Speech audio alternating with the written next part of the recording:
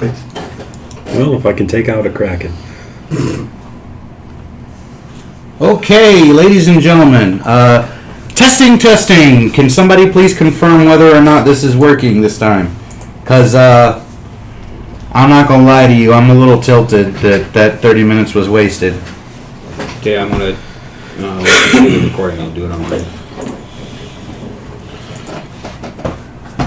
Mike, are you watching?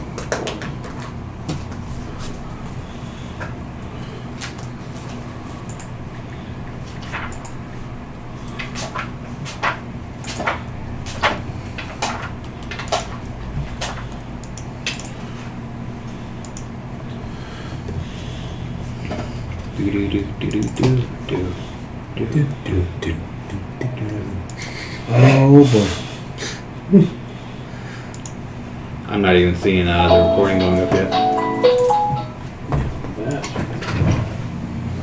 Are we live? Now do you think Stacey? Yeah, it says we are. Always is. Not popping up for you. Nope. No sound? Oh, No no stream. No It's not stream. saying. I'm not seeing the stream on here yet. Oh, wait. Set reminder. Is this it right here?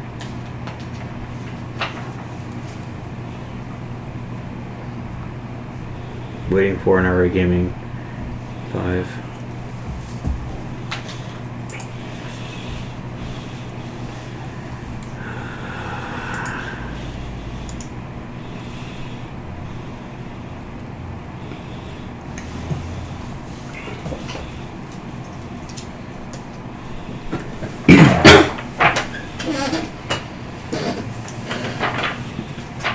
Maybe it's live on my phone.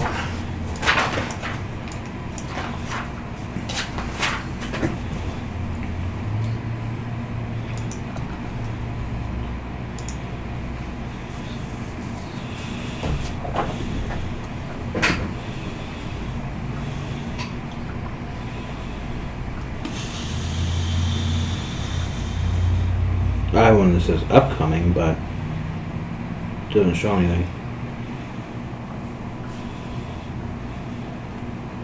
Did you stop the original and start a new one? Yeah. Okay.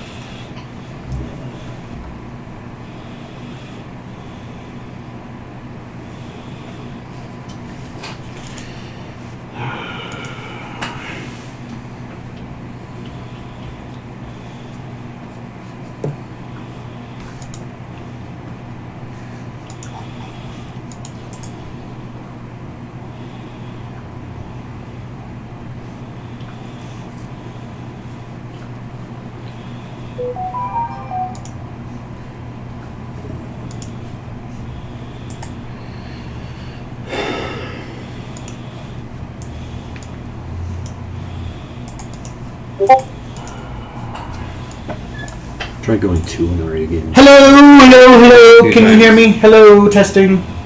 Oh. Okay, I think we got it. Sound. Okay, we got sound now.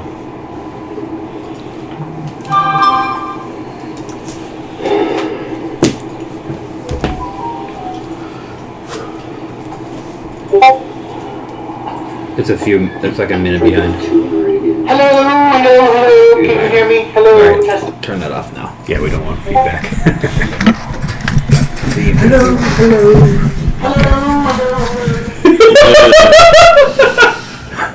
Alright. Okay. So now that we're finally back on that, I apologize yet again. So the first 30 minutes, I'm going to have to type up to you guys and let you guys know what happened because I am not going over all of that again. I am doing a recap on the, I'll start posting my session notes that I do every session. That way, if we do have more technical issues, they could just read it. Sure. You want me to give a real quick, 30-second version of it? Sure. All right. A bunch of shit happened. Storm almost came. We made a deal with an Archmage Dragon guy who got us directly to Icemorr 3 months early. We've been there a week. We're setting things up, and here we are. Oh, and I learned the Emperor of Dran's favorite pie. What pie is it? I'm not telling you. That's a state secret. And he tells you. That's fair. You were there when I asked, so. I did. I wasn't paying attention. Ah, So the takeaway is that the Emperor's cooks have security clearances. yes, exactly. Jeez. All right, Potter, if you're watching, please message me and let me know that you can hear us and see us clearly, please, before I go forward. Since you seem to be the reliable one that tells me when things aren't going right. I also have a raven that follows me around. Oh, and I have a dragon. He's actually an imp. A really weird dragon. You don't want to make him feel bad. Her. You don't want to make her feel bad. Okay, she's okay with different. herself. There you go.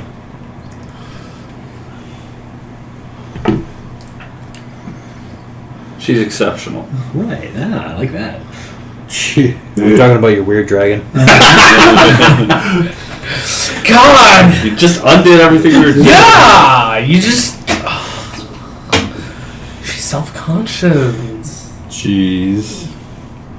How would you feel if you had 4 eyes and 6 like limbs? I don't know. I'd probably be. Never mind. Stop there. Anyway. You'd be touching yourself a lot more, wouldn't you? Well, okay. Well, I mean, Security. Yeah. I'm off duty. Okay, well, you're not the only security personnel in the state of North Dakota. Well, wait a minute. No, your job believes you are. Alright, so as you guys are getting things done, you have volunteered to go over and help people with building houses and things. Yep. What is it that you would like to do? Me? Yes. Oh, okay. So, point of clarification: have the ships left yet? Yes, they left yesterday. Yesterday. Okay. And is Nicaria going with them? She's already gone. Would it have been a thing I would have had time to talk to her at all, or just no time for that? Are you going to stop from helping them unload and get things situated to talk to her? This is fairly important, so yes. Then yeah, you could have talked to her before she left. I'm not particularly strong anyway, so unloading wouldn't have been all that usul. Okay. I'll carry your load for you. So what I would have talked to her about is I would have mentioned that Phrasing. I would have mentioned that when I first talked to her and we mentioned the disease that was affecting children, I noticed that really seemed to bother her as it bothered me. Yeah. And so I would approach her and I would say, quite frankly, I don't mean to question the prince or any of the decisions, but between you and I sort of question the wisdom of having children here. It's a far too dangerous place for them, and I want to do what I can to protect them, keep them healthy, keep them happy. If there's anything you can do to help me, to set us up for success, I would greatly appreciate it, because this is a daunting thing.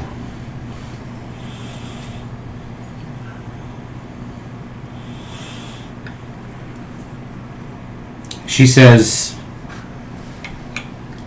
you make a good point. That's for sure. Make me a persuasion roll at advantage. All right. That's got 26. Okay. Good thing I had advantage, because the other one was a 2. She waves her hand, and you see... You know what? Give me a perception check, and we'll say your DC is 22. Nope. Okay. 17. So you definitely see what it is, but you don't know how many of them there are, because there's a lot. Mm-hmm. She waves her hand and you see a massive amount of imps appear behind her. A massive amount. She turns around and she faces them and she speaks to them in Infernal, and she says, each of you will select a child. You will stay with them. You will protect them. You will make sure that they stay safe and healthy. If they don't, I will special ship you back to where you came from. And she says, will that suffice? That's as far beyond anything I could have asked for. Thank you so much. And I'll offer a hug. That's not necessary, she says. I'll very slowly. She smiles and then she boards her ship. All right.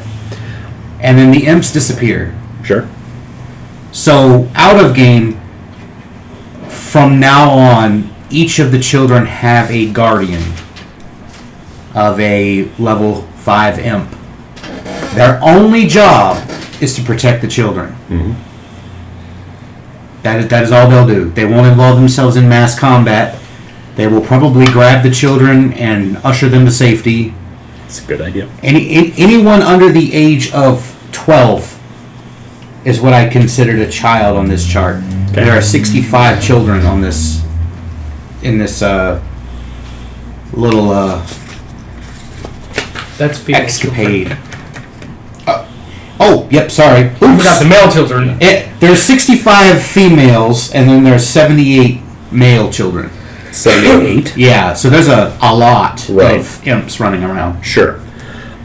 If someone was to cast Detect good and evil. Detect Good and Evil, it would Or fairy fire. oh, yeah, that'll work too. That's limited by the size of the kid. Yeah, you only get a small You have portion given of it. all of these children a proverbial devil on their shoulder. Mm-hmm. Now you got to get them the little angel on their other shoulder. No. Now they're only going to be doing bad deeds. There you go. And then, so that next day, I'm going to start trying to identify any adults, especially parents if there are any, who do not have any other dedicated job at this time. You know, so like the ones who came along for their husbands or wives or whatever. I want to start finding, like I said, especially parents if possible, but the people who do not have any other specific tasks. In all honesty, if there is a male that doesn't have an assigned task, they're already being grabbed by the marshal. Female's fine.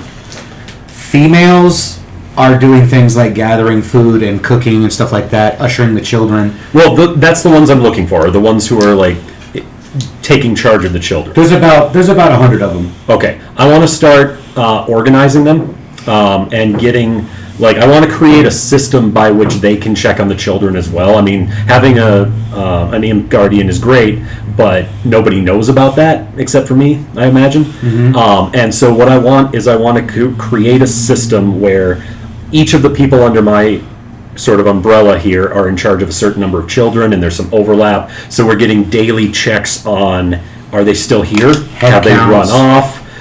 Creating buddy system. Like, I want to create an infrastructure to keep these children safe. Okay. Are you going to teach these children stranger danger? Sure. Give me And pie recipes. give me a persuasion, and I will let you use your profession dice. Okay.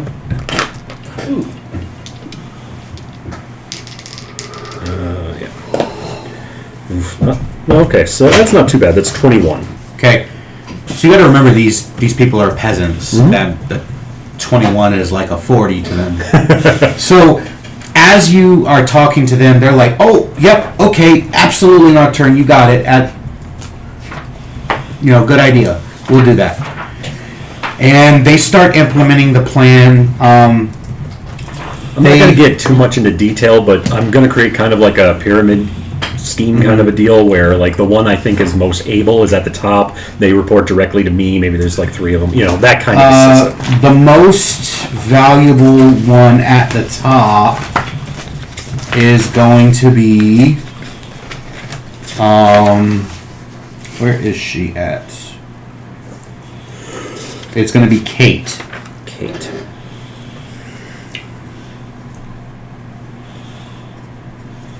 Her last name is Jullar, Jullar.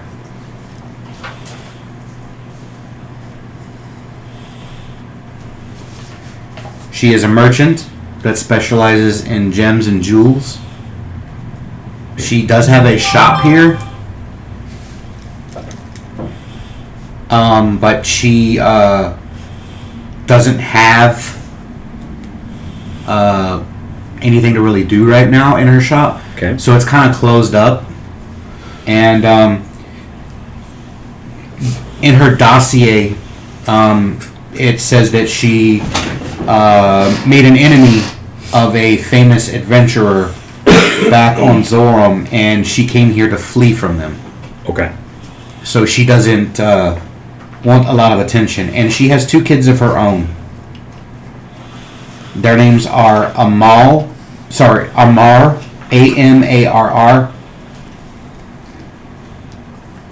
and Dykel, Dykel. And how capable are the kids? Like, are they old? Are they young? They're around 16 each. Okay. They help her around in the shop and stuff. Do they seem like decent kids? They are chaperoning, yeah. Okay, good. So I'm going to bring in that family as basically like the head of the children's watch, basically. Okay. I'll make a note of that. Will be so like I'm spearheading this, and I imagine eventually all issues with children are going to be under like the umbrella of this organization I'm constructing. So Okay. like schooling, health, all of that. But mostly, at least at first, I'm making sure that they're not wandering off, that they Okay. understand how dangerous the cold is, all of Yeah. that. And like they said, I mean, we're creating like a buddy system so that the adults are looking for a certain number of children, but then children have a certain number of children that they're supposed to check in on. So it's just as many layers as possible so that nothing slips through the cracks. Okay. Yeah, that makes sense. Okay. So, George, what is it that you'd like to be doing? Alright, so I have the Ring of Genie summoning from the Kraken loot, correct? Is that what you guys decided on? Nobody was arguing, and I have no problem with it. Okay, so then yes. Okay. Stacy, you didn't have a... Okay, so... I have a quick mechanics question about that. What do I learn? Because there's a command when I attune it, because there's a command word, and it's tied to a specific genie. So, do I learn both those pieces of information, just one, neither, when I attune it?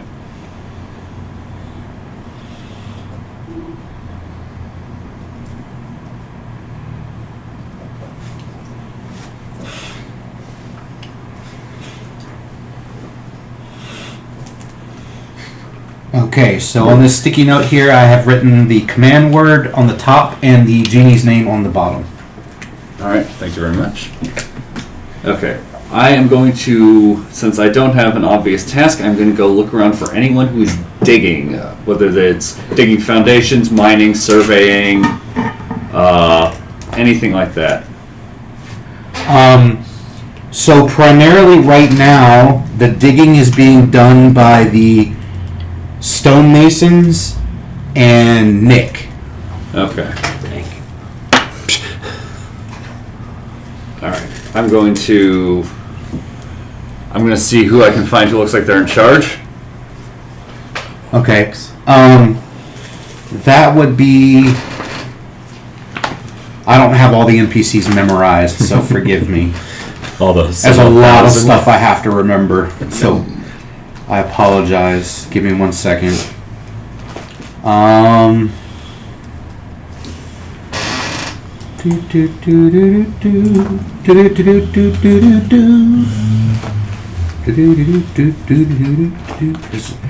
guys got a lot of people in here.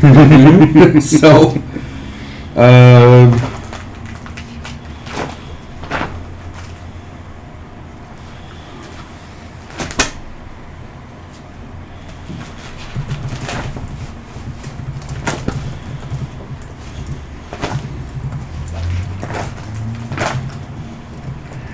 there we go. It's a dwarf. His name is Morgurn, Morgurn, Darkbane. He is known to be a specialist in gems. He is a droger. So he's a dark dwarf. And when he was vetted, you guys found out that he is lawful neutral.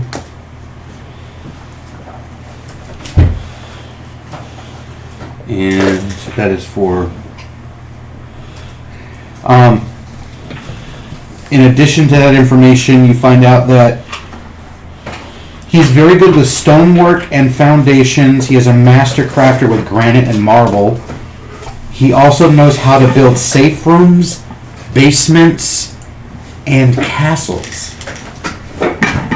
That is a very rare thing in the first age. I'll stick a pin in that one and make sure that. Yep. Because I don't think we have the infrastructure to erect or support a castle right now. No, you So- don't have the funds. Like, even if he put all the money that's in the treasury, you wouldn't be able to buy a castle. Castles are extremely expensive. The upkeep is the thing that I'd be worried Are you about. done with that foot binder? Oh, yeah. Okay. So you approach him. Hey, Morgar. What's up? What can I do for you? I'm here to help. He looks at you, looks at your scrawny build, and goes, What exactly are you going to be doing?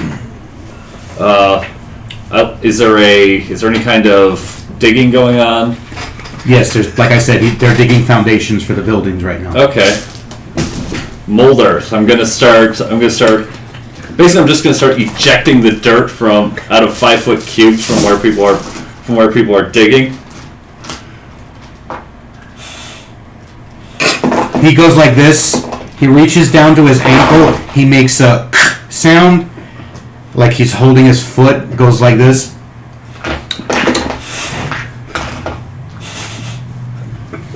I don't get the reference at all. He put his foot in his mouth. Oh, okay. Yeah, I'm just holding my arcane focus, molding earth. He says, well, we're looking to go 60 feet down in each of the foundations in a perfect square.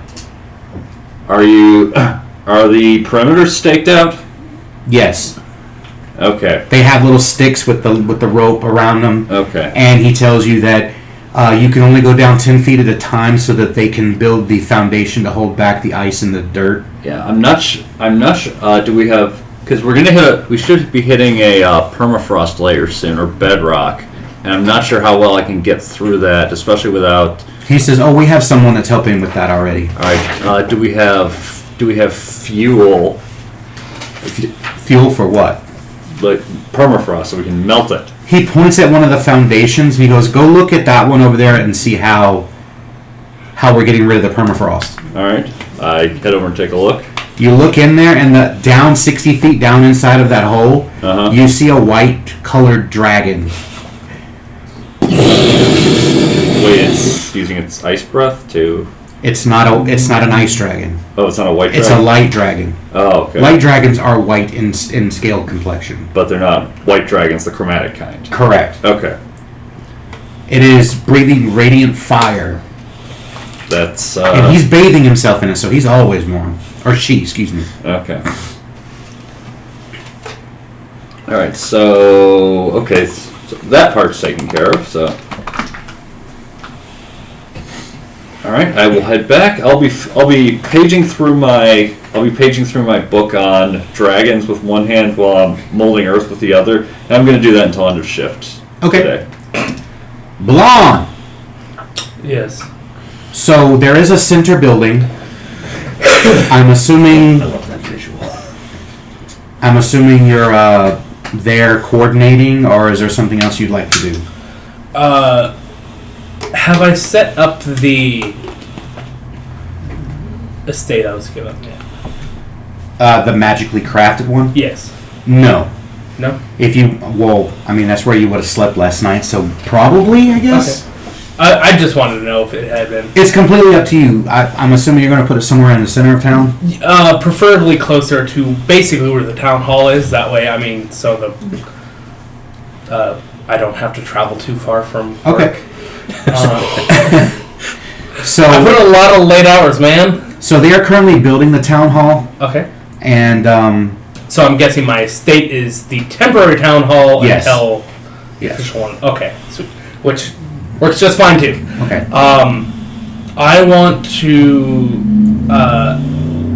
first thing I need to figure out, I want to figure out is what the potential weather is going to be for the next 48 hours. Because How are you finding out what the weather is? I have the talent of forecaster, so I am able to determine the weather for the next 48 hours. All right. It's not magical; it's a talent that I get from. Let's have you roll a d20, Okay. and this is for the next 24 hours 48. or 48. Yep. Well, let's do 24 hours at a time. Okay. Yeah, that works fine. Yeah. We can break it down into 12 hours chunks if you'd like. However you want to do it. Let's do 12-hour chunks. 12-hour chunks. Okay. That way, we have an opportunity of having All right. more chances at nice weather All right. instead of. And I'm gonna write this down. That way, I have a rough idea of what we'll expect. Okay. So this is from 8 a.m. We'll say 8. No, we'll say 5 a.m. until what's 12 hours after that? 5 p.m. 5 p.m. So 5 a.m. to 5 p.m. Yep. What did you roll? I got a not too bad a roll. It's high is not necessarily good. Oh, so he's not rolling to see it. it's a He's actually. chart. Oh, okay. So don't add your profession down. I don't add my Just a d20. Yeah. Oh, okay. Sorry. I had rolled my profession back. 7 is what I got on the. 7. So it is currently freezing. So that means it's around, which I already said, it's 30. roughly around 30. Okay.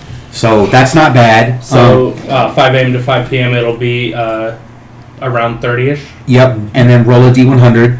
Don't add anything. This is just the weather tables. Yep.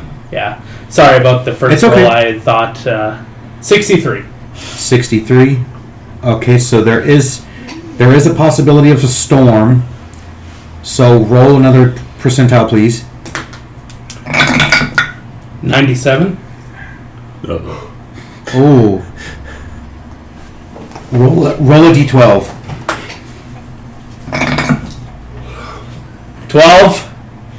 So at 5 p.m., at exactly the start of 5 p.m., you are going to have 60 mile an hour winds. That's going to drop the temperature with wind chill down to 40 below zero. So you're going to have to tell people they're going to have to go indoors at 5 or So- before 5. Before 5 p.m. Before 5 p.m., you're going to have to put them away. And depending on the next weather roll, it may calm down or it may continue. So we're going to have to figure that out. Miles per hour. Wind. So you guys might not even be able to travel anywhere today because it's just going to be too cold. It reduces us to negative what did you say? Negative 40. You know, North Dakota weather. Right. And then roll another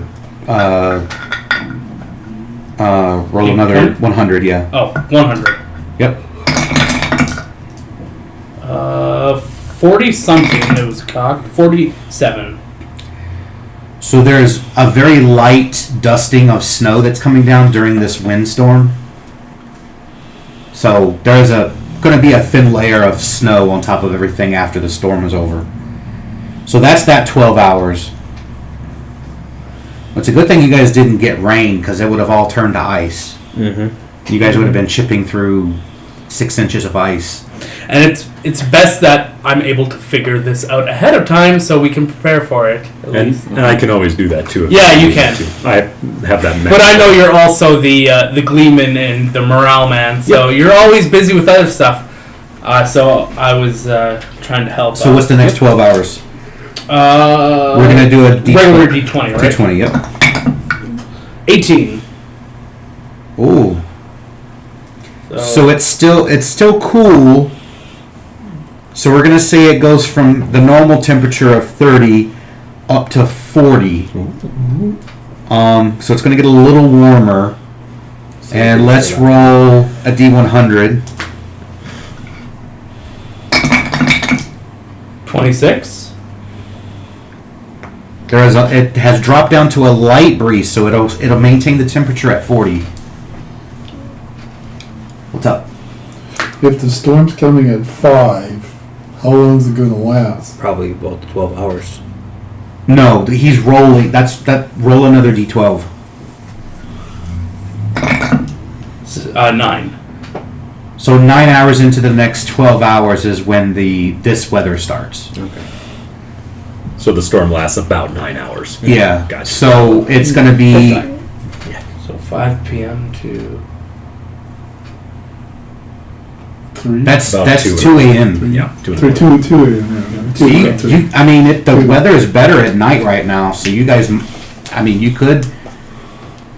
I don't know. It's up to you. Either let people sleep and hope morning weather is good, or wake them up and get them to work. So this nice weather will be 2 a.m. to 2 p.m. Then I'm guessing. Yeah, until the next event, because it's not a storm, so there's no need to re-roll. What's the light been like? Because we're like way up north, right? Does it work the way our planet Oh, does? I forgot to go over that. Okay, so there is a constant blue, like neon blue, borealis lights over the entire Just continent. 100% of the time? All the time. Okay. So during the day, you can barely see it because of the sun, but at night, like it's like having the moon like 1,000 feet from the surface. It's crazy. Do Okay. clouds block them out? Nope. Oh, okay. So they're like under the clouds. Is that how they work then? Or? They're just at the bottom of the clouds. Like if snow clouds are there, you can barely see the clouds through the light. Okay. It looks like the light is dropping the snow. It's really weird. Should I fly up there?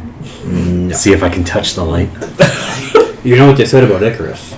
No. Flying too close. Fly too close to the sun, his wings melted. You fly too close to Look. these colorful lights, you're gonna go on one hell of an acid trip. But you know what Daedalus said, right? So Is that just we're gonna do the next 12 hours. Okay. So I don't have to roll any other side effects because you didn't roll a storm. Okay. So we're gonna go straight back into the d20 again. I rolled a 2. Uh-oh. So you rolled until 2 p.m.? Yeah. So 2 a.m. to 2 p.m. is 40 degrees light breeze. Is what I got. So you guys are going to be able to bust your ass until 2. Okay. Hold on. 2 though. p.m. Wait, no, that's not accurate because we had 9 hours of the storm, Which right? went to 2 a.m. Right, Mhm. and then we should have still had 3 hours of that 12-hour period that he first rolled. That's so right. from 2 that's a.m. right. to 5 15 p.m., hours, yeah. that's So when it's it warms just up. 75. That's right. So it should be to 5 p.m. If we're doing 12-hour increments, it's always going to be Yeah. 5. Yeah, you're right. Yep. Okay. Thank you. What did you roll again? 2. 2. So it is dropped to below freezing again at 5 p.m. And you can roll me a d100. Just at about 30s or That's what you're rolling now. no? I'm talking. You've got to roll it now. So The you're temperature. rolling the- You're Oh. rolling it now. Percentile. Percentile. Okay. I must have understood. It's all good. 80. 80? 80 degrees. Good. Okay, so 80 is storm weather. Okay, so Good point. another d100. Like we have here. So the temperature was I'm just, gonna get to it. There's a chart here you have to calculate based on the Oh. storm types. okay.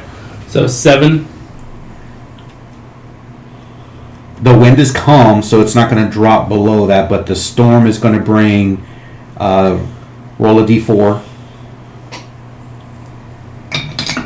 1. Okay, roll it again. 2. Okay, one more time. 4. Okay, so roll a d100. So the temperature is 25. Okay, so 25 degrees. There is no wind.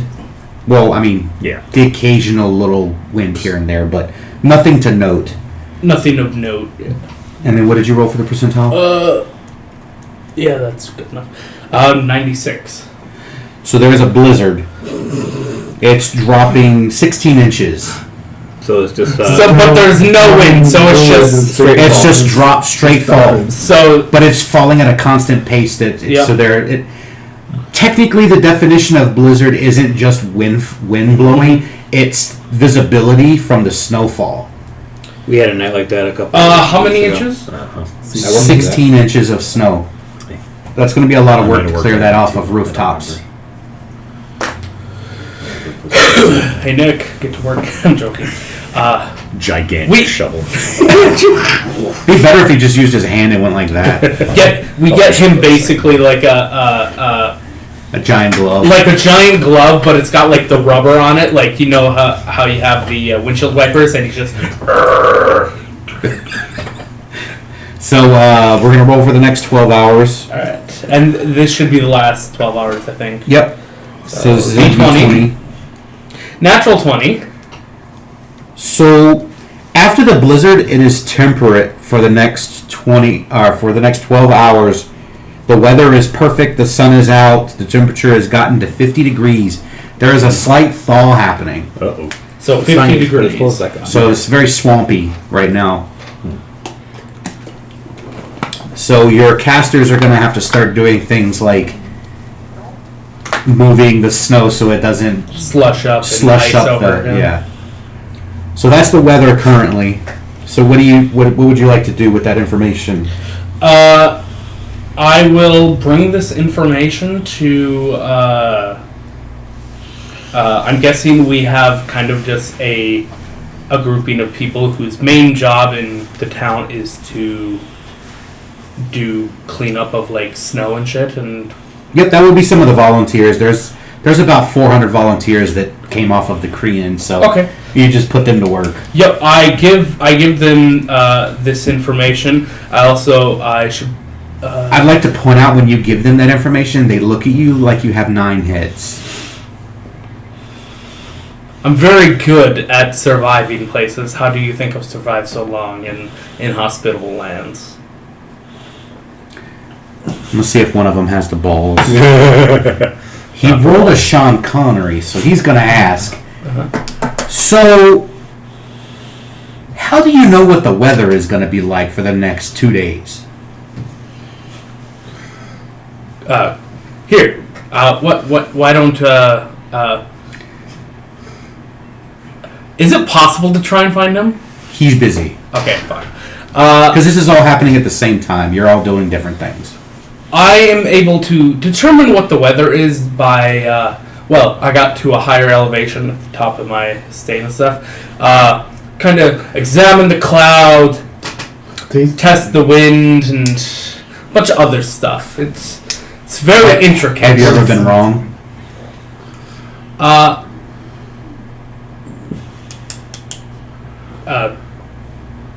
It's a magical ability, so no. It's not a magical ability. Oh, it's not? No, it's the talent. Oh. Yeah. That's why he was originally. That's why I rolled the profession die. Because if the first check I was rolling was to see if I was successful. If the wording actually says that you know what the weather is, then you would get it right. Okay. Because yeah. Okay, so after that, anything else? I will also. Are there also do we have like low level spellcasters that would be able to help with this? Basically, it's just like when stuff does like become slushy or does need to be cleared out, they have like cantrips or something like gust of wind or something that they can use to like push stuff away. So you have a total of 12 casters that are below the level of 5. Okay. So not counting yourselves. Yeah. I will give this information to them as well and just be like, hey, when this happens, just help out. As long as you're not doing something that is completely more important, please help out with this. We'll get after it. Thank you. And so yeah. So then I'll go over to Alvain. What is it that Alvain and our lovely Owlbear are getting up to? I'm sure he's running through the snow. He's doing something, whatever he wants to do. Whatever he wants to do, so you let him loose. He's- Okay. I'm going to break out my percentile on that. How many children did he maul? He doesn't maul children. No, he's not that kind of owlbear. Yet. I mean, if they go around poking him and stuff, or That's weird. I mean, all is fair in love and war. I mean, when they did that on the ship, all they did was steal their stuff. Yeah. They shouldn't have been talking shit. I'll teach him. Instead of blue one right there. Oh. You haven't seen your owlbear for the last 6 hours. He's been off doing something. You're not sure what. It's fine. How big is this town right now? No. Distance wise. Not number of people, distance. Everything is sprawled out along maybe a quarter mile right Quarter now. mile. They're leaving a lot of space for Nick and the carpentry and wood cutting team. And then the estates take up about 3 acres. So they're kind of spread out all over the place, like at every point on the outskirts. Wow. And then there's one in the center that's his. Distance. So they're kind of... The nobles have taken it upon themselves to put their estates on the outskirts of the town so that their soldiers can protect the town until the walls are put up and stuff like that. But about a quarter mile. So it's a lot of distance to cover in knee-high snow. So Alright. all the roads are clear, though. You guys can see dirt because they used magic. All of the paths to all the buildings are, knee-high in snow. So, but you can see dirt. There's a big path. Maybe you can walk 2 people wide. Okay, well, I gotta find a spot. Well, it doesn't have to be a half a mile, but from the coast or whatever. And on my way, I'm gonna find Nick, Okay. and then I'm gonna give him a couple of 3 good berries. Whew! And make sure he only eats one at a time. I can't eat them all now? Nope, one at a time. How long in between? Well, I would say until you get hungry, but it's still one at a time. Okay. He'll eat one. Yeah, and then I'm gonna find a spot. I have half a mile, but roughly wherever the coast is, the corner or whatever, and I'm gonna spend 8 hours casting plank growth. Wow. And that's what I'm doing for the day. On the shore. Well, on the land. Yeah, from the shore. I have a half a mile radius. What kind of plants are you making? Well, it just enriches the soil. So anything that's planted or If whatever. you could make something pop up, what was it? What would you be thinking? If you want, I can give him a list of what plants we do have. We do have seeds. Ooh, are you planting seeds while you're doing this? Well, hopefully somebody else would be doing it. I'm a little busy here doing. We have plenty. You have plenty of field hands, so you can grab a couple people, a couple farmers to go with you. Because you guys have a lot of volunteers, so that's not hard. Yeah.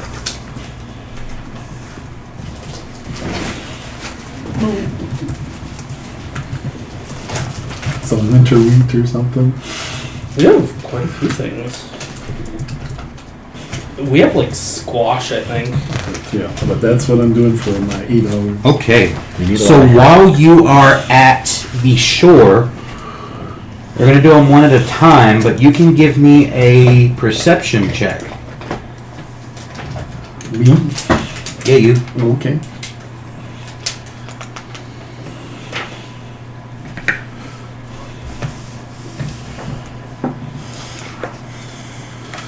Oh, that's a bad roll.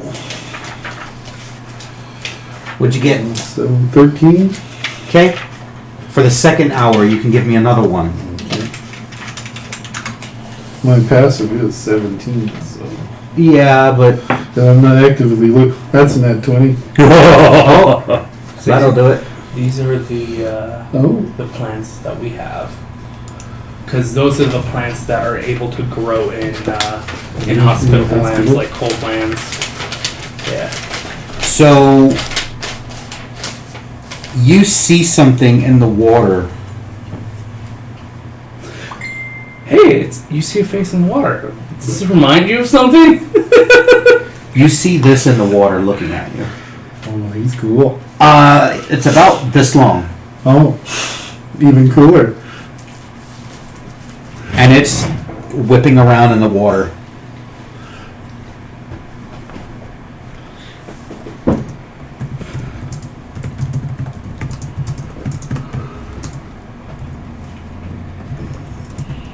What would you like to do? Well, I'm pretty sure I gotta maintain my concentration on it or whatever. Yep. So after the 8 hours, when you're done, Okay.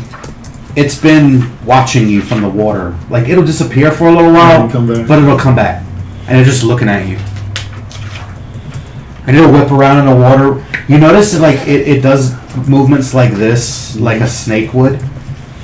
But when it wants to move fast, it's like gone. It's wicked quick. Well, then if I'm done or whatever, I'll go to the shore and see if I can talk to him in Aquid or whatever.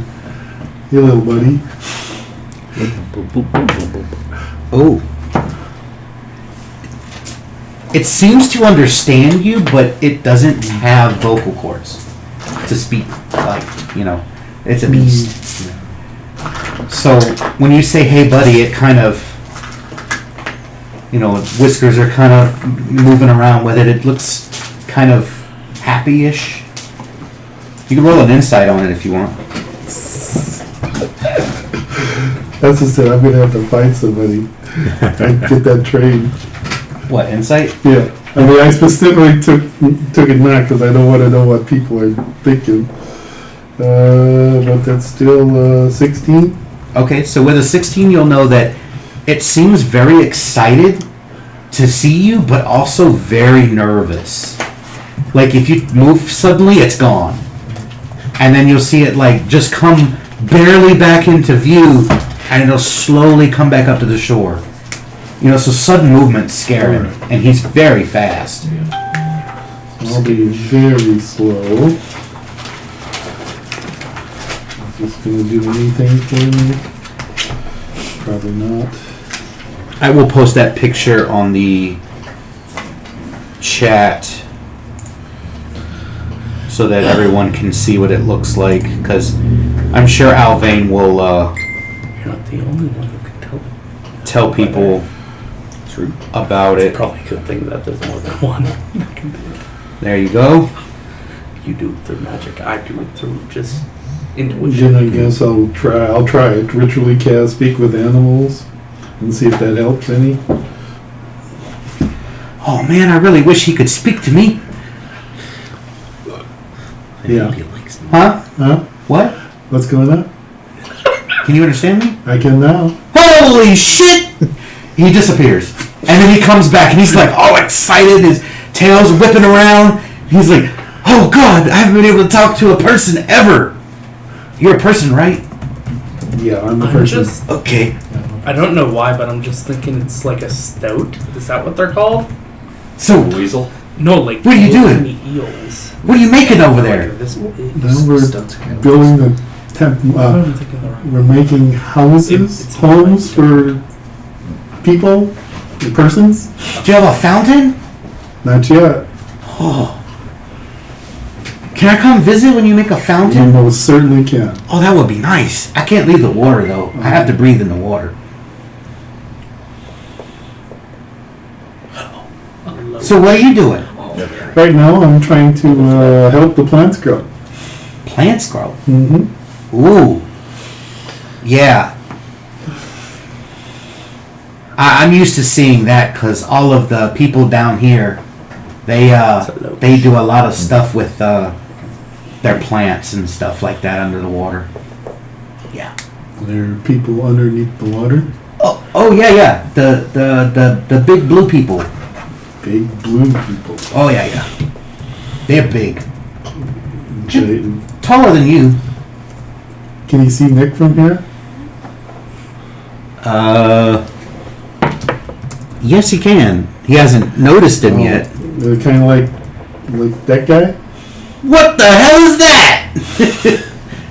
Holy crap, he's big! Is he bigger than the blue people? No. No. No. The blue people are like maybe a little bit bigger than you. Oh, okay. They're still big. I mean, I thought he was bigger than Nick. I'm like this big. Uh-huh. You are tiny. You don't have to rub it in. Well, good things come in small packages. Yes. I like you. What's your name? Alvain, Oh, what's Alvain. your name? I don't have a name. We'll have to come up with one. Our kind doesn't get names until we're fully grown. Oh, I see. I see. Mm. Yeah. Mm-hmm. Do you want to meet some of the people down below? I can take you to see one. Can you breathe in the water? Actually, I can. Oh, come on. He disappeared. Pops back up like 1 second later. Are you coming? Not today. Oh, man. I thought I needed a friend. Well, you did, but it's like, you know, Oh, I'm shy and meeting new people. I want to You know? come show you my nest. I mean, there's like 1,000 of us. Like, that would be great. We're gonna split the party.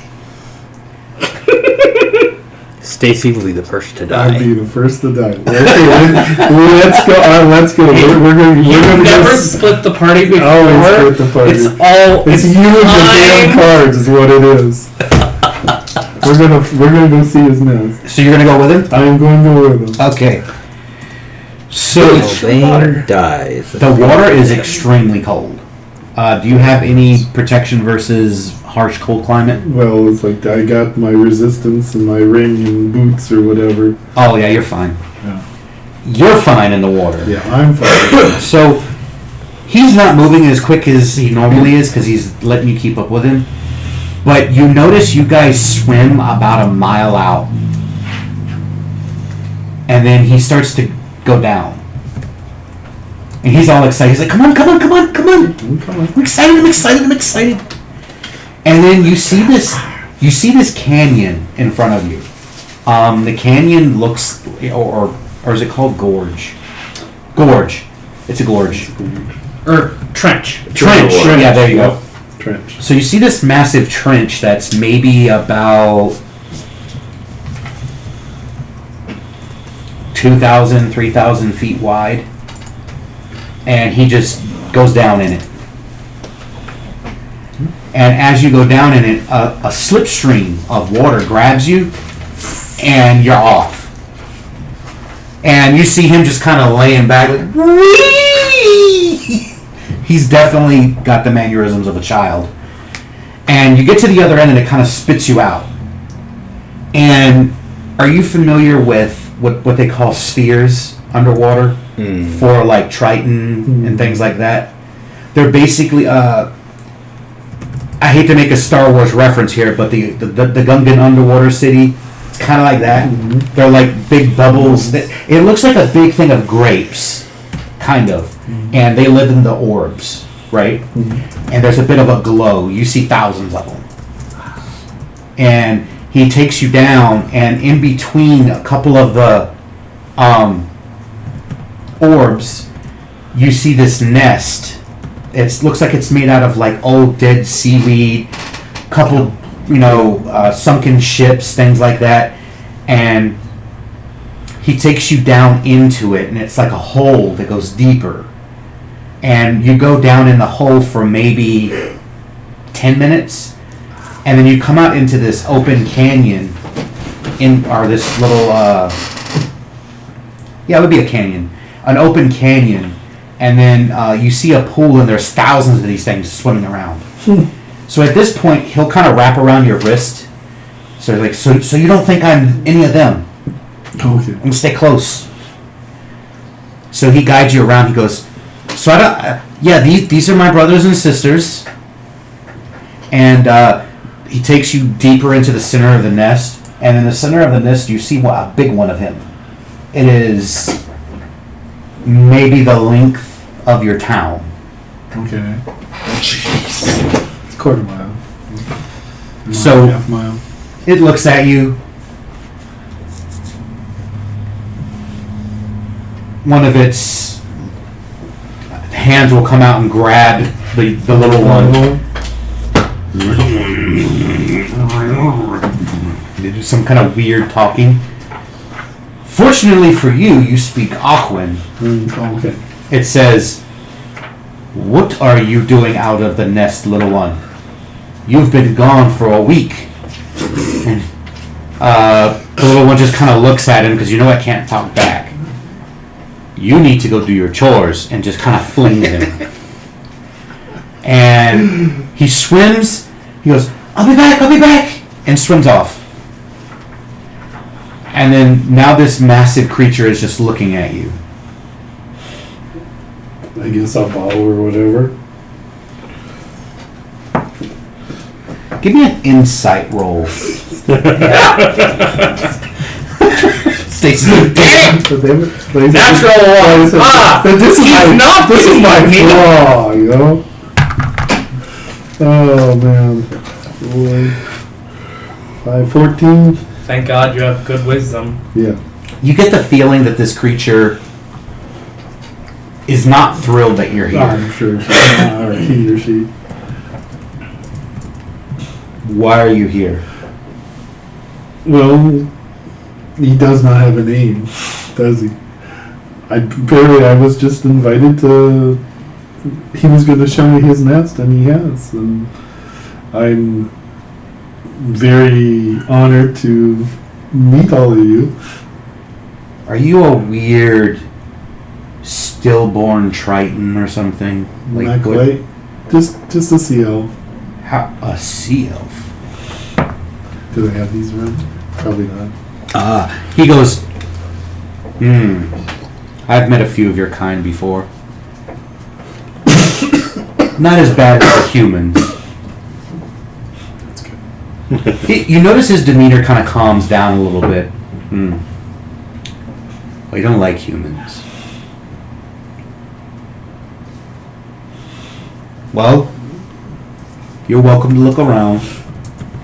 My son brought you down here as a guest, so it would be wrong of me to eat you. Yes. But do not come down here uninvited. And make sure you tell others of your kind to stay away from my nest. I will eat them. If they're not invited. I see. I shall do that. You may look around.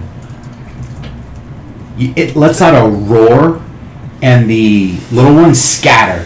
Because they were getting close to you. Some of them look like they wanted to nibble on you. Yeah. They don't know. I know. So they're like away. They won't come near you now. Well, that's savage. Well, I mean, Yeah. At least you can approach them. Oh, okay. And plus, your little friend, he'll be back when he's done with his chores.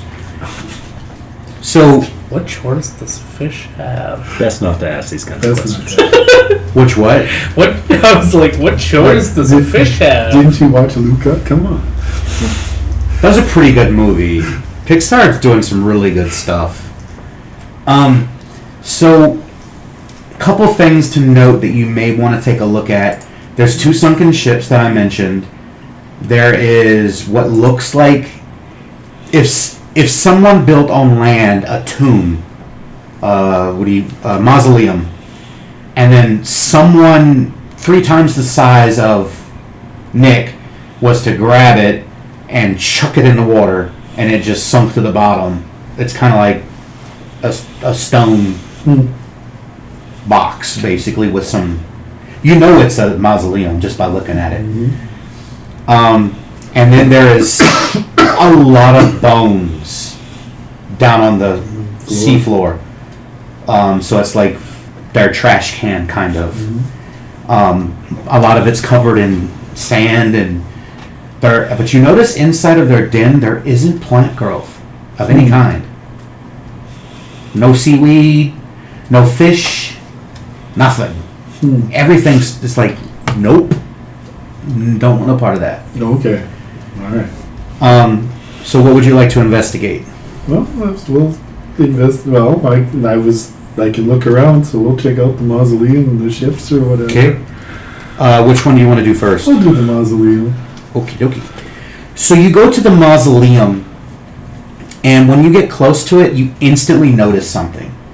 The mausoleum is made out of marble, which means it would have in the first age, it would have had to have been someone important to have something this well carved made. And on the front of it, there is what appears to be a knight holding a sword, but the blade going down, and the sword appears to be on fire, and the fire is actually embedded gold into the marble. and his eyes appear to be inlaid with some, like either silver or platinum. You're not sure which one. And engraving etchings around the edge. What languages do you speak? Druidic, Giant, Primordial, Gnomish, Elven, and Aquan. Okay. So you don't speak the language that it's written in, but there are glyphs and writing around the edges of all sides, all 6 sides of this mausoleum, including the bottom, that is inlaid with gold as well. And you notice that the handle of the sword, the pommel of the sword handle appears to be the door handle to open the door, and it's just standing there. You know, it's probably one of the most beautiful pieces. It should not be in the water down here. Yeah, It's beautiful.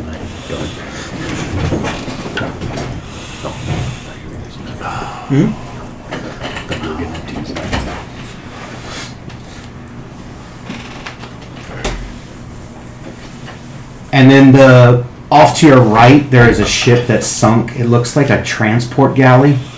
And on the ship on the left of you appears to be a war vessel, like a man of war, a Spanish man of war, kind of. They have about 50 guns on each side. It's a big ship. Yeah. Both of the ships look like they've been down there for a long time. I mean, it's kind of Titanic-y looking, like all the coral is growing all over it. Nothing left. But there's no seaweed or anything, but there's coral all over it. And it looks like pieces are dilapidated and falling apart. And Yeah, we'll check out the ships. And like I said, I don't want a grave rob, but it would be nice. which one are you looking We'll at? do the transport first. The transport ship is, the name of it is called the Lone Sailor. You see the writing on the side of the ship. Give me an investigation roll.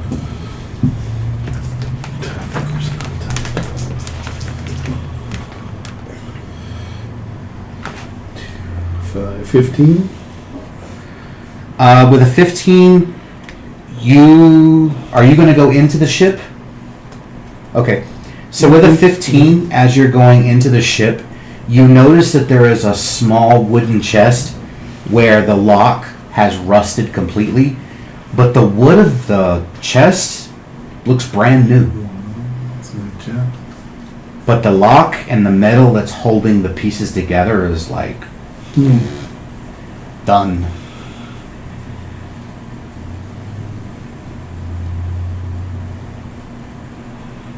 Okay, so whatever's inside would be better ready.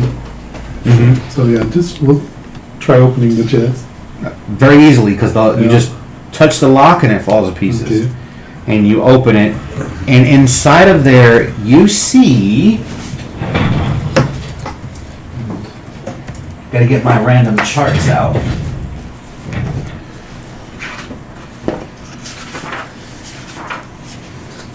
Stand up for a bit. You okay? Yeah, just back there. So the wood is perfect. So we're gonna collect the wood. You gonna keep the wood? Yep. Okay.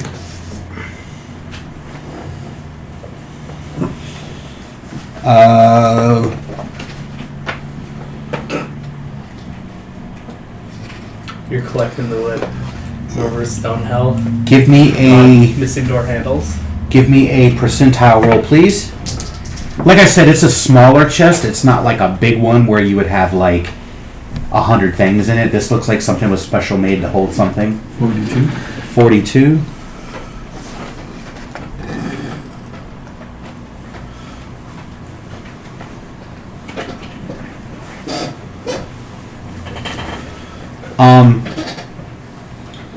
Do you happen to have the identify spell? No. Okay.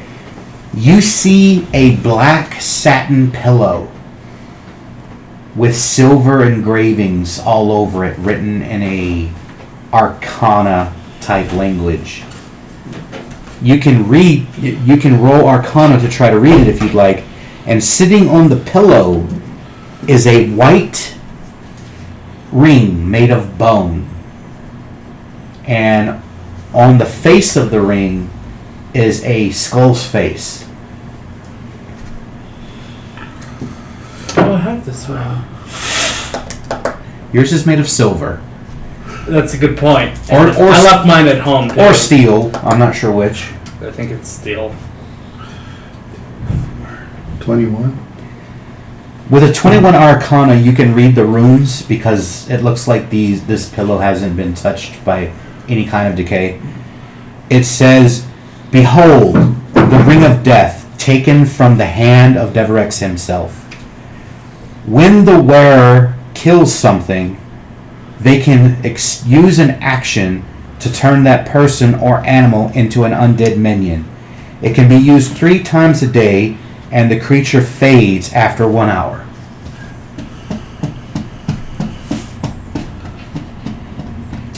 Doesn't sound very nice. No, it doesn't. So we're just going to leave that down We're there? gonna just leave that down here, yeah. But we're taking the wood. We're taking the We're wood. taking the wood. we don't have a necromancer wizard in our group. We'll just leave this. There is 5 more boxes that look very similar to that one.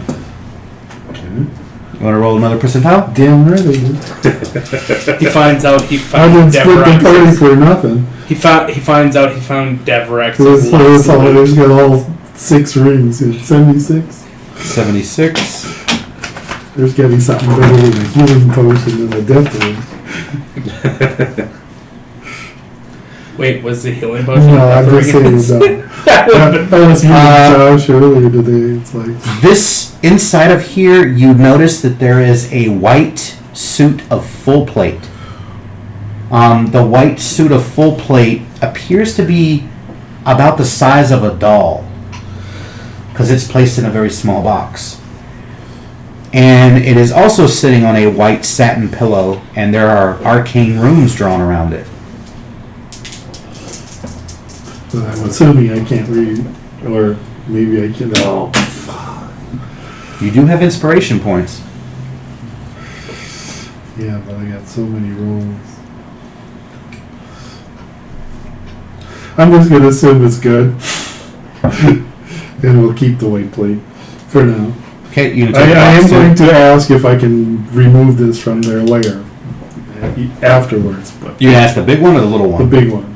Oh, he doesn't care. Okay. He says So, that's yes. that's just trash. Okay. I don't So, want it. all right. That's trash. It's been down there for Good to know. So we're keeping the white one and the pillow. 600 Right? years. Is there a pillow? Yeah. Yeah, white satin pillow. Yeah. So someone else can. The difference with the white satin pillow for this one is it's got gold engravings, like gold thread. And the pillow for the other So one, for the ring, maybe is this is black the plate pillow, of right? diva. or Black pillow whatever. with silver engravings. Yeah. So obviously it was on a white pillow, so it's good. So you not have evil. 4 more. 89. 89. Ooh.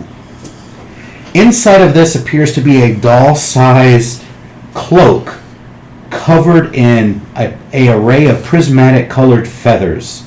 The feathers have a slight sheen to it and doesn't seem to be affected by the water that's surrounding it. It is sitting on a gray pillow, So it's neutral. and there is arcane writing around it that is in black. Nope. Hey, you could have. Who knows? Which total? 15. Yep, you get it. Behold, the cloak of feathers plucked from all of the first birds of creation. This cloak allows the user to fly at 60-foot speed for up to 4 hours per day. That's a lot of upset birds. I mean, if they took like a feather from each bird, it's not that Yeah, bad. but it's just like clunk. Okay, you have 3 more. 27? 27. This is a list. Again, it's a list. It's not a matter of That's high or right, low. high or low, yeah. Ooh. Inside of this, you see a blue satin pillow That right. that has gold writing on it. And on the pillow, you see a blue coral helmet. I'm going to give you this one for free because it's written in Aquan. Yes. Behold, the helmet of breathing. This helmet was crafted from the ancient coral from the city of Atlantan, or Atlan, excuse me. It allows the wearer to breathe underwater and keeps them from being poisoned by toxic clouds, poisonous fish, and animals underwater, and also protects them from pressure. That's good. Something you don't need. It's well something I don't need, but some like I said, I'm hoping You're not immune to pressure. The reason pressure crushes though is because of the air pockets in the body, isn't it? That's So- not the. It's also blood vessels. Okay. It's actual pressure. Like, it's magnified gravity down there. The deeper you go, so it's he has veins and slightly hollow bones. It'll crush him. Can I Yeah. What's up? can I make an analogy? What's up? Basically, if you're a mile underwater, you have a pillar of water on top of you that's a mile high. Yeah. So that's how much pressure you have. That's how much ambient pressure you're getting. get Air it. pockets make it worse because air is very You have two left. light and compressible. But Sure. 83. 83. I'm hoping to get invited so you guys can do the mausoleum. So It's too nice to leave behind, but I don't want to do it myself. this one is this pillow. This satin pillow appears to be like that of a rainbow. It's got one of every color. Dramatic. It's all over. It shimmers. Like, you know how, like, when you're underwater and you see something shiny, it's got that shimmery, reflection-y look to it. And it is written also in prismatic threading. It is embroidered with a language.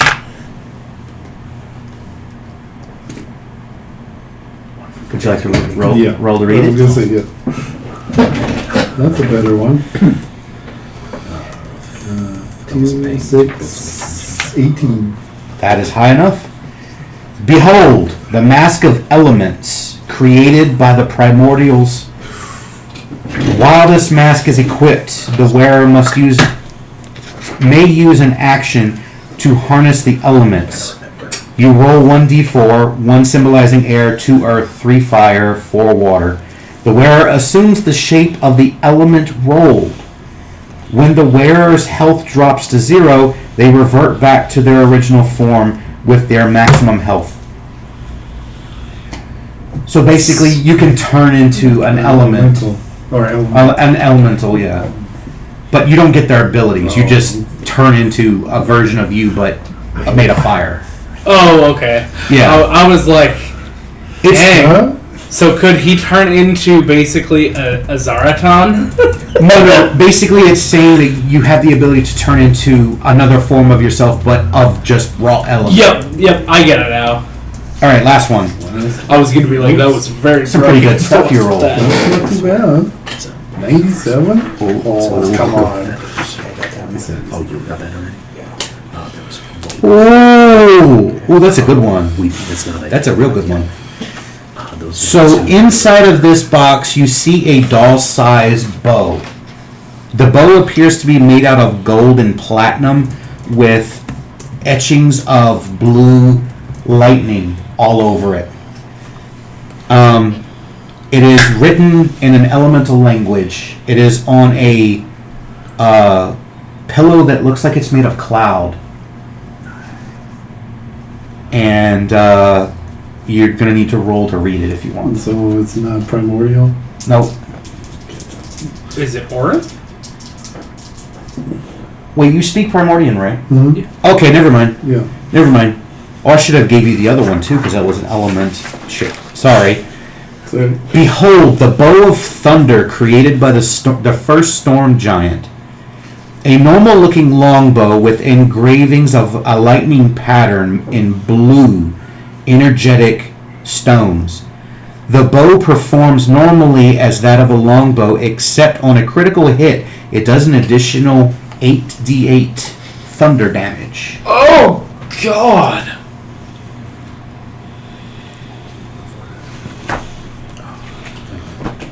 basically. It turns your arrow into a lightning bolt. On a crit. On a crit. On a crit. Dang. So around about then, when you're done looking at that last box, what you doing? I'm just looking around. Oh. Finding some goodies. Goodies. Well, Oh, that's just junk. Yeah, it's junk. Dad says it's junk. He'll be happy that you're getting it out of here. I will gladly remove it from his presence. You like trash? Oh, you should come with me and I'll show you more trash. He shows you literal trash. He takes you over to the bone pile and he points and you see the remains of a dragon. He says, those bones right there, we can't chew them. They're too hard. If you can get that out of here, my dad will be very happy. How big is this dragon? It is about the size of what would be a great worm. Okay. Jeez. Okay. Very big. That gives me an opening. All right. Are you strong enough to carry that? By myself, probably not. However, if I can get my friends invited here, we will. I'm pretty sure they will be. There's more of you? Yeah. Oh, can they breathe like you can? I don't think so.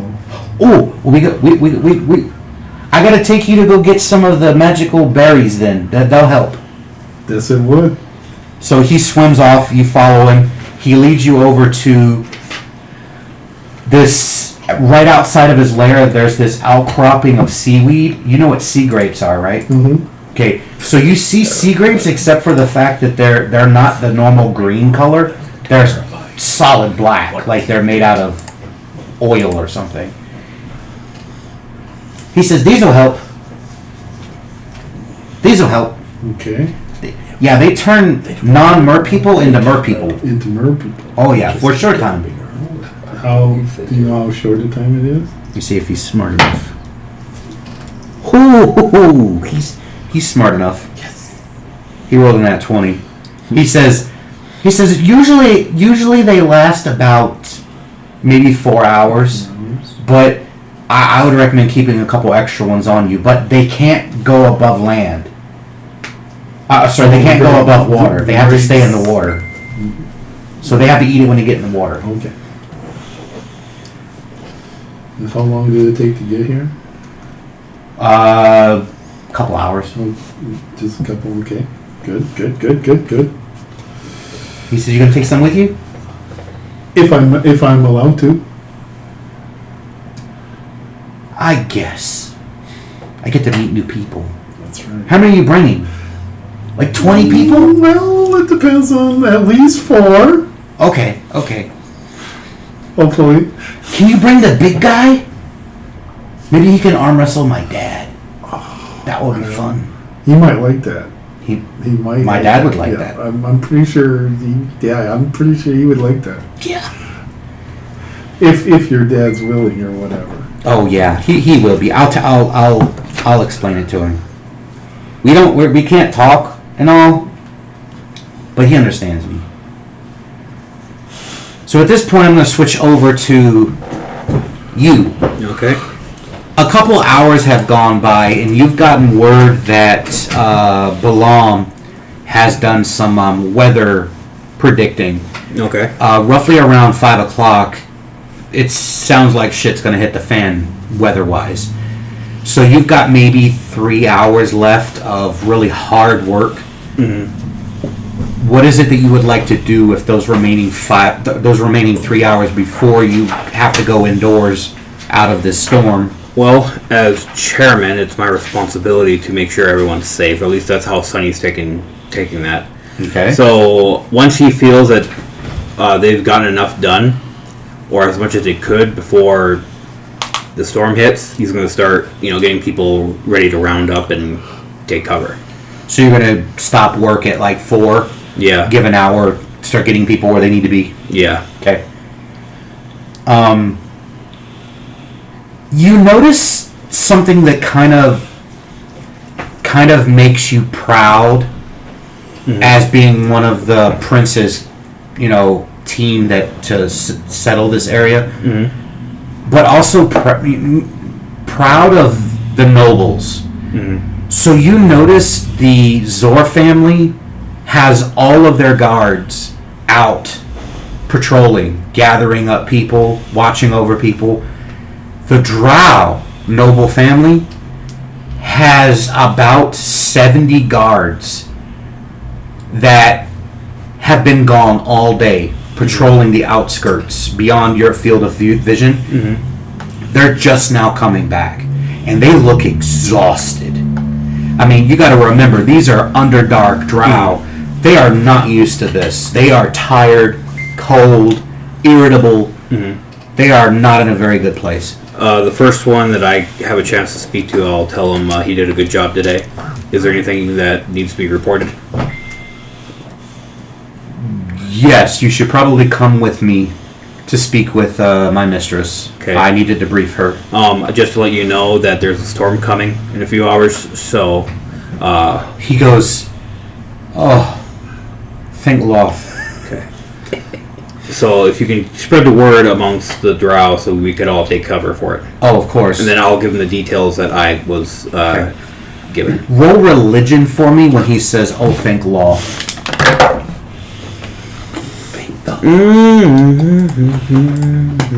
That would be a 11. You like spiders, right? Must be one of their deities. Yeah, different culture. In the First Age, Drow are a very obscure race. They're not very common.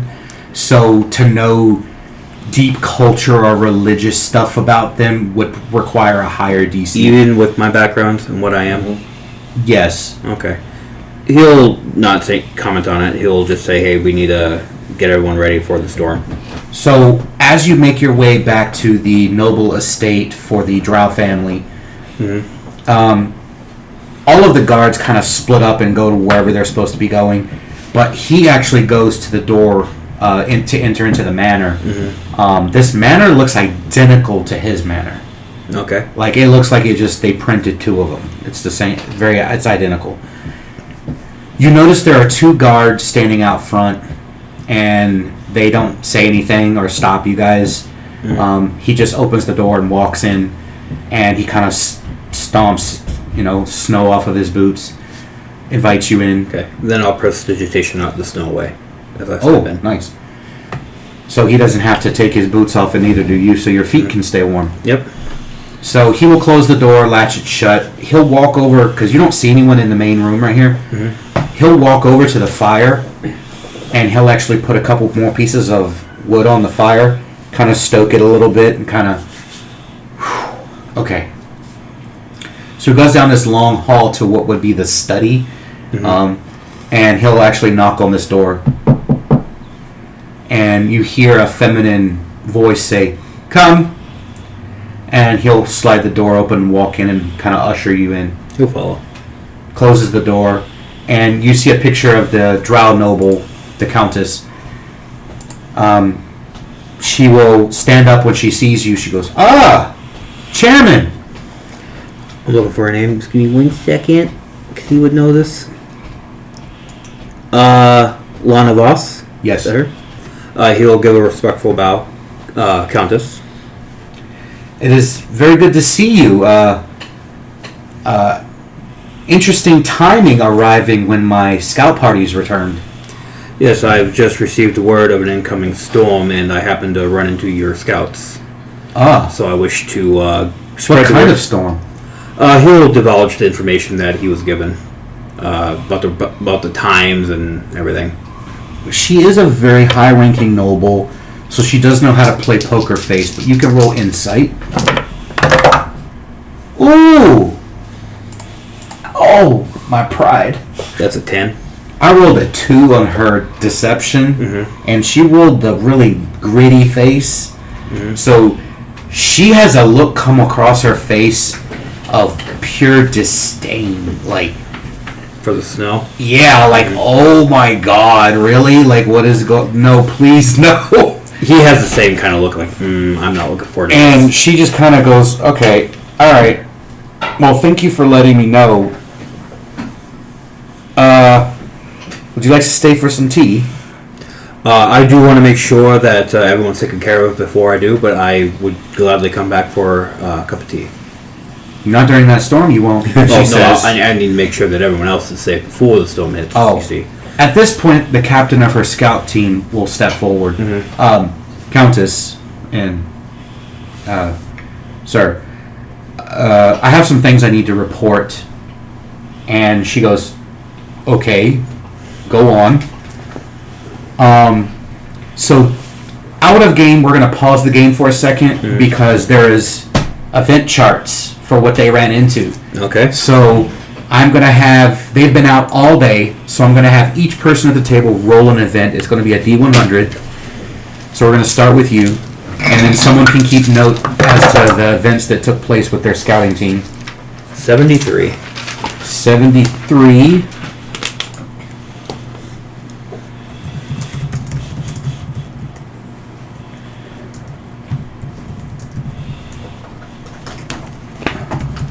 Okay. So he gives a report of a couple of his men spotted on the mountainside as they were passing by it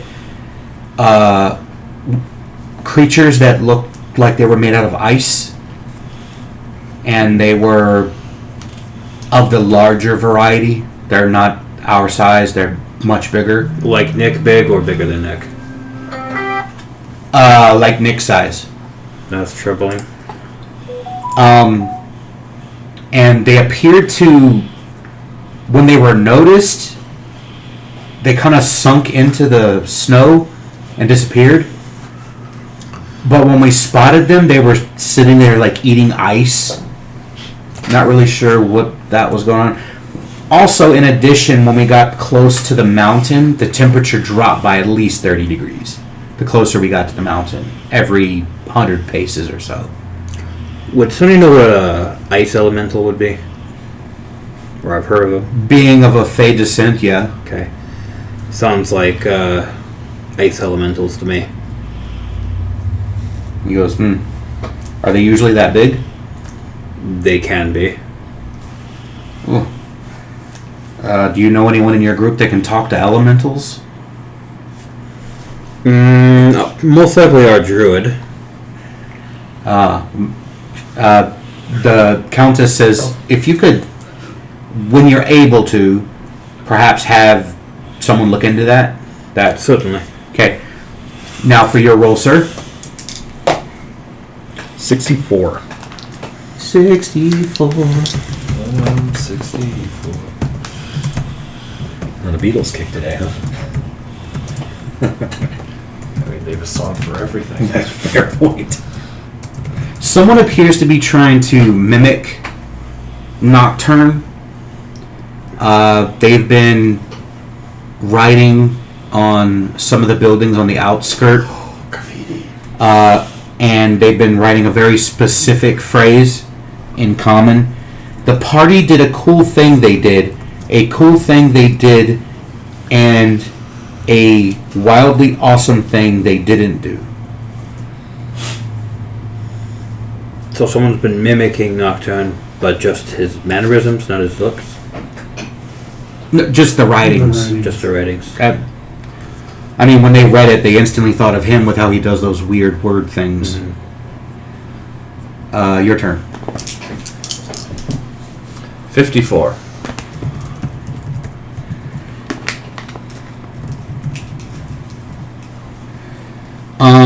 One of the scouts noticed on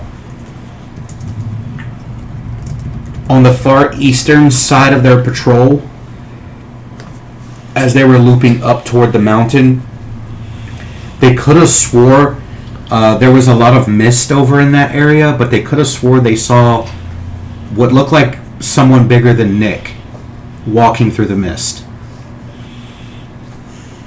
Do you know which direction they were walking towards? Towards what would be the eastern coast of Icemorr. Okay, so away from Icemorr, correct?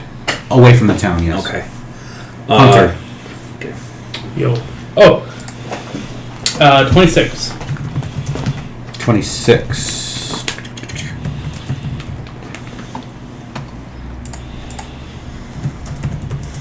Okay, on the far western side,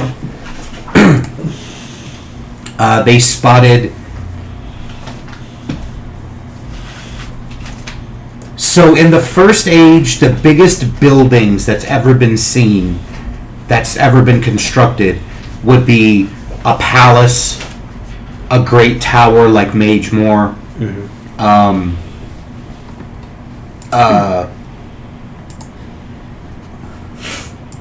a cathedral, like a super large cathedral, those kind of things.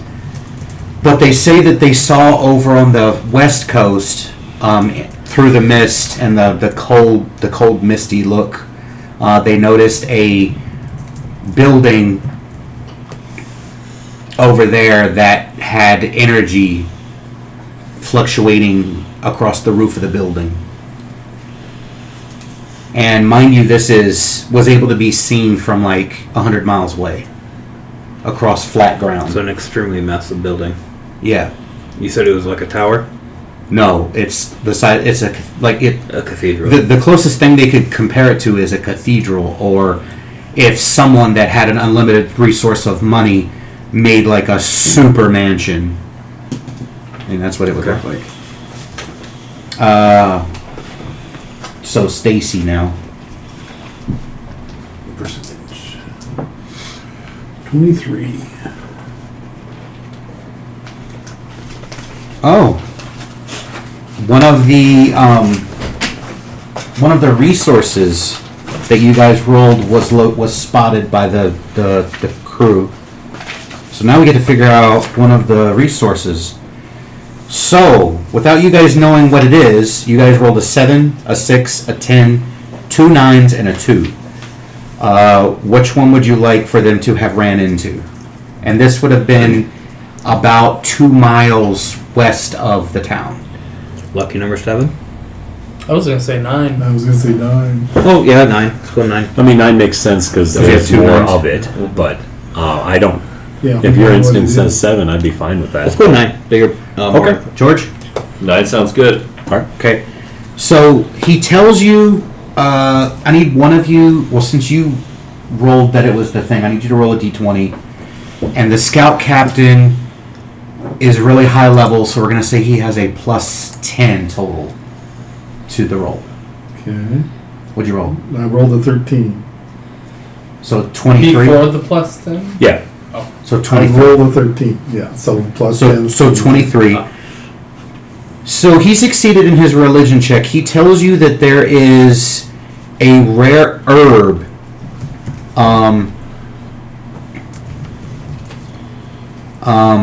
called Arnell's blood. It is a silver fern-looking leaf. And it only grows where innocent people have died. And he tells you that there is about a 2-mile stretch patch of it. Okay. That is extremely concerning. Mhm. Do you know what it's about? Like what its properties are? Yes, I do. He tells you that the Arnell's blood herb, because it grows from the blood of innocent people, and it has a tie kind of to the spirit world and also to Arnell, which is the god of dragons and of time. It allows the eater to relive one of his past lives. Out of game, mechanic wise, it gives you the potential to unlock abilities that your past lives had. So new skill proficiencies, feats, things like that. But it requires time to do the ritual, time to consume it. It has to be prepared properly, stuff like that. But it is incredibly valuable and very rare, especially that much of it. He's very concerned. The drow is mortified by how much is in one location. Well, I believe we should have a meeting about this before we decide to harvest any of this herb. But I'm most concerned about the building, the giant, and the ice elementals. We need to keep an eye on the building, and I would like once the weather calms down to see if we can continue tracking the giant and to keep an eye on the area that have the ice elementals. For the Okay. graffiti, we will tell the Justicator. Yep. Justicar. The Justicar will inform her, and we will have a meeting about this once the storm has passed, and we will then decide what we want to do with the herbs. Okay. He will pull out from a pouch one plant that's got 10 uses on it, and he'll offer it to the drow, to the countess, and she goes, give it to him. They can research that. Because she doesn't want to... He goes, here you go. He'll carefully take it. It is... If you could... you know what fern looks like, right? Yes. It looks like fern, but it's silver. Oh, And in the center of the plant, because you know when you snap it off of the stem, it's red like blood. is that the Arnell's blood plant? Yes. That's funny. All right. Of course she doesn't need it, because she can just do her trance and relive past lives that way. Yes, but she also doesn't want to touch anything that belongs to a different deity. Oh yeah, that's She's another not good trying to point. piss Olaf off. Yeah, that's another good point. She's jealous. No. All right. I will speak to this with my the rest of the board. She stands up, and you notice she grabs a pouch of coin, and she tosses it to the captain.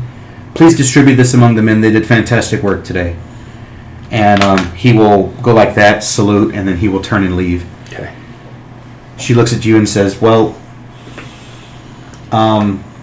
if you or any of your party needs a place to stay for the night, you're welcome. Out of character, where has Sunny been staying? I would assume your party is staying at your manor. Yeah, I'm fine with that. Yeah. I would have, pardon me, I would have, if we've been invited by all of the nobles, I would have spent a night with each one in rotation to get to know them, get them to know me, and perform for them for free. It's clever. I would have stayed with Zarina just so he wouldn't have two people staying over, but Also, you're trying to avoid him. Forget. I will make sure that the party is aware, and then I will be staying at Zarina's. Okay. Oh, one addendum to what I just said. Actually, not just the nobles. If anybody invites me, I will. Okay. I'll stay with them. There will be a time when one of the large buildings that was constructed, that's basically housing all of the children and a chaperone, they'll definitely call you there to perform for the night. Yep. Stories, things to make them laugh. And I'm not going to lie to you. I find it very hard to rationalize a result other than all of the children are obsessed with you. Sure. Because in a harsh environment like this, entertainment is incredibly valuable to children and even adults. Because without that constant resource of entertainment and relief, it's almost as important as brothels were to adults for soldiers coming back from war. They just needed it. It was a human thing. They just needed it. Well, and we live in a world that doesn't have television, doesn't have devices, doesn't have radio or anything like that. Yeah. Most of the kids probably can't read. We have to make our no. own fun. Right. Children of the nobles can read. Sure. But any of the adventurers that came along, or the level people, their children, they can read and write. Noble children can read and write, and shop owners, their children can read and write, but everyone else no. 75% of the children can't. Yep. So Once we get the school up and running, we might start trying to change that. yeah.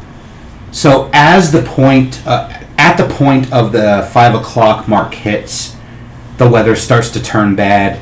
I'm assuming everyone has retreated indoors at this point. You haven't arrived back yet because you're underwater. The Justicar comes to you, knocks on your door. I will answer. You basically see a female humanoid bundled up, like there's a death blizzard outside. Come on in. They come in like snow falls off of them. Hood is removed, and you notice that it is the Justicar. And she says, "Warden, You don't need to stand on ceremony. Just us.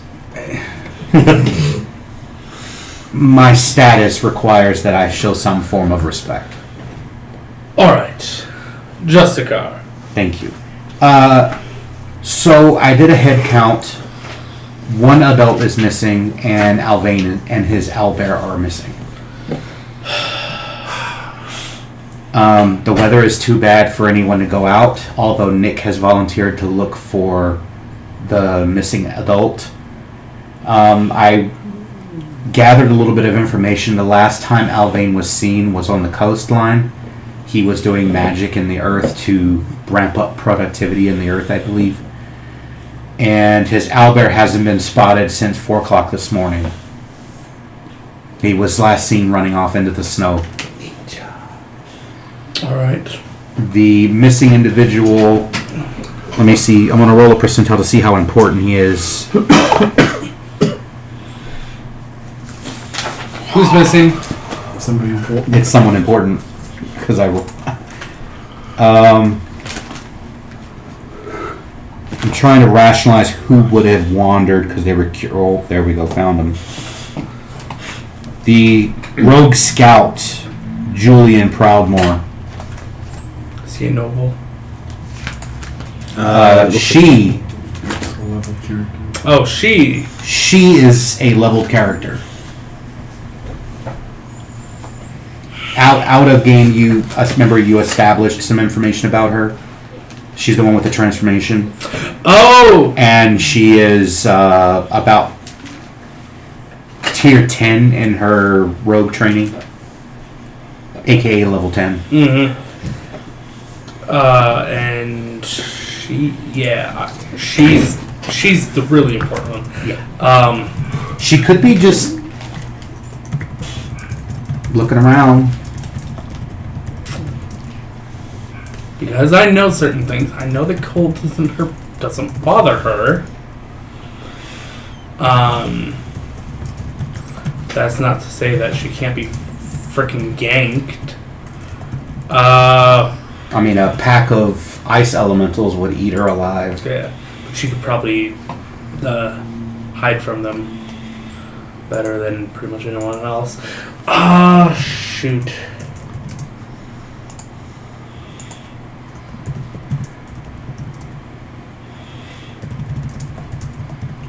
Do we know the last known location of?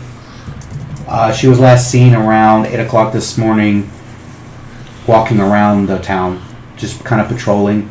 She was kind of spiraling outward, looking around, Okay.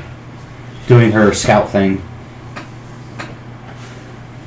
I'm gonna try something. Okay. You telling her this? Please. Okay. Hold on one moment. I Sure. will reach in my bag, pull out a crystal orb, Uh-huh. and attempt to scry her.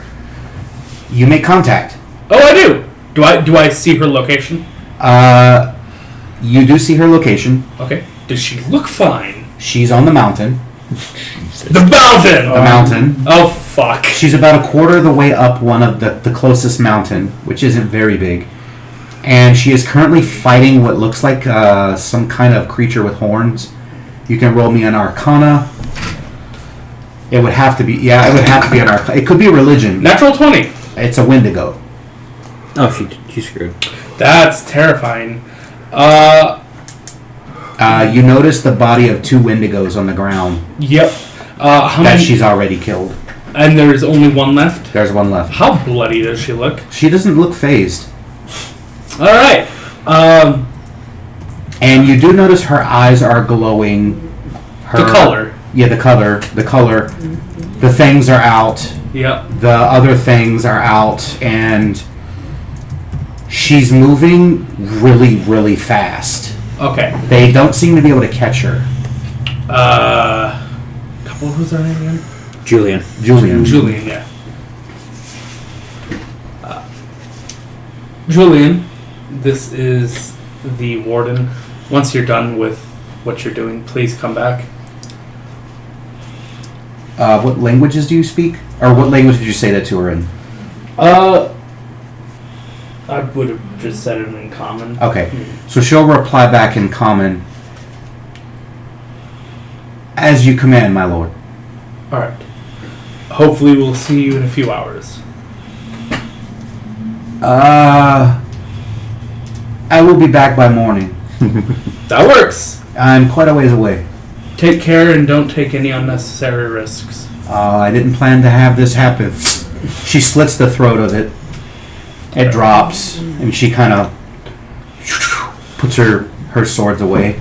Remember, if things come to it, you can always run. She kind of like looks around, like, Run. yeah. She may be good, but I doubt she can take on a literal army. She picks up out of the snow, which you didn't see at first. She picks up a human female, Oh, okay. and I will drop it at there. okay. Okay. All right, ladies and gentlemen. At that point in time, we are going to pause and take a short break so that people can stretch their legs, use the bathroom, order food, things like that. We will be back in 30 minutes.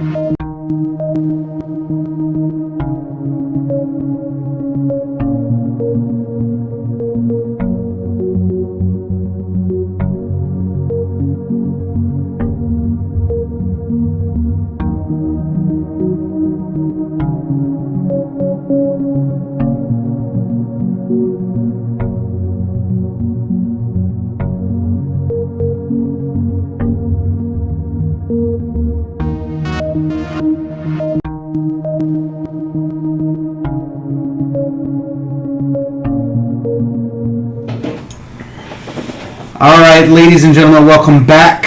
Sorry about the break. We had to order some food and do that whole thing.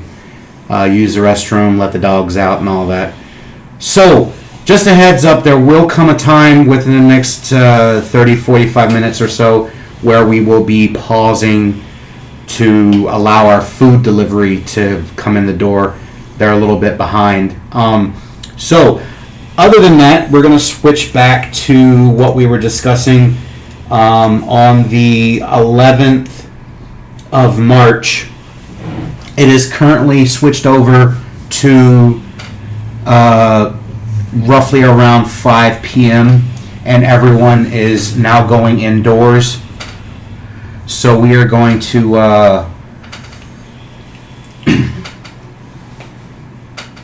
I was talking to the one woman when we got to break. Yes, I'm aware. Am I able to finish? Yes, I'm aware. Oh, Can I finish doing the recap for the viewers? sorry. Thanks.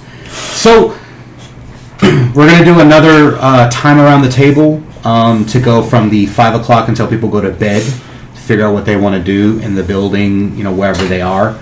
But last we left off, Hunter was having a conversation with the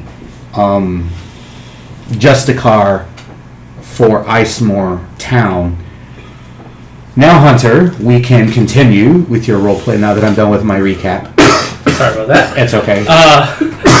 I will look to Elizabeth and I will tell her that I always forget Julian, right? Julian. Julian is fine. She's out scouting. She will be returning by morning.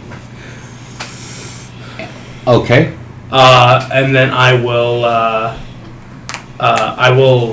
attempt to scry Alvain as well. Because Alvain is missing, she said as well. You see Alvain is under the water. Let's see. You see the message I sent into the group chat for Anaria Icemorr. For those of you of our viewers, I will post the picture into Discord so that you guys can see it in the general tab.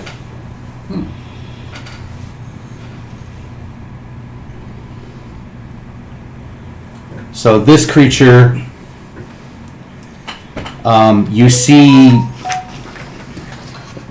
thousands of them around him, swimming around in the water. But currently he's standing in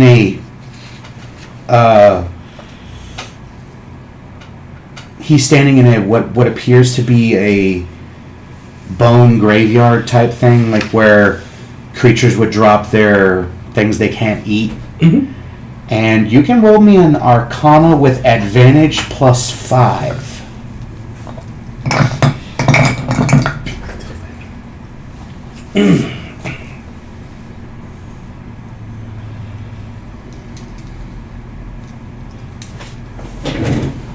Non-natural 20. Wow, you rolled really low. So with a 20, you'll know that inside the pile of bones, you instantly notice the bone remains of a ancient great worm. The species of said ancient great worm is sapphire. Ooh. Gem.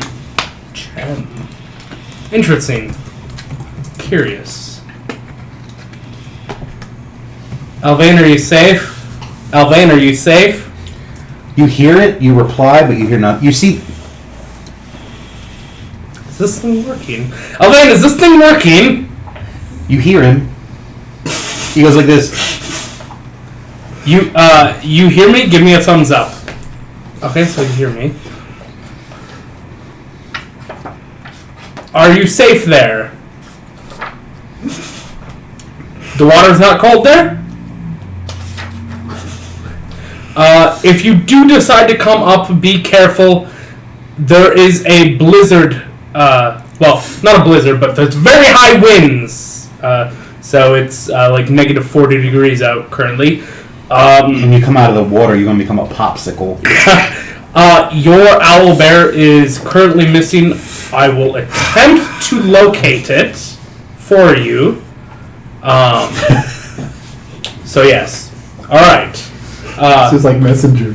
Do you plan to come up or spend time down there until the winds die down? The winds will die down at about 2 a.m. So I don't know if you can tell time down there or not. So all right. But stay safe, stay out of trouble, and don't get eaten. Hunter, Yes. wisdom save. What's a wisdom save? What? What's a that's a 6.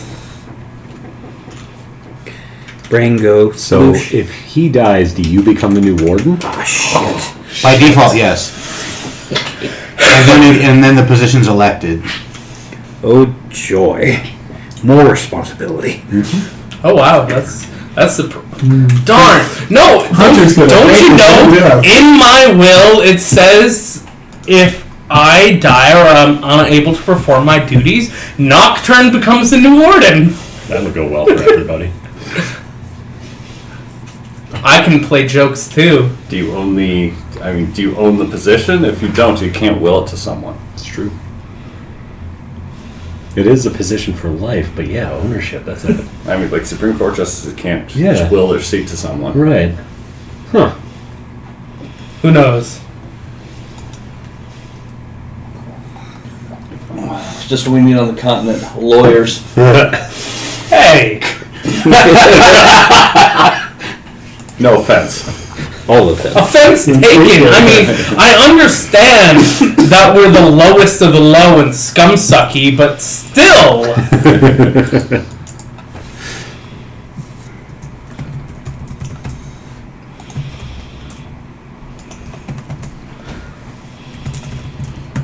I would laugh if we actually have any viewers who are actual attorneys. Alright, so I'm going to send this picture in the Anaria group chat and in Discord.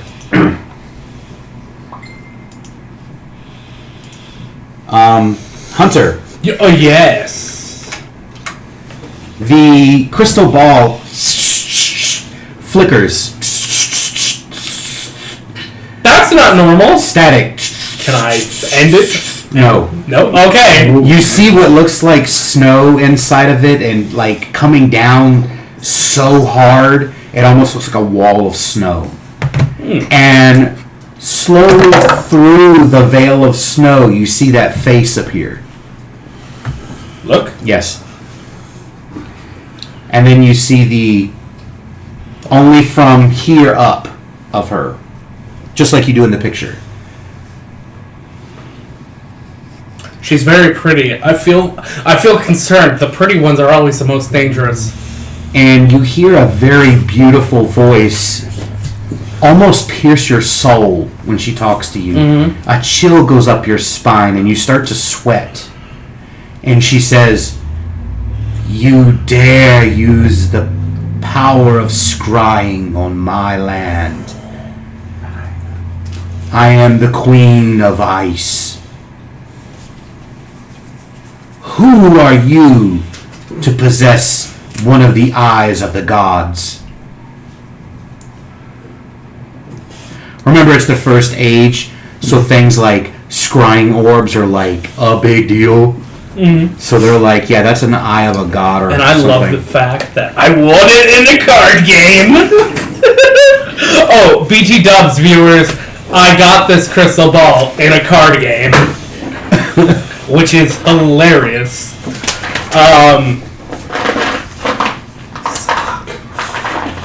Yeah, Sabak, yeah.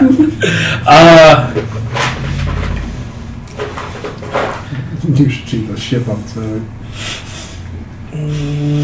Apologies, I did not mean to intrude upon you, Your Highness.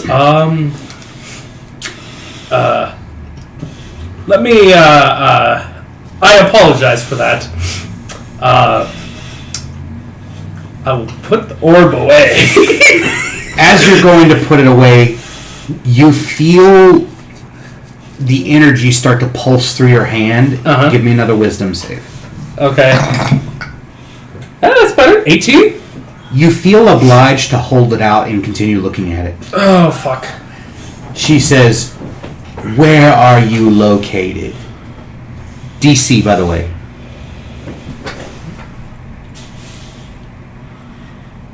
Okay.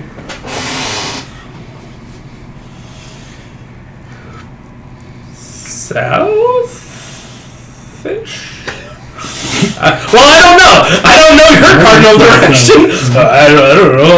We're on a coast. I am in the center of the continent. Oh. I am at Winter's heart. We're down.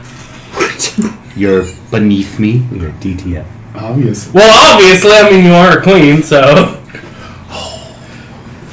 Roll me a charisma check. I want to see if she gets annoyed or if she's flattered.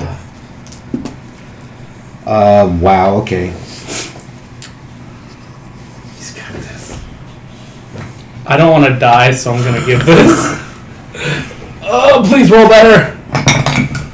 Fuck! Highest I got was 8. Okay. I rolled an 18 plus 4. Yeah, there was impossible for me to beat her. She says, "Your ramblings do not amuse me. Tiefling. Why are you on my land? I am a survivalist and explorer. Are you the one that cast the spell that drew my guardian's attention? I assume not. You filled the sky with meteors and fire. Oh, no, that wasn't me. Was it one of your people? No. She was under your employ at the time. She's not here anymore, so she's not my people anymore. She was. Was it one of your people? Ah, fuck! The devil in the details. Legally. Mm-hmm. Well, he says something about lawyers, so I mean, Yeah. here we go. I need to think.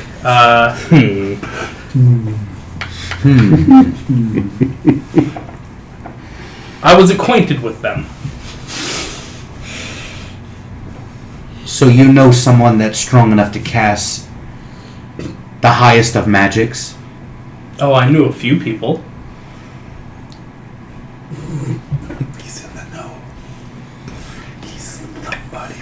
I will send my champion to speak with you. Please no. Orb goes. Okay, Clear. That's not necessary. that's not good! I looked into the abyss and it looked back. Thankfully, I did not blink. But I stuttered. Why are you grabbing that? You can put that away. That's her champion. No. You can put that back. Oh, great. So, Champion's just a ferret. That's the actual size. So, the supposed queen of this continent is sending someone to talk to us. you're by yourself with the... The Jessica's gone? No, she's here. Oh, okay. She's like, what was that all about? The supposed queen of the continent is sending her champion to talk with us. That doesn't sound good. Yeah, it doesn't sound good. So for your new position, there was a gift I wanted to give you. What's Okay. This gift is yours so long as you are in the position of Jessica. You will have to return it if you do step down. But I present her with Concluder. Wow. The Sword of Answering. Oh! She gets to ask... Because none of us can attune to it. She gets to ask the DM questions. Yeah. Yeah, she does. Because, funnily enough, none of us are that alignment. So what's going to end up happening with that, I'm not going to roleplay what she would ask to myself, because that makes no sense. So I'm going to have her come to you and ask me the questions Okay. as you guys advise her to do. Yeah. So you need to write on her thing that she has concluder. Yes, I will do that The now. lawful neutral sort of answering. I was so sad. I was so sad that. You know what you should be sad about? Huh. Oh, him? Yeah, don't worry. I know. I'm sad about that too. He's just coming to talk. It's fine. Yeah, we thankfully. Oh fuck! But it's fuck. It's not good. So Hunter killed us all. Well, thankfully we have When we've been here. we have powerful people to defend the place. But yeah, it was not good. I did not expect the abyss would stare back at me like that. Please not so quickly. Yes. I rolled a D100 to see if she was gonna pick up the signal. Yeah. She intercepted the signal right as I ended the call with him. Or she was polite enough to wait till you were done. Hey, you gotta roll to see if you could stop her from doing it, and it wasn't unachievable. It was high, but it's not unachievable. I got an 18 to get out of her spell. Yeah.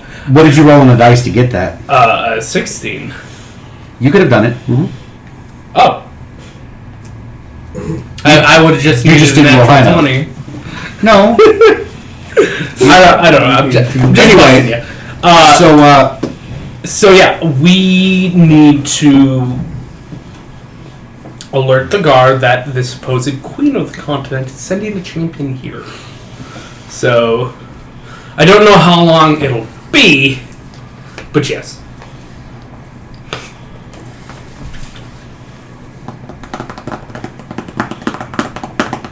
It's not good. Okay. So at that point in time, you guys separate. 5 o'clock comes. You're underwater doing all that stuff until 5 o'clock. So we're gonna go back over to Sunny, and you go to your favorite Kitsune's house. Yep. I would have had like 10 minutes of tea time with Voss. Asked one of the drow to deliver the message of what we learned to him, and then I would have gone to. Okay, pause there. Just as you're getting ready to relax for the winter storm that's coming, Oh, I'm not relaxed. I know what's coming. just as you Relax, sweat beads. Come in. door opens, you see a drow walk in. Has the symbol for the Voss family. Ah, hello. What can I do for you? They take their shoes off and walk over to you and salute you. What can I do for you? I'm here to give you a status update from the scouting that we did by order of the chairman. Blah. He Okay. tells you all the things that we went over earlier. All right. Was that on camera the first time we rolled? Or was it on the second? No, I believe it was on camera. I thought it was It's on camera. Okay, good. No, Okay. it got Just captured. checking, because I don't want people to be at home going. No, happened? we found that it wasn't working right when Sunny was chopping wood. Yeah. Oh, okay, good. Thank God. So, yeah. That's right. It was the recap that we missed. Okay. So he gives you the update, and then he leaves, and then now I'm going to go back to you. Okay. So at 5 o'clock, you go into her estate. She seems very happy to see you, and she goes, "Please come over here. Have a seat. Have a seat." Thank you, my lady. And a servant will walk over to you and go like this, with her open hands. Asking for the Your cloak. Your sword. I'll give it to her. She'll take it over to the bureau in the sitting room that you guys are in, and she'll put it on a pillow. And then another servant will come up behind you and take your winter cloak off. And a different servant at the same time will be pulling your boots off. I got that part. Fine. Kitsune just stares at you. It's okay. So after they're done doing that, a different servant comes over, sits behind you on a different pillow, and starts to very lightly massage your back. And a different servant will come over to you and actually serve you a cup of tea. A very warm, comforting cup of tea. And she sits right next to you. she's leaning on a pile of pillows, and you're like right there where he is. She's just leaning. She's like, "So how are you doing?" Today was fruitful. We were able to get some work done. Our warden, however, found out that there's a storm coming. Have you been notified? Oh, I have, yes. The Justicar came around and gave us all an update. We've started to board up all the windows in case it becomes a problem with the glass. Then, before shortly coming over here, I got news from the scouts, and some things we're going to be out on the look for. So you're going to share all of it with her? Yeah, he'll share with She goes, "Oh, that's..." The ice elementals seem like they were avoiding contact, so that doesn't strike me as aggressive. Yes, they could have been scouts, or we probably spooked them. The giant walking around toward the east coast seemed ambivalent about the scouting crew. So Yes. the Arnell's tears, however, in my opinion, is the most troubling thing. Yes. The out of character 2 miles. A 2-mile radius. 2 mile radius.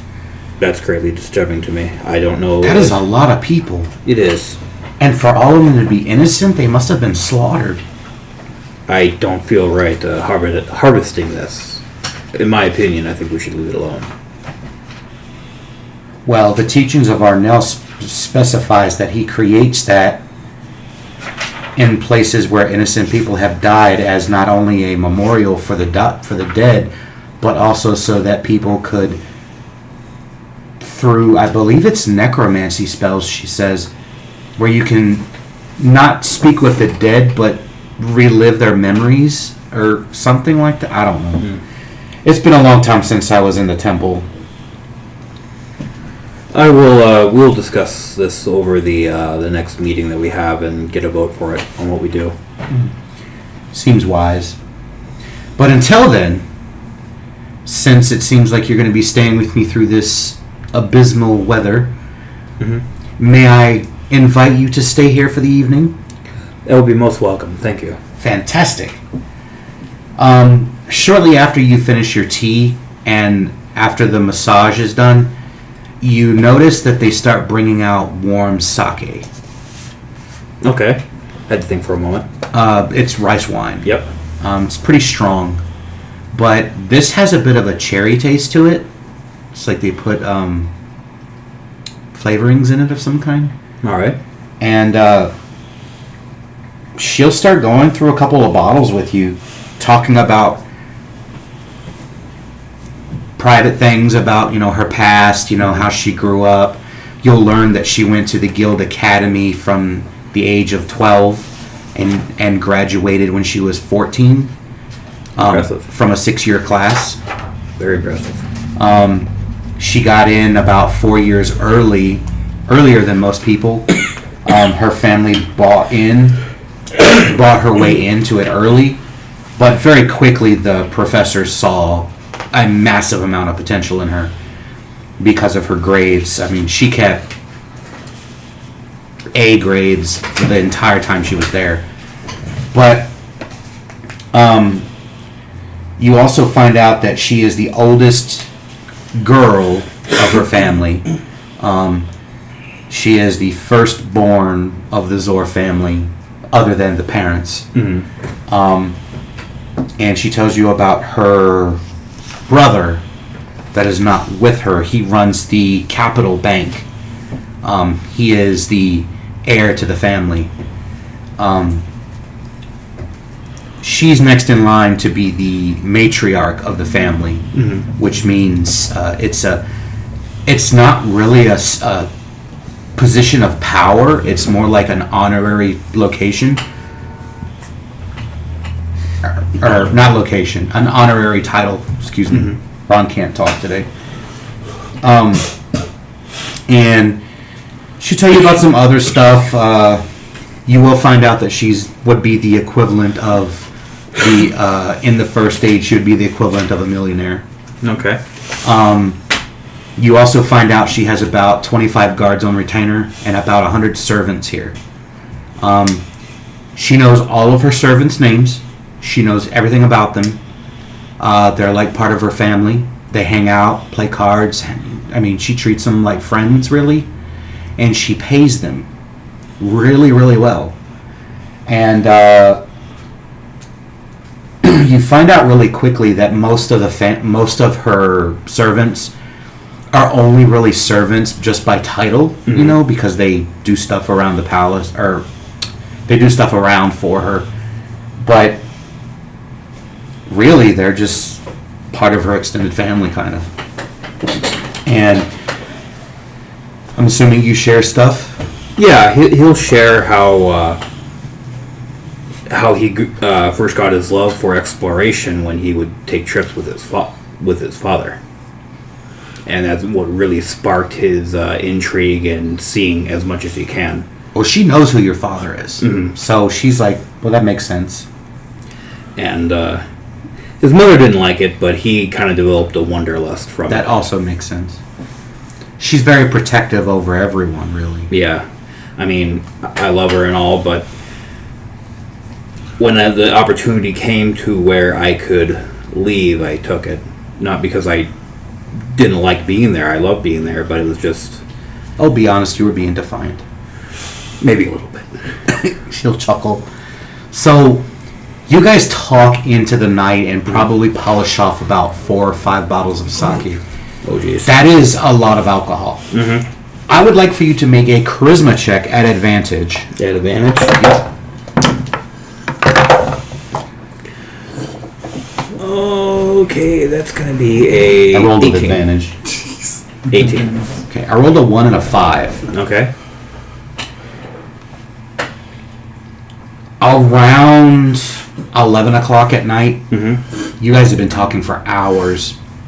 You guys have played some board games and stuff, had dinner, really nice dinner, like a Michelin star chef made this meal. And around 11 o'clock at night, she actually nods off with her head in your lap. Okay. And she has her right arm underneath your thigh, and Okay. she has her left arm over it, and she's kind of holding you, and she's holding your leg, and she falls asleep, and she's quiet, and she has the most gentle smile on her face while she's sleeping. And the servants leave the room. Okay. They go to bed for the night. So, Sonny will take this opportunity to do his trance. Kind of like also doing the elf sleep. And he'll have one hand kind of like absent-minded petting, like when you have a cat that just fell asleep and you just will not get off. She is a kitsune, I get it. He'll pet her head while trancing. I need you to make a wisdom save at disadvantage. Oh, here we go. That's an 18 or a 13 wisdom save. 14. 14. So your trance is interrupted by what looks like a dream Okay. that's taking place. It appears to be her dream. You see her sitting on what looks like a cliff, and there is a massive cherry blossom tree behind her, and the wind is blowing. A few of the cherry blossom leaves is moving behind her, and she's playing a flute, and it is the most elegant music you've ever heard in your life. Even from Faye, it is incredibly beautiful. And off in the distance,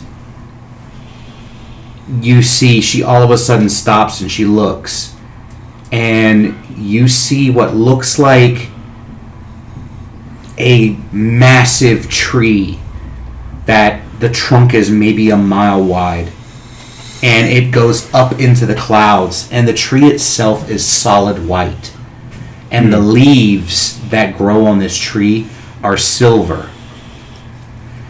And you see mana worms. I've described to you what mana worms are. The mana worms are very slowly, for those of you that don't know, mana worms in my world are appearance wise, they're a mixture of like a whale and a dragon. And they just kind of float through the air like it's water. They don't really flap or fly, really. And they devour quintessence, which is, in my game, raw magic. They're drawn to magical sources. So you see them floating around, and you see prismatic energy swirling around this tree. And you instantly know what it is, because as an Eldritch Knight, you know what magic and mana looks like. This tree has so much mana rotating around it, it's incomprehensible for you. You cannot comprehend it. And these mana worms are just taking big mouthfuls and then moving on. Just snacking on the energy. And as soon as it's gone, it's back. The energy. It's like it doesn't even phase the tree. And while she's doing this flute, you see this massive dragon head come up from below the cliff, and it's staring at her. And you notice that this dragon's head, it's a gold dragon, but it has 12 whiskers that are extremely long, and some of his scales has lost some of the sheen and has a kind of a dull coppery color to it. You can roll a Arcana roll if you'd like. That is an 18 on the die. Plus... That'll be enough. This is a great worm. This is the first of its species. Big boy. It is incredibly old. So for its scales to lose its luster, either it's some type of damage or it's just kind of gotten just to that age. Well, considering its whiskers are solid white, you're pretty sure this dragon is really old. And you don't hear anything come from it, but you do see the dragon head kind of going like this to the music. And then all of a sudden you hear a booming, deep voice come from this dragon. You have soothed my clutch. I offer for you a wish. A perfect wish. Without consequence. And at that point she stops playing the flute. And she'll stand up and she says, "Well, there's nothing that I really need, Great One." And then the dragon says, "Yes, you may not need anything, but you may want something." And she says, "That's not appropriate for me to ask for something that I want from someone as grand as yourself." And the dragon replies, "You have done me a favor. I am obligated by honor to return the favor. What is it that you would like?" She goes, "Okay, if you're forcing it on me.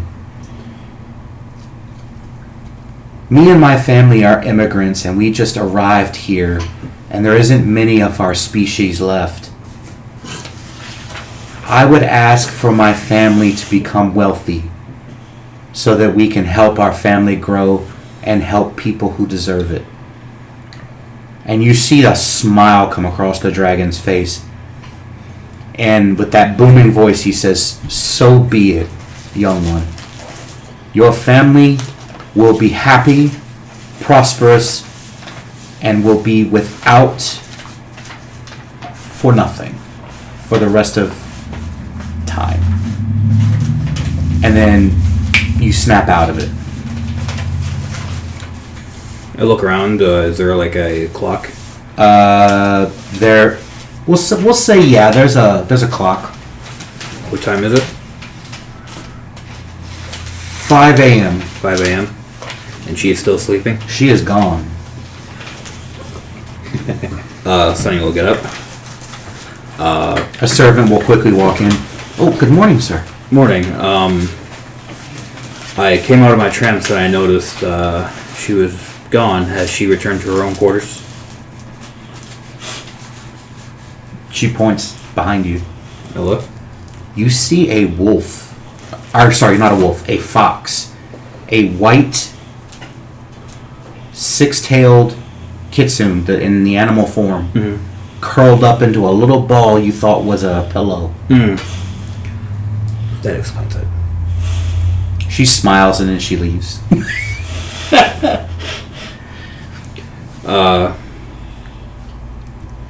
Has the weather died down at all? Yes, sir. Okay. I will check up on the others.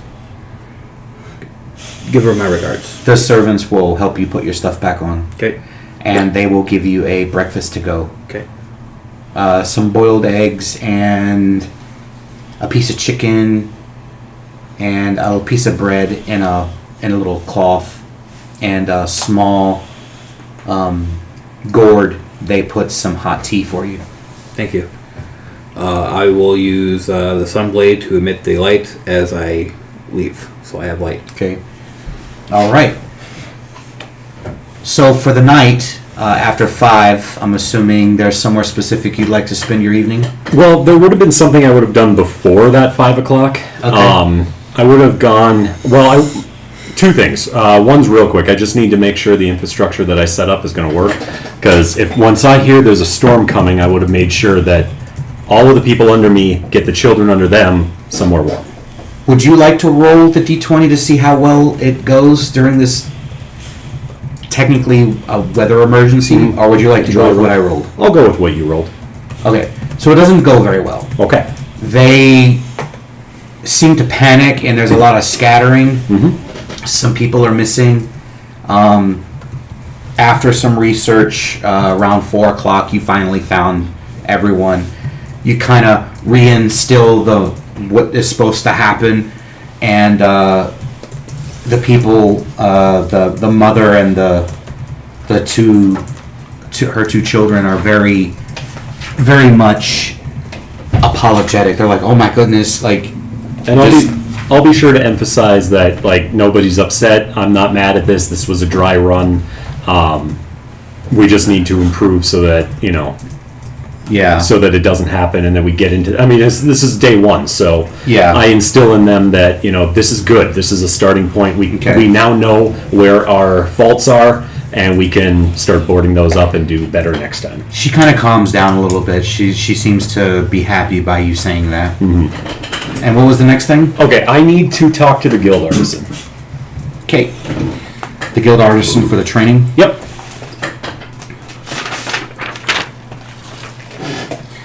Let me find the guild artisan, because you have a couple guild artisans, but they have specific things they do. Yep. But you have one master among the group that is able to train in multiple things. Well, the one I pointed out to you earlier is the one I'm looking to train in, so whatever's relevant. And that's why it's important to do it before the storm. Forgive me, those of you that are viewing, there's a lot of NPCs, and I don't have them all memorized. I know I said that earlier, but... Still true. Okay. It's a big binder of NPCs. There we go. So it is a red, winged, and tailed female tiefling Okay. by the name of Amber.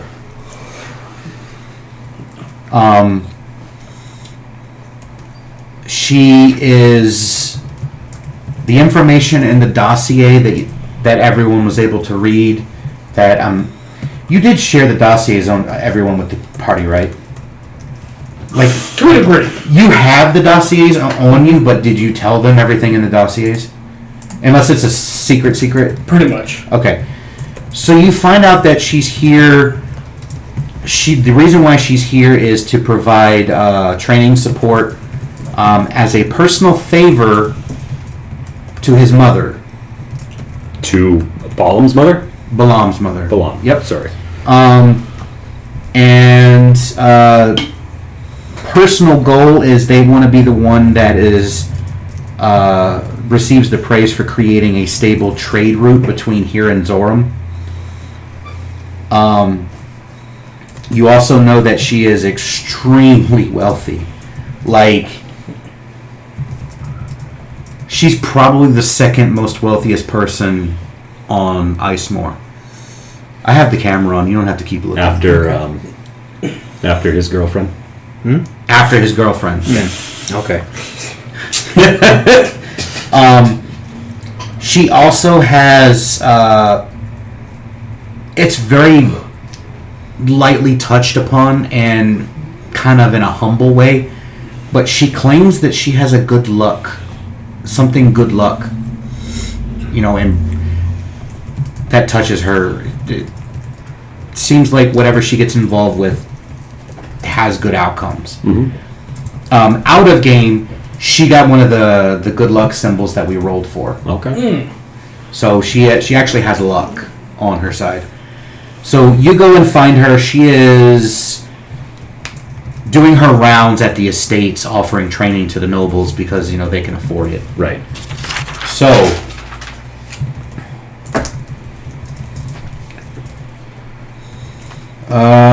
first age. That's a very expensive thing you're wanting. Right.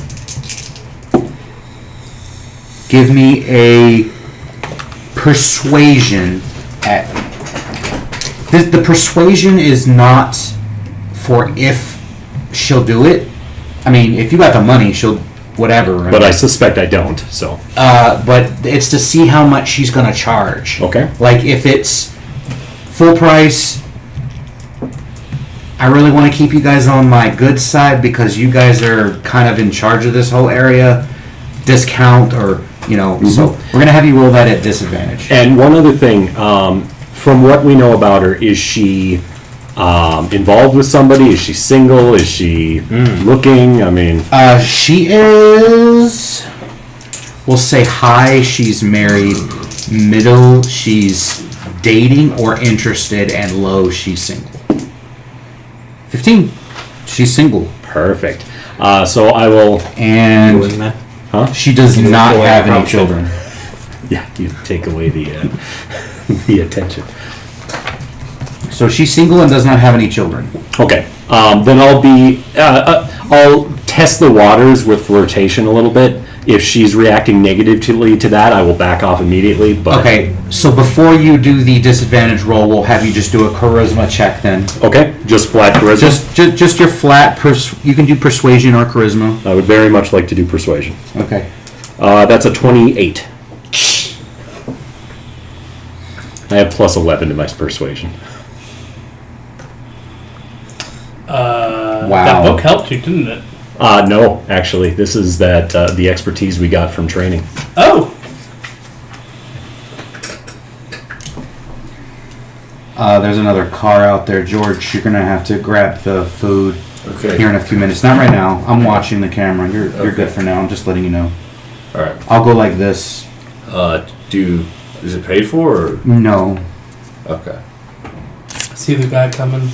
It should be it should be in the early to mid 80s. Just give him a $10 tip and take the change. Okay. You want to go take care of it now? Yep, he's coming. Sure, yeah, that's fine. So I'm gonna roll this, Stacy and Here you go. Stacy and Okay, $10. Hunter. This is her plus bonus. Okay.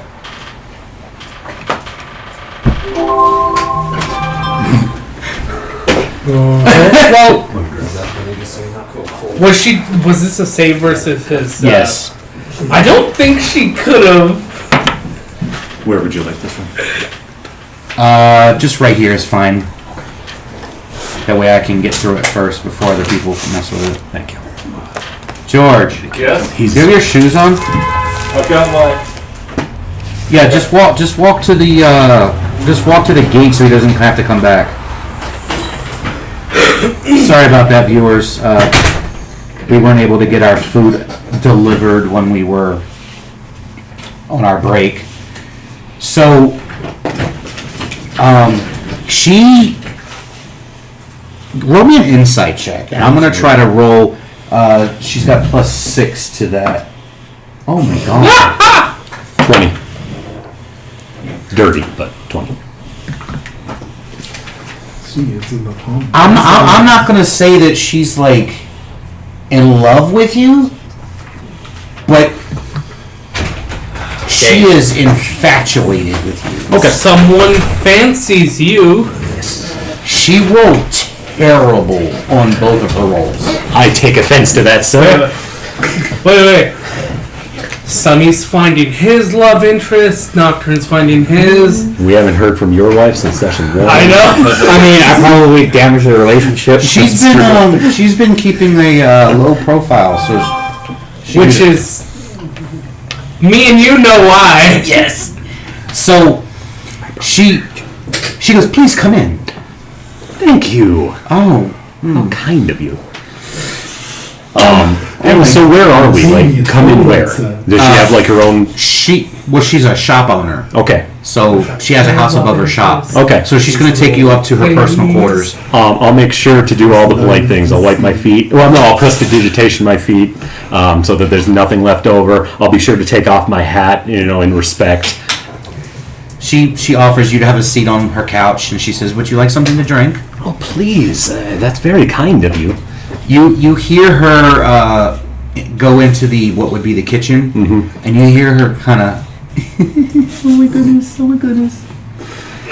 It's a tea. I'll straighten my tie, which I'm absolutely not wearing. She goes, Is it your polka dot? It's literally nothing. I just go like this. you hear her say in there, oh my goodness, and he's a tiefling too. About 5 minutes goes by. She comes back with 2 cups, 2 wine glasses, and a dusty old wine bottle and a rag. And she wipes the bottle off as she sits right next to you. Excellent. She goes like this with her fingers to the wine bottle, and I'll cast Mage Hand and catch it. give me a dex check or a athletics. Definitely Dex. Only 11. You catch it. Nice. And she kind of goes, oh, thank you. I'll offer it to her to smell. Yeah. She'll smell it. She'll hold it really close to your nose. I'll lean in. You'll smell her perfume on her wrist very faintly. It's not overpowering. Very, very pretty smell. Can I roll anything to recognize it? Sure. I'll have you roll, because you run in court a lot. Mm-hmm. And in fact, I know how things work in fiendish courts, if that applies to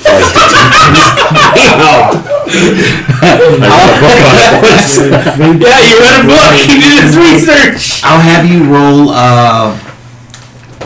have you roll an insight with advantage. Smells like brimstone.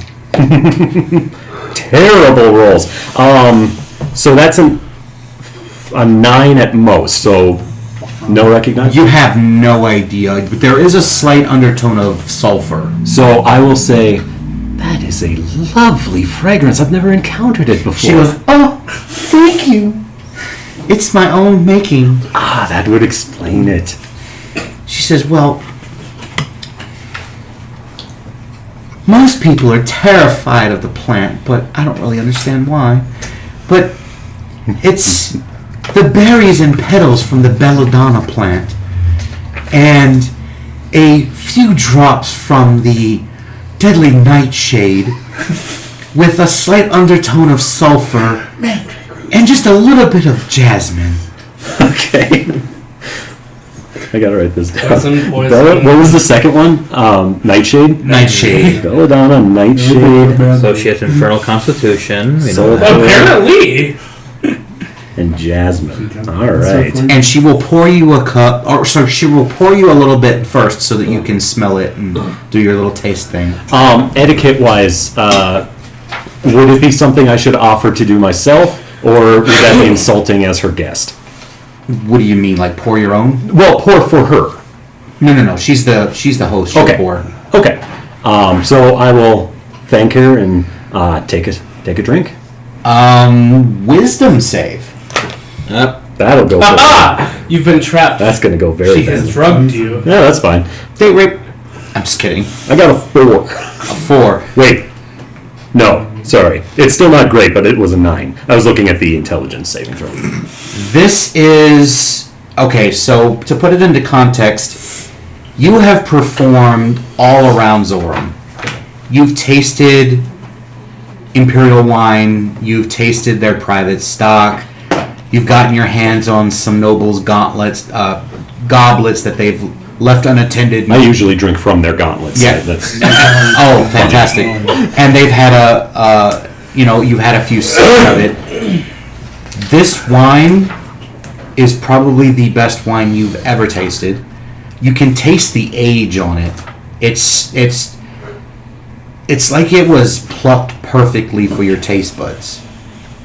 And it will grant you advantage on all of your stat rolls, saves, and skill checks for the next 24 hours.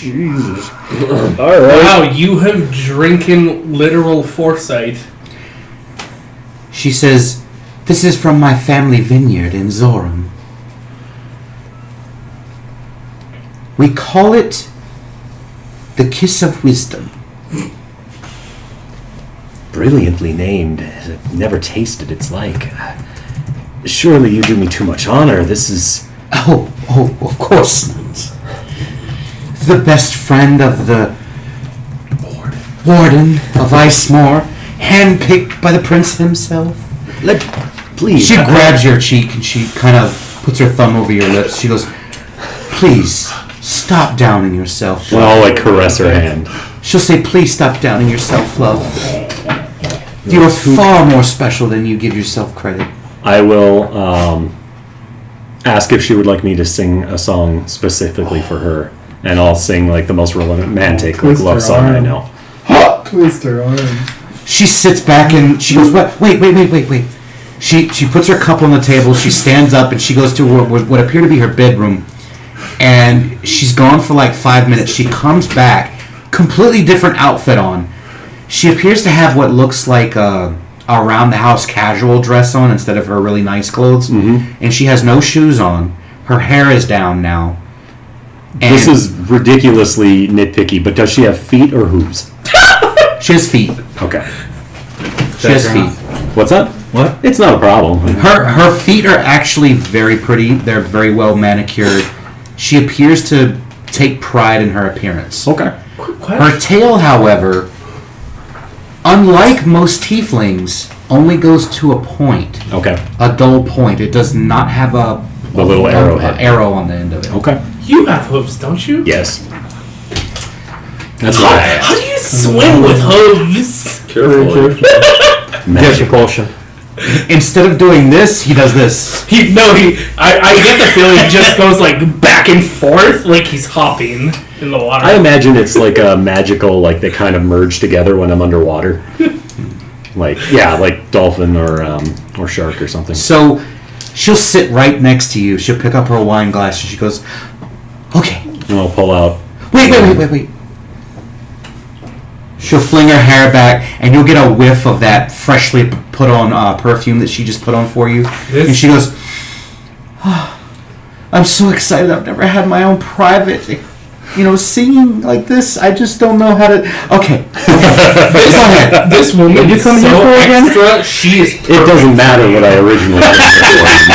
What's that? This woman is so extra. She's perfect for you. I like her a lot. Doesn't matter what he came here for. Okay, so just so everyone knows what I'm rolling and why. So this is a performance check? Yes. All right, so that's D20. Because of my profession, performance rolls, I get a profession die, so that's a D6. And then because of the primer that I have, I get a D4 to all performances as well. Wow. Oh, don't forget you have advantage Why? Because because of the wine. drink. Foresight. Good. So with advantage, is it just the D20? And Just then the the other ones D20. get Just the added? D20. Okay. Yep. Okay, that's not bad at all. So let's see. He broke a 50. 15, 16, or 6 is 21, 22, plus 8 is 30. So for those of you that are watching that is not super familiar with 5e, there is a scale for difficulties and achieving in dice rolls, and 30 is as close as you can get to perfect. It is almost to the level of deific. It is really, really incredible. So at this point in time, you can add her down on your character sheet as love interest because she has now went from admiring you to now being in love with you. You have I mean not creepy stalker vibe, more like I want you, and if anyone else gets you, I will kill them. Ooh, okay. Crazy. So, hey Josh, you watch a lot of anime. What are those called? Yandere? Yeah, that's what it is. Yeah. Yeah, so You know what you should do? Ask her if you want to go on a double date. you know she's a tiefling, and you know tieflings are very blunt. Mm-hmm. She leans forward when you're done with the song, maybe after she's done clapping and smiling, and then she suddenly has a straight face, and she leans forward and she says, I love you, and if you date anyone else, I'll kill them. You've trapped yourself. I'll kiss her. So the rest of your night is Blissful? Occupied. occupado. Yes, occupied. Thank you. Give that man a cookie. You are occupied. I need you to roll a percentile, please. 69. That's a little too on the nose. 2. Congratulations. She is. You will find out in about 3 weeks that she's pregnant. Wow. Wow, you move quick. Very fast. Timing is everything. In addition, you may put her down as. We'll just start off at this point, girlfriend. Significant. That is going to give you a 50% discount on her services only for you. Okay. You could potentially convince her to give someone like a 25% off discount. You know, especially like these four, but yeah. So, what is the price of the one that I want? So for do you want me to just say it out loud? It's completely Because up to I'm you. going to write it on the sheet anyway. Yeah, it's completely up to you.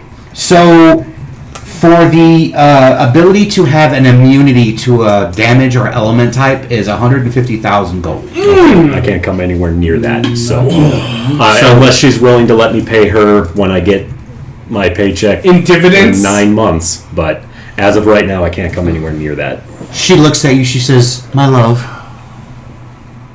I would let you do payments. Put on layaway. I mean, it's not like you're going anywhere. I mean, you live with me after all." After all, She goes. She pulls out what looks like a quill. She says, "Let me see your hand.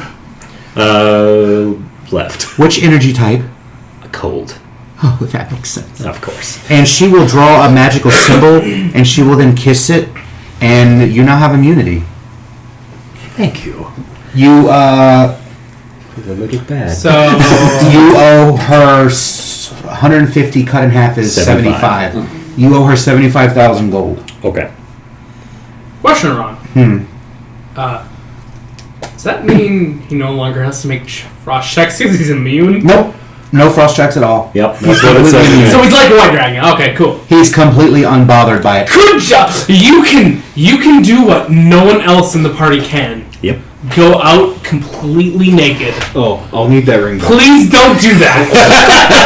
Get them I was slots gonna back. do it, but you just I don't went. want. Please don't go out naked. I don't want you to be the reason why I have to come up with indecency laws. That's fair. That's my Alright. job. All right, ladies and gentlemen, I'm going to switch this camera over. So, I know we're doing a lot of back and forth, and I apologize for that. When we took our 30-minute break, we pretty much used that time to break some ice out on the sidewalk because the weather's a little nice. Let our dogs out, bathroom breaks and stuff. Our food just got here. So we're going to take another 30-minute break. We'll be right back. We love that you guys are with us.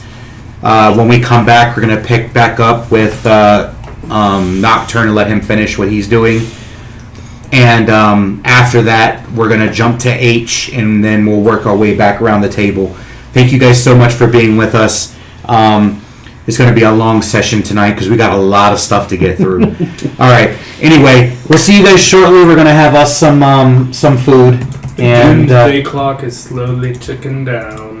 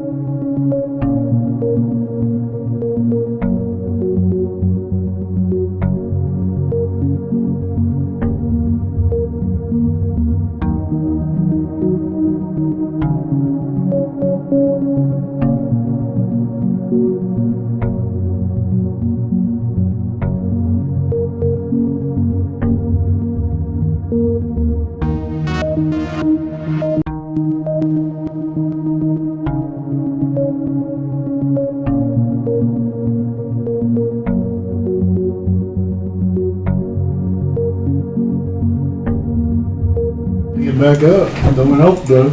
All right, guys, welcome back. Sorry about that absence. We had to get some fuel in us, man. You know, gamers have to get the goodies in them. Funyuns and Mountain Dew.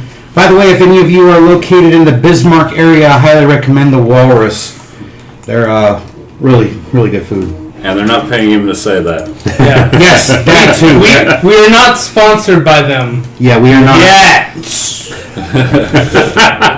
It'd be nice, For but those Walrus employees watching the stream. That's right. all right. Those 3 people. So, last we left off, you have engaged in Some plowing. Yes. Yeah, that's on. I checked. Snow plow. yeah. This is what's on. This is the next slide. I just checked the sound. So, So, yeah, I have it up too. So, we're now going to move on to H. So, H spent the early part of the day helping move Earth while reading his book.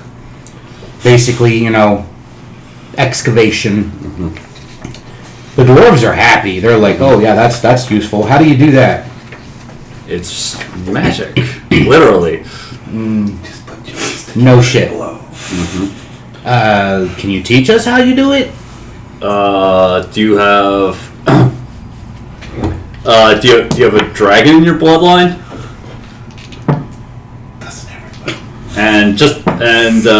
Nope. And being super keen on gold doesn't count. So Oh, yeah, you can go fuck yourself now. I mean, do you not want the help? Yeah, I want the help, but I don't need the sarcastic comments or the insults about my culture. I'm not insulting your culture. Just because I like shiny stuff doesn't mean anything. Okay. The dwarves just walk off and go back to what they were doing. It's so insulting. We're done. Okay. I'll just keep. H is always getting your job. So as you are doing that, you, sir, can give me a percentile roll. I will let you use inspiration. Other people at the table can use inspiration. And before you tell me the total, because you guys really rush dice rolls, it drives me crazy. Sorry. The DC that you're looking for is to determine whether or not if you uncover one of the resources of the land, you're looking for a 90 plus. 98. Confirm? No, I watched you drop it. You see this bullshit? Okay. Alright. Well, Good job. Here you go. 2 down. So Where to go? you cannot roll a 2, a 6, a 7, a 9, or a 10. But I need you to roll a d12. Oh, a new resource. 11.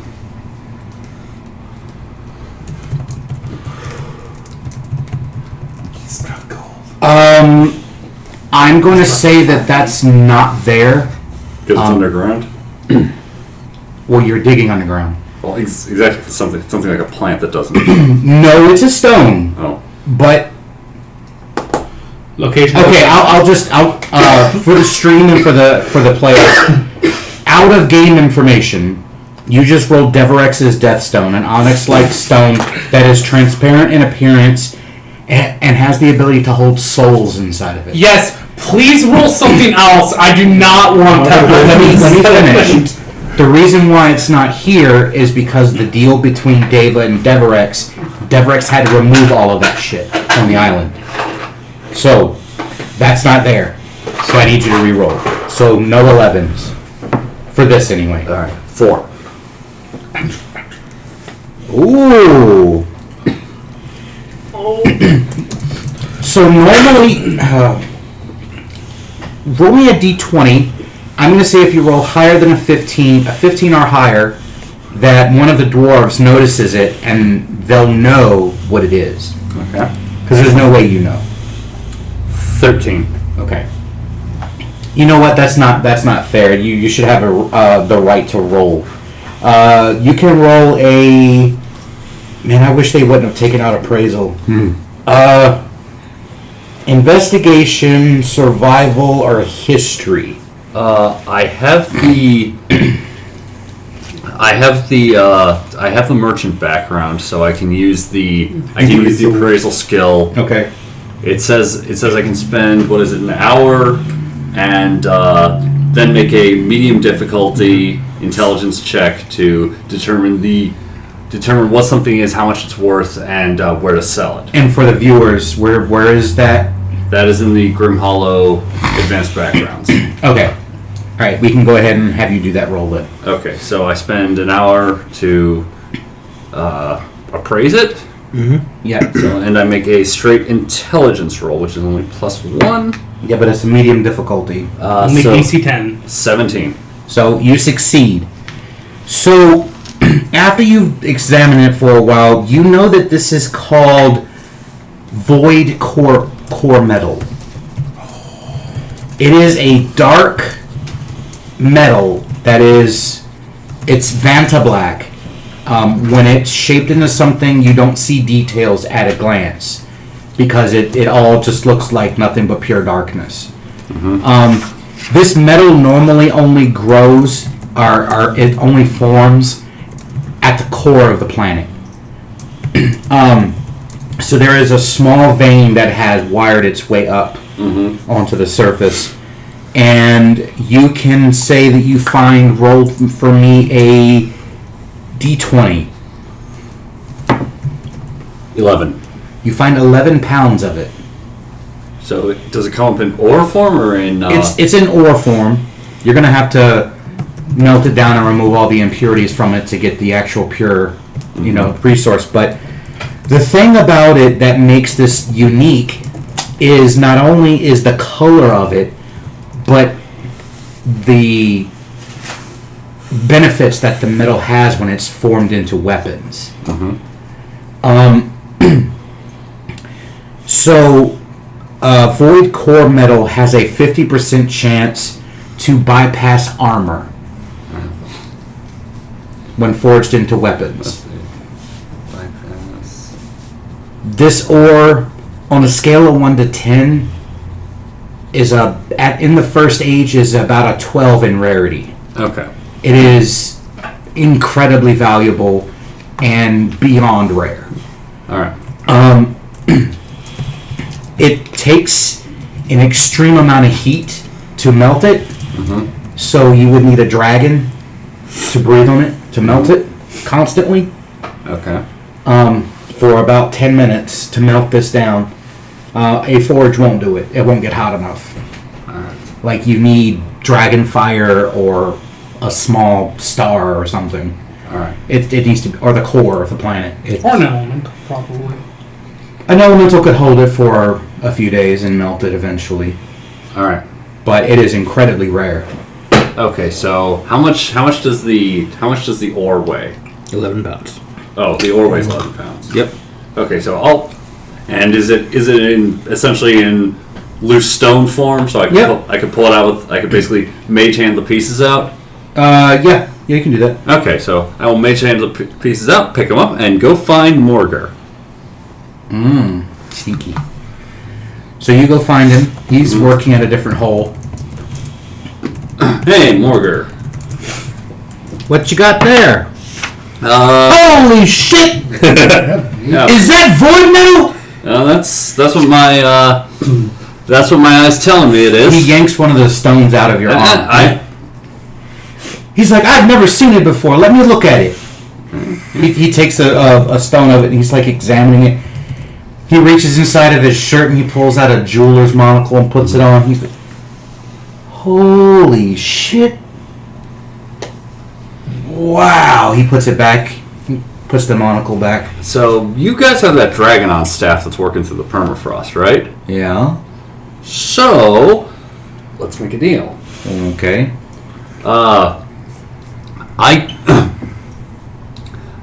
I found this, so it's mine. So Salvage rights, yes. So I give it over to you.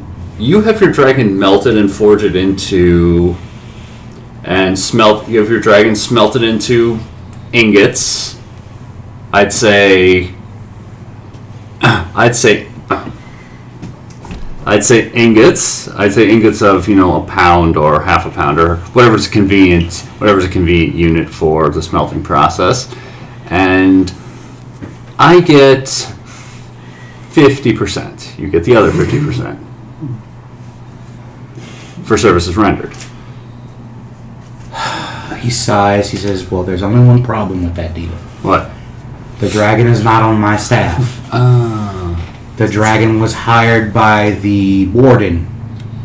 So Technically," he looks irritated. He goes, "Technically, you could just go get him to have the dragon do it, or you could ask the dragon yourself, for that matter." yeah, I don't actually know anything about smelting metal. I don't know how to refine out impurities because I assume that just make it into a liquid. So you want me to supervise the process, and that's how I'm getting 50%.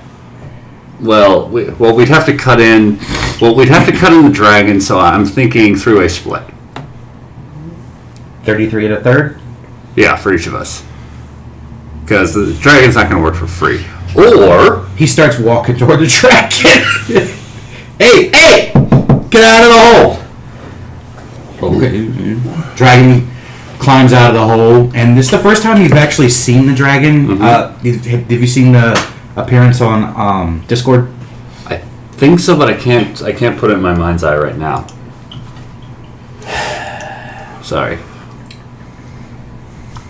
That was under NPCs, right? Yes.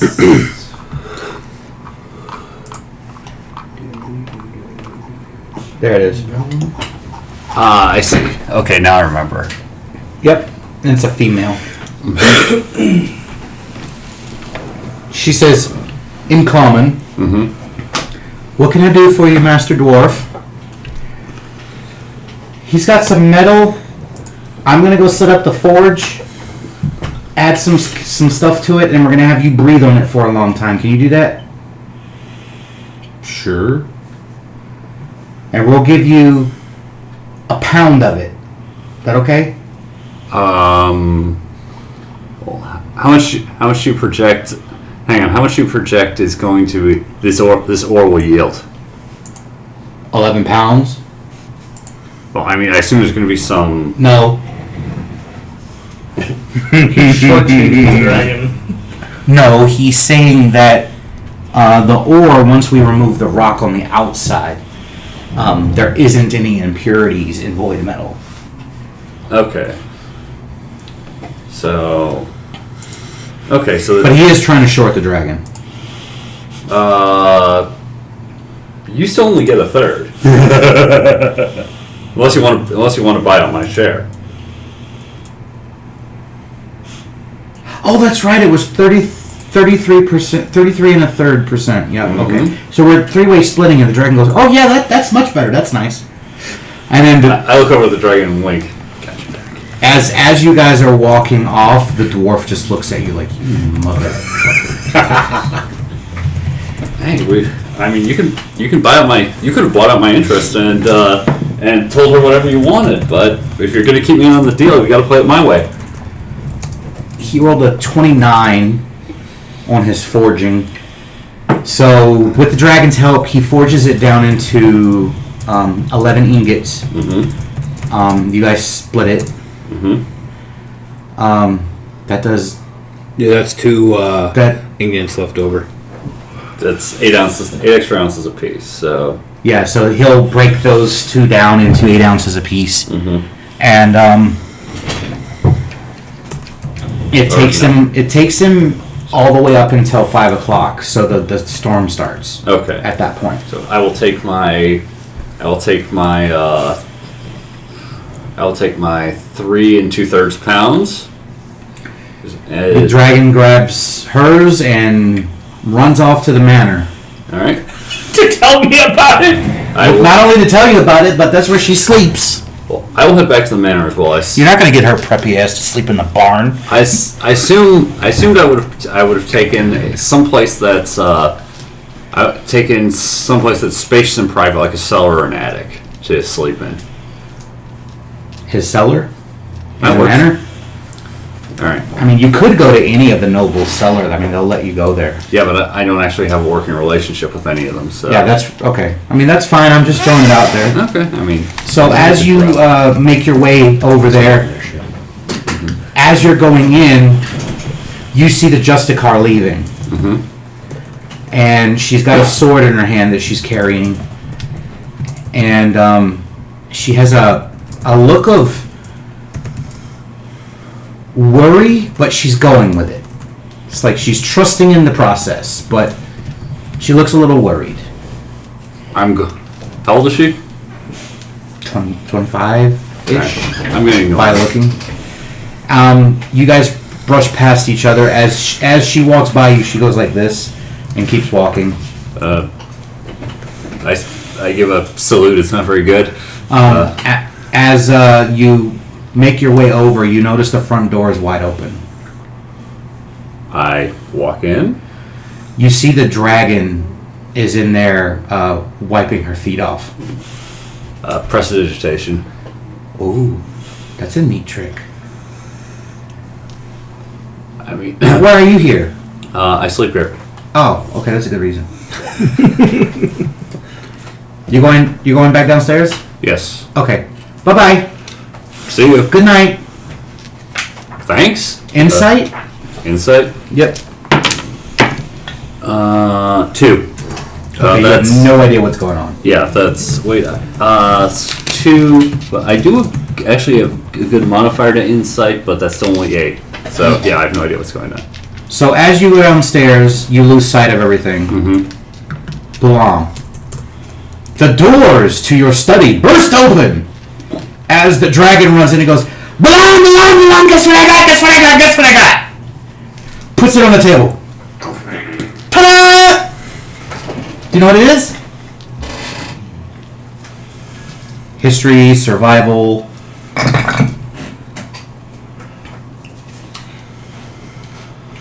$16.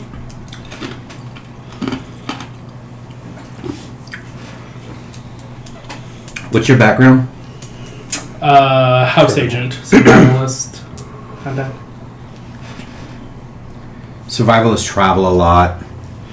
I'll say with your traveling and who your mom is, I'll say you've heard about it, but you've never seen it. Read about it in books, I'm guessing. Yeah. Is that void core metal? Yeah. Where'd you find that? Oh, H found it when he was helping them move Earth. And me, him, and the dwarf split it 3 ways because only I could melt it. You found raw material. Yeah. It was a very small vein that was coming up in the ground. It must have been leaking out from the core for, God, a long time. What do you intend to do with this? I would like to exchange it for gold for my hoard. Because it doesn't have value for me. Alright,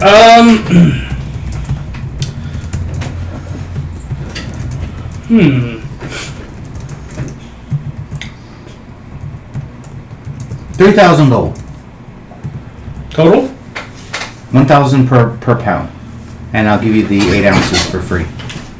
It would actually be because I made a mistake.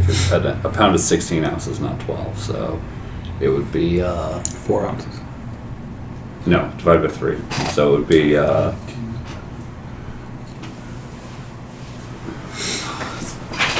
3 pounds in how many ever ounces? yeah. Would you be willing to do 2,900 gold? I'll do 2,000. You can owe me 1,000. Give it to me when you have the liquid or the extra money.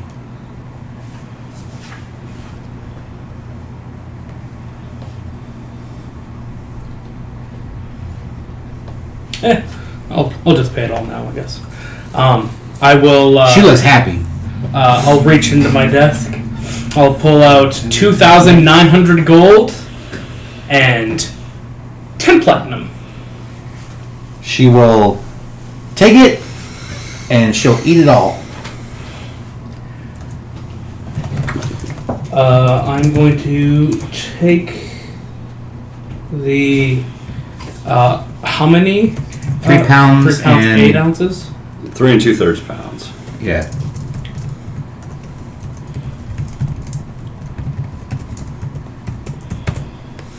I thought it was 3 1/3 pound.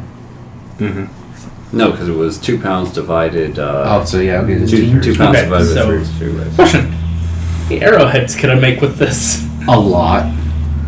Or one really big one that you couldn't fire. I mean, trebuchet. I mean, not trebuchet. Ballista. Scorpion. Ballista. Ballista or scorpion. Could get some 6 scimitars maybe. So I'm gonna go back to H. Okay. So you go downstairs. What is it that you'd like to do for the rest of the evening? Well, first thing I'm going to do is prestidigitation, light all the torches. Make sure that you use control flame to make sure they flame up nicely. Oh yeah, they're nice and lit. So I should have done this earlier. But unfortunately we were too busy for my ring. Soldier. The wind starts to blow in the room. The candles kind of flicker, and all of them kind of tilt at a 45-degree angle. And you see the wind come out of the ring and swirl in front of you and start to form into a djinn. And you see a wind genie in front of you. I It goes like this. Yes, master. You don't have to. I take a bow. You must be Andisel. I am. You must be H. I see the connection of the ring works both ways. Yes. So What is it that I can do for you, master? please don't call me master. It's weird. What is it that I can do for you, H? Actually, I didn't have anything specific in mind. I just honestly, I just wanted someone to have an intelligent conversation with. He just drops his jaw and stares at you for a second and goes, I'm not really used to that. He will float over to the desk where you're sitting, and he'll sit on a chair made of air. So, what would you like to talk about? Is that void core metal? That is One Piece. Oh no. I mean, I don't. I've got very limited use for it. All I'm gonna do is turn this into money. I mean, I can exchange it for money if you'd like. Are you sure some of your other companions won't need it? There's more of it floating around. I'll sell a pound to you if you'll give me a decent rate. He says, well, I know the Tao would pay a heavy penny for this. Yeah, but the Tao are assholes, so Yeah, but if I could overcharge them, it's beneficial for me in the long run. fair point. So, I'll give you 1,500 for the pound. well, because of my appraisal, I know what it's worth. So Yes, it's worth probably about 5,000 per pound. Can you do 1750? Wow, you're gonna go that low out of game? Yeah, I'm trying to build a good relationship with him, Okay. and I got it for Well, basically free. So Out of game, I rolled a 2 for his appraisal, so he doesn't know what it's worth. So he's not trying to scalp you. okay, But anyway, he goes, yeah, I could do that. here you go. There's a 1 pound ingot. He takes it, and you see him go like this, and it disappears out of his hand. Back to the elemental plane of air. Yes. So, what would you like to talk about? Perhaps would you like to talk about that spirit that was on the ship? Spirit that was on the ship. The one that was haunting the druid? Yeah, the druid's always getting involved with something weird. Well, I mean- You know he's still underwater? Is he? Oh yeah, he's down there talking to a weird species of, mini leviathan, I guess you'd call him. Well, I mean, if he hasn't drowned yet, I assume he's got it under control already. He's a sea elf. They don't drown. As I said, if he That's like saying I can't breathe. I'm made of air. He goes like this.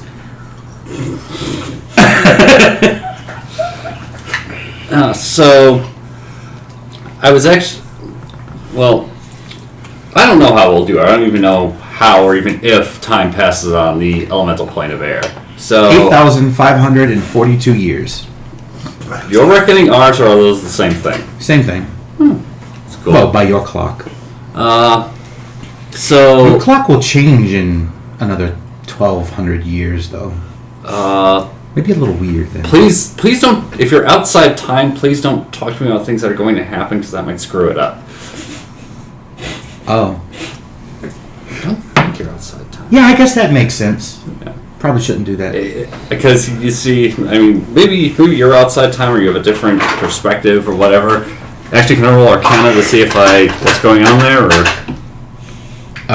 Sure. 14? Not a great roll. I have no idea. Okay, well, He says, well, I mean, you do have a fortune teller in your camp, so I figured... yeah, but fortune tellers are usually just so much hokum. Beware a dark stranger. No, she really knows her shit. But you see, but remember the thing I said just Okay. If you see the future, Yeah, but there is that other argument on the other side of the table that says that if you know something's happening, you have the opportunity to change it. mm-hmm. Which means you have a warning. That's like me saying, hey, don't go outside right now because there's a fucking blizzard going on. Except the blizzard is happening in the present, so Yeah, but what if I said it 3 hours ago? fair point. Which one of your companions did because he knows how to tell the weather. Mm-hmm. So, does that make that wrong? I didn't say it's wrong. I just said it's inconvenient. I just think it's inconvenient. Inconvenient. How...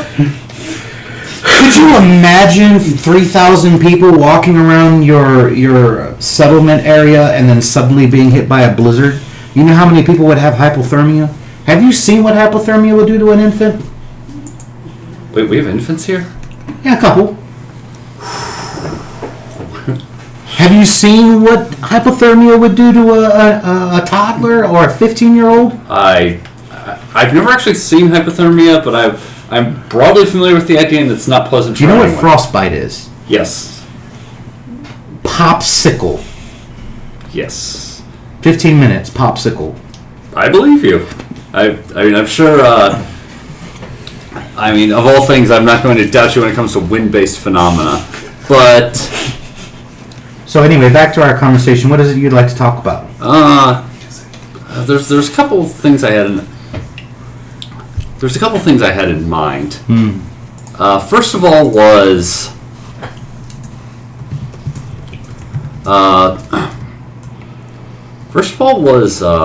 dragons. Do you know anything about them? I don't know if you have them over. I don't like talking about dragons. It's inconvenient.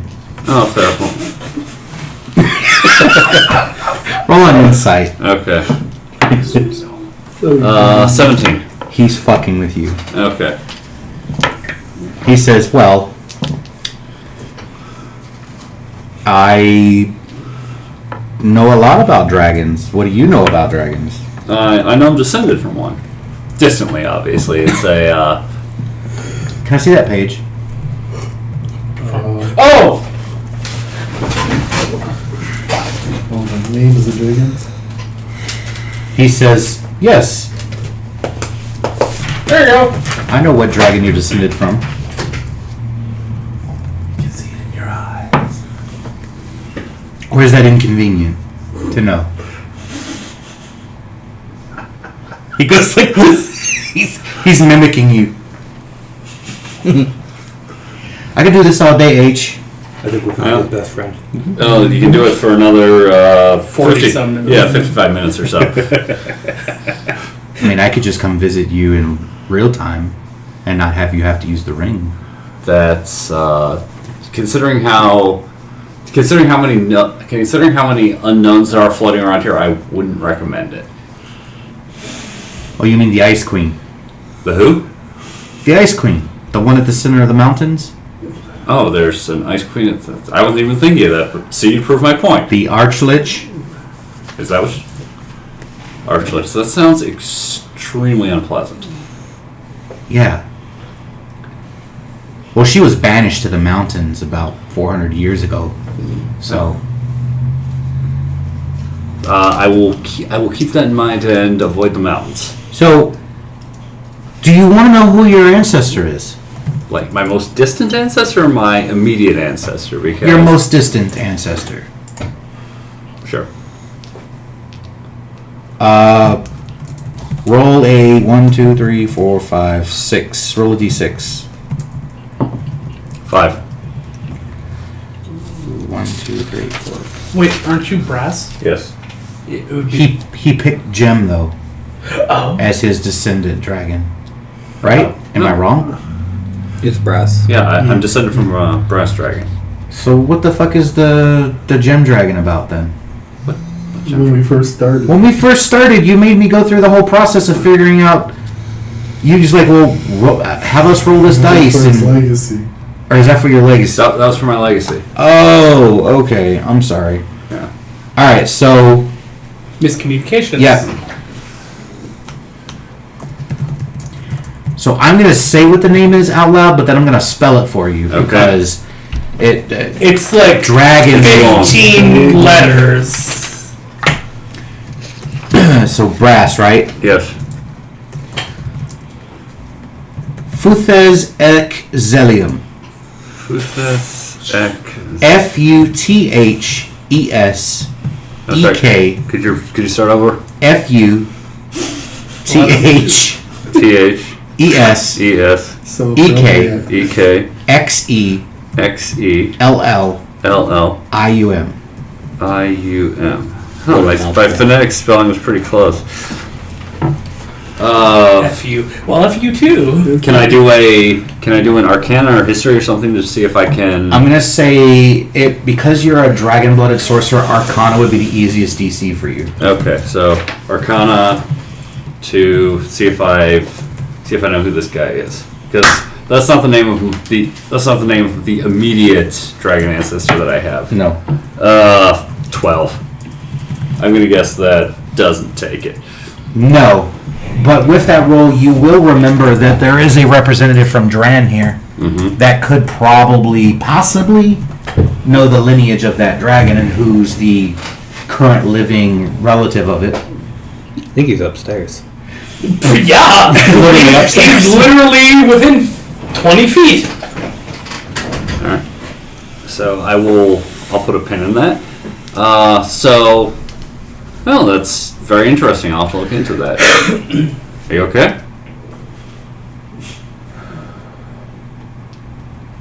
Is Ron okay?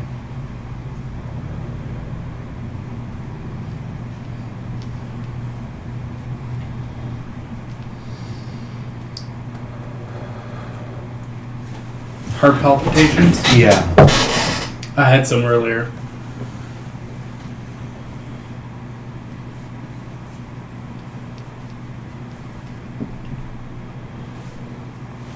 Put your fingers right here, Josh. I don't feel anything. You don't feel that? No.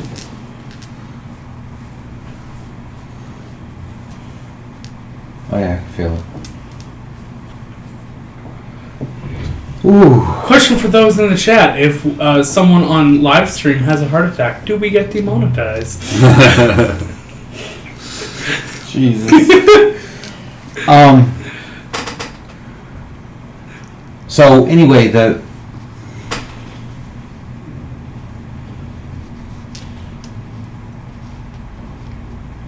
Do you need to take a break? Rob, will you do me a favor? Yeah. In the bathroom, in the cabinet, there should be a finger monitor for heart rate. Do you need to take a break? If it doesn't stop in a minute, yeah, for sure. It's still fluttering. You know that feeling where it's like, This wrong. yeah. You know, like when you go to swallow something and then it gets stuck and then it slowly moves down. Yeah. Mm-hmm. It's like that, but with my heart. Did you go to the ER? Hopefully not. I'd rather not spend my weekend in the hospital. I agree. All right, I'm gonna pause. And That's a good idea. I should have done that already. I wasn't thinking. And more important things.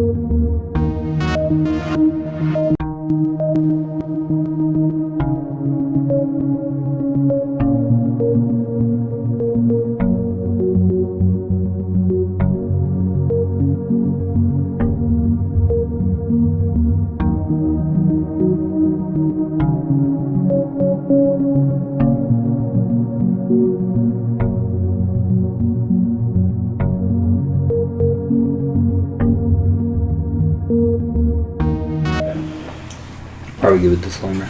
All right, guys, we're back now. Sorry about that. I was having some heart palpitations and had a heart monitor that I grabbed, and I didn't grab. Rob grabbed for me. Took a hit of my rescue inhaler. Hopefully, it calms me down. Anyway, back to what we were discussing. You were having a conversation with the Jinn, and you got probably around 40 more minutes with him or so. Okay. So, with this Excellion, I'll look into that. So, what do you want to talk about? What's your favorite topic?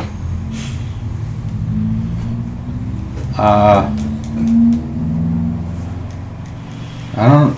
No one's ever asked me that before. In 8,000 years, no one's ever asked you what your favorite topic is. I am.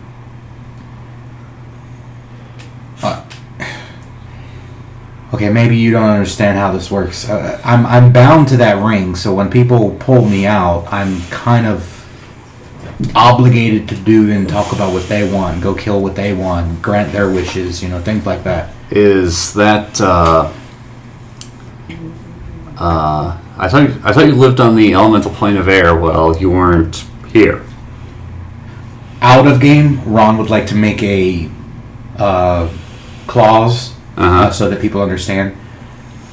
Tao, Ifrits, Djinn, nerds, they can go back and forth, but if they're bound to an item, they're the equivalent of a genie in a lamp. Okay. So they're magically trapped in that item until they're pulled out. Oh, that sounds horrible. And he is usually they're bound in there for a reason, like to grant wishes, to hold information, to act as a bodyguard and pulled out when they need them, things like that.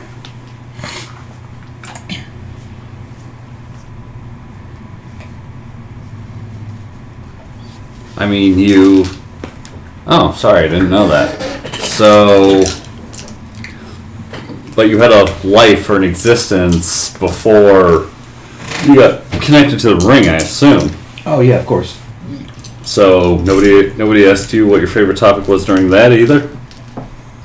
Well, I mean, thankfully the Archmage that bound me to that ring allowed me to pick 1,000,000 books to take in with me. And I have all my personal possessions and stuff like that. So I have my own collection of stuff. So it's connected to sort of a pocket dimension or sort of a appendage of the elemental plane of air?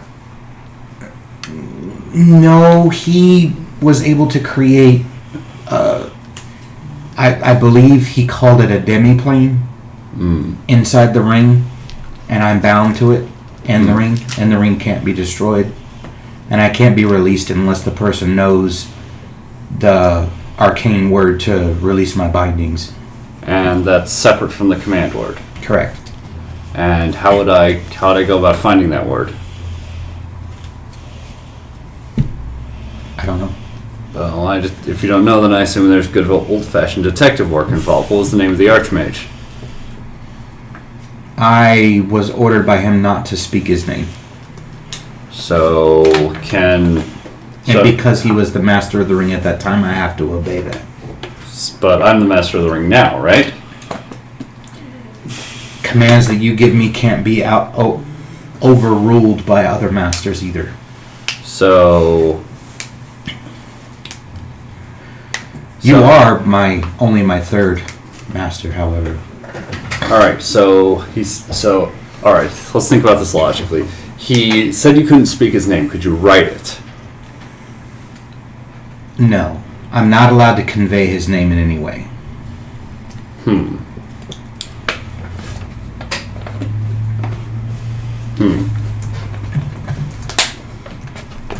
All right. Can you describe him? No. So beyond the simple fact of his existence, what information about the man who created the ring can you I can't. Okay. So how about the second master? Did they give similar orders, or can you tell me about them? No, he didn't. All right. So tell me about him. His name was Faustus. He is a archmage for Icemorr. Is present tense? Well, he's really old, so I would assume so. Icemorr Archmage. Alright. Now it makes sense why he knows about. He was very nice, inquisitive, very nice to talk to. He used the ring long enough to get his 3 wishes, and then off I went. A bit flatulent. All right, so fastest me. So when are you wanting your 3 wishes? So what are the rules for the? I mean, I actually wasn't expecting wishes. In homage to Robin Williams, genies in my world that grant wishes do it just like that. So the He third. can't make someone fall in love, he can't bring someone back from the dead, and you cannot wish for more wishes. And they're monkey paw. Monkey paw, yes.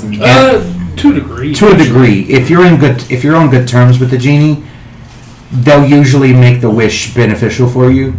If like you were pissed off in a freak or something, and you ask for a child, you're gonna get like some weird Chest burster. mutated creature with Down syndrome and 15 other medical conditions and maybe lives for 5 minutes. You get a child of a dragon. That Dragon's coming for you.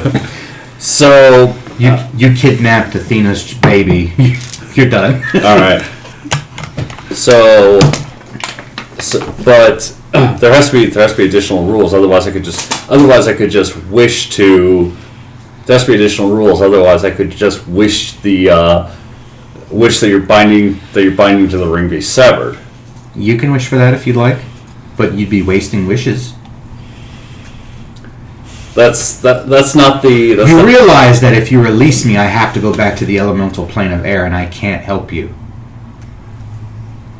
I mean, I didn't turn the ring on looking for a servant, so I'm not super hung up on the health part right now. So you're just gonna give up on at least 2 wishes. I didn't say that. I'm not crazy. Well, that's what it sounded like. Well, what I'm trying to establish is that I can't release you without the special command word that the creator of the ring, whom you cannot name, describe, or otherwise. Or you could wish me released. But what I'm saying, so I am establishing the fact that wishes circumvent all those. That the wishes do have the power to circumvent all those restrictions previously placed. Except for the bringing something back from the dead, making someone fall in love, or asking for more wishes. All right, so those 3 rules are the only ones that. Those rules are absolute. All right, and as far as interpretation of the wish, that's up to you. Correct. Okay. So, what do you know about magic?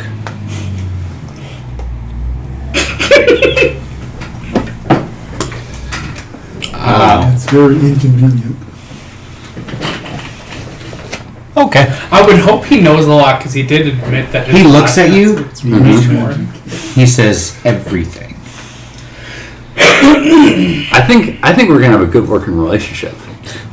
He says, I was even alive during the time when epic spell levels were available before the goddess of magic stripped it and limited the spell castings. That seems potentially useful, but if you can't do it anymore, it's kind of academic. No, I can. Let's call that not now. Okay. I'm pretty sure that that spells, beyond mortal ken are that way for a reason. So. Well, you have to be able to cast the magic. I mean, if you're just a 15-year-old boy trying to cast a 12th level spell, you're going to make a pate. I'm 18, but I take your point. Do I look that young? I was using an analogy, H. What's Fair. your first wish? I can smell that you've cooked one up over there. No, I haven't. I want to talk to you because here's the thing. Lies and slander. Because if I actually wished for what I wanted, I'm pretty sure my brain would explode. It depends on how you received it. Exactly. So word your wish properly. But interpretation's up to you. Of So course. Can we just talk about it? Theoretically, what would be something you would want? Just don't use the word wish. I'm trying to develop a hypothetical. I'm trying to develop a hypothetical shell for a spell. Okay. By shell, you mean... I mean, sort of a, how do I describe this? A metaphysical container whose properties I can adjust. What I'm trying to do is come up, because I have a task that's been assigned me to figure out how to come up with new spells, and one of my compatriots has also taken it upon himself to work on the metaphysics of changing how existing spells work. The trouble is that a lot of that spells tend to fall into familiar patterns. So I'm thinking if I can essentially create an unformed spell that I can subsequently create formed iterations of. Think of it like I'm trying to find a piece of magical clay, not literal clay, but something I can shape into a number of different forms in order to create. He goes like this. Our time is short. Mm-hmm. So let me go ahead and explain to you what it is that you're looking for. Mm-hmm. You're looking for quintessence. That is what you're describing. Mm-hmm. Quintessence is raw magic. It is the equivalent of what humans would call clay. Alright. Quintessence? Quintessence, when held in your hand, it's fueled by your imagination and intent. If you want it to have A, B, and C property but do Z effect, then that's what it'll do. Because that is the nature of raw magic. It is limitless in potential. But the trouble I'm having is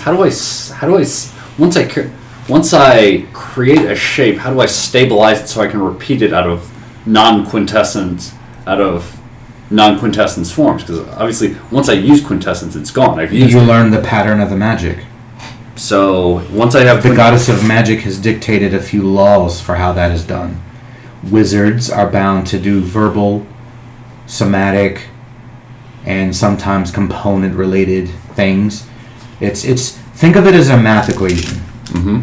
You have to have 1 and 1 to have 2. Mm-hmm. So you need to create a formula or stipulations that would make the spell activate. So since you would be working with what we'll use the word clay, Mm-hmm.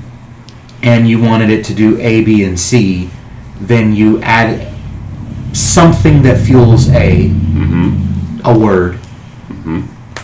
something that fuels B, a hand gesture, Mm-hmm. and C, pocket lint or earwax. Something that means to you what it is you're trying to have it do. So the more elements a spell contains, the more complexity or the more components that you need in order to The more restrictions reify it. The more restrictions you place upon a magic spell, the more powerful. I see. And I assume How many times can I cast it? Who can I cast it on? Where can I cast it? What do I need in order to cast it? Mm-hmm. How elaborate is the ritual I need to cast it? Did you say when yet? Yes. Oh, okay. spell level. All right, but without quintessence, this all remains hypothetical. In order for you to obtain what you're trying to do, you need quintessence. Okay. You need a raw source of magic. That is going to be tricky, and I assume that devising a spell and then stabilizing it in a physical object, a magic item, for lack of a better way to describe it, is simply an advanced application of that. Correct. You bind the magic to yet another form of restriction into an item. And in order for you to have the effect, you must attune to the item. Mm-hmm. So items that require attunement are usually more strong because it limits what you're bound to. It limits how many other things you can bind yourself to, which shows the item how important it is to you. Like the ring. Yes.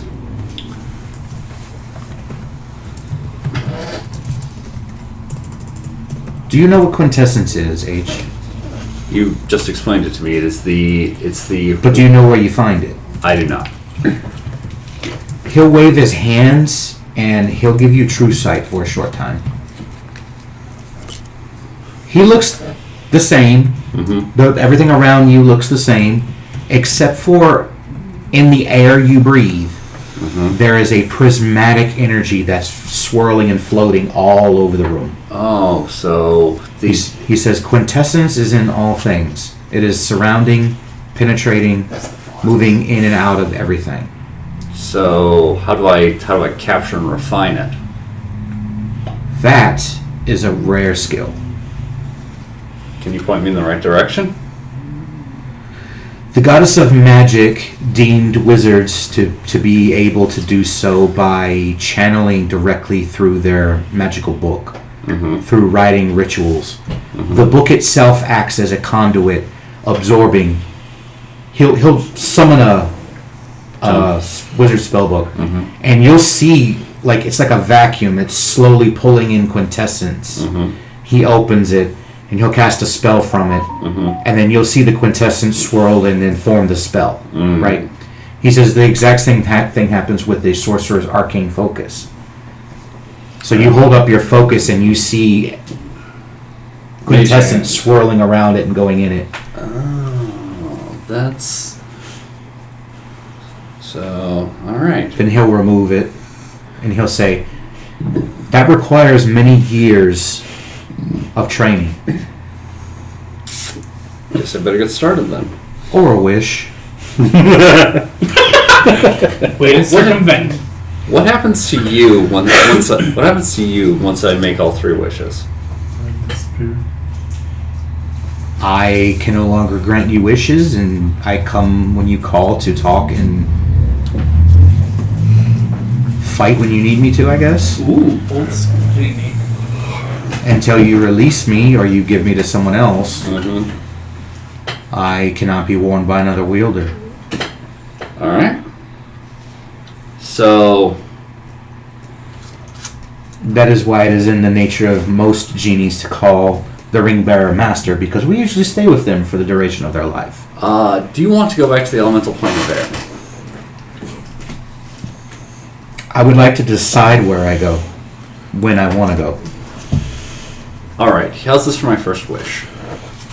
I wish that the demi-plane to which you return when you are not here at the Ringbearer's summon have a connection to have a door that connects it to each of the elemental planes, so you can go where you want when you're not here.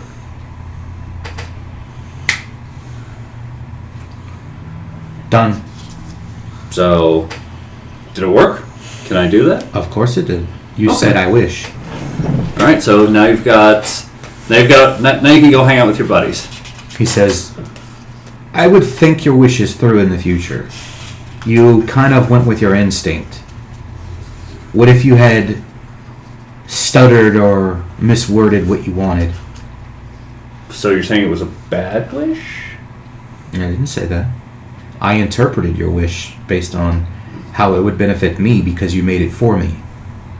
That's So what- now I have an infinite amount of doors in my demi-plane that I can go anywhere I want. I said to each of the 4 elemental planes. But you also added at the end so that I can go wherever I want. Oh. I thought I'd fin- is there like a verbal period I can put to specify the end of the wish in the future? Be quiet when you're done talking. Instead of rambling. Did I break the universe of the demi-plane by adding infinite doors to it, or No, oh good. because it was a wish. I mean, how do you have infinite doors? Where do you put them all? I just open the door and it goes where I want it to go. Oh, fair point. That works. It's like that closet Oh. door in Labyrinth. Oh, thank God. The other way. Mortal minds cannot comprehend infinity. If you think about that crap, it's mind-boggling. Well, that's why in Magic they just use arbitrarily large. So out of game, are Yes. you planning on making any other wishes with him during No. this summon? Okay. So I'm going to wrap up this. You and him are going to conversate for a while. He'll talk to you more about quintessence, and he'll talk to you a little bit more about magic, and then after the duration of him being there, he's gone. All right. Right before he leaves, I'm going to do an insight on him. Okay. 11. He's excited. He can't hide it. Okay. He's so excited. Okay. And he poofs. Okay. All right. I call that a good step 1. He can go anywhere now. Yo. So after 5 o'clock, after all of your meetings are concluded, you are in your study by yourself. Yeah. I'm concerned. First thing I want to do, I'm gonna go find H. Belong's like, I need an adult. You're gonna go find H? Yes. Not the answer. Do I find? I go to his room. What at my time? house. What time? It would be about 6 p.m. Like 6? Yeah, sure. Okay. You hear a knock at the door while you're talking to the genie. That's when we'll do the insight and dismiss him, just so we don't have continuity problems. Okay. Yeah, that makes sense. All right. That's probably about accurate too. All right. I'll maintain the door open. Hey, what's up? Hey, so we have something that's going to be coming here. I just wanted to give you some stuff for in case things happen. Wait. We have something that's coming here. What's something? The Ice Queen of this continent is sending a champion here. Oh, I heard about this one. She's some kind of lich, right? Oops. That's news. That's new news to me. Alright. But yes, I haven't had a chance to give this to people in the group, but I wanted to give these to everyone. What are they? Snow goggles, crampons, and snowshoes. Just regular. These are items that are actually useful in the cold weather. Alright, so Like the goggles don't stop you. The goggles stop you from having disadvantage in blizzards Okay, so they. for like perception and survival and stuff. Okay. The crampons prevent you from slipping on like ice. But yes, I had a chance to.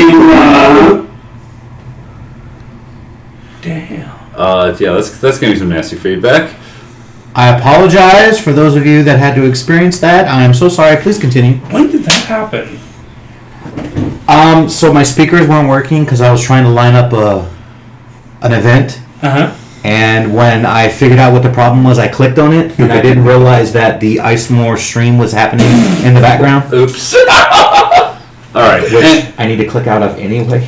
And there's some of that time paradox. But yes, crampons prevent you from slipping on ice. Alright, so. And snowshoes make it so if you're traveling on snowy, basically difficult terrain, your speed is not cut in half. It's not difficult terrain for you. So crampon, snowshoes, snow goggles. Yep. So I'll add this to my winter gear. Yep. Alright. So what's the skinny on this thing that's showing up? I don't know. I know absolutely nothing about this thing. Well, you know it's coming, so I do know it's coming. Well, how do you know it's Genie appears. She's a lich. She's sending her champion. Well, you said she's bound in the mountains, so she can't show up in person, right? She can't, but her champion can. Okay, but that's okay. This is Oh, from that ring. yeah, he's a genie. I probably shouldn't tell you his name because you know genie rules. So You're smarter than you look, he says. thank you.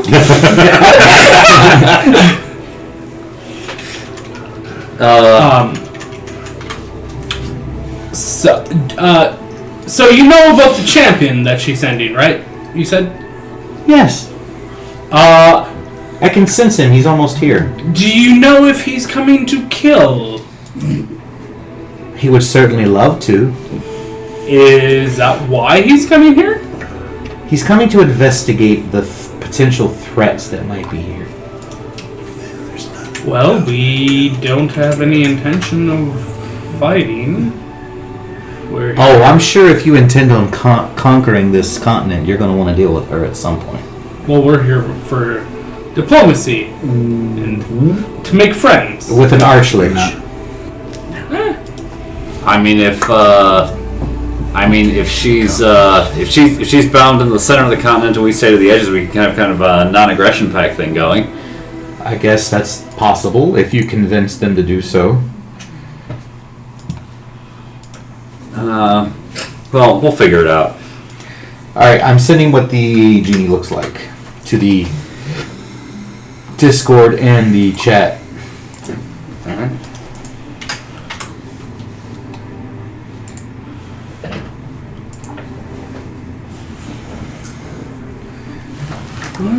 Infinite cosmic power! Space. Great, now Disney's gonna sue us. Hey, look here, Disney. I love Robin Williams. I will always quote him. You can go fuck yourself. Woo! We're talking to. I'm sorry, was that? What? Oh, I saw this. Oh, I have to say this. I'm sorry about squirreling off topic here. I don't know. I don't normally squirrel off topic, but I saw the most amazing and most genuine act of kindness on TikTok that I think I've ever seen, and it's related to Disney. So Winnie the Pooh was standing next to Mickey Mouse, and Winnie the Pooh was naked. And you know how Mickey Mouse has normally no shirt on, but has the Mickey Mouse pants on. Mm-hmm. Well, this Mickey Mouse had his red vest on, which you have seen him wear before. He took it off, and Winnie the Pooh put it on, and that looked just like his shirt. You get it?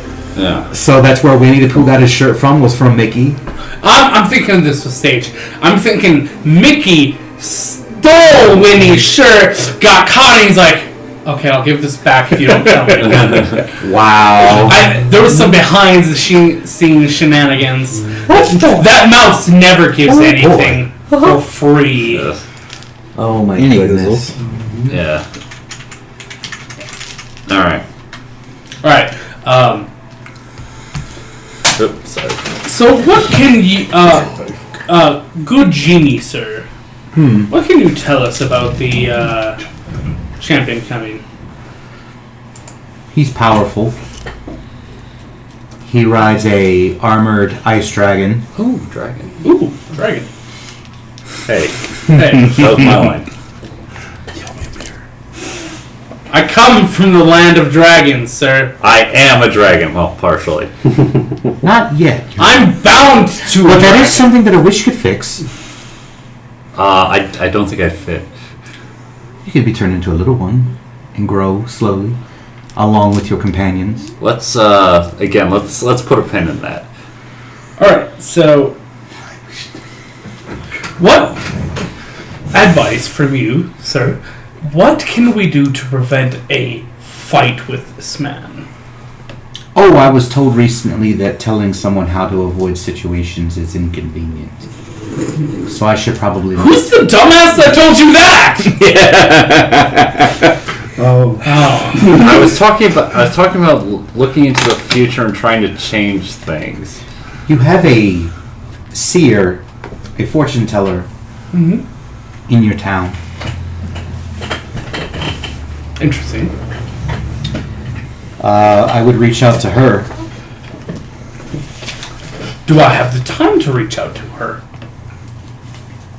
Yes, he'll be here tomorrow. Oh, okay. I thought he was going to be here within, like, the next, I don't know, hour. Her name is Madame Cello. Madam Cello. Cello.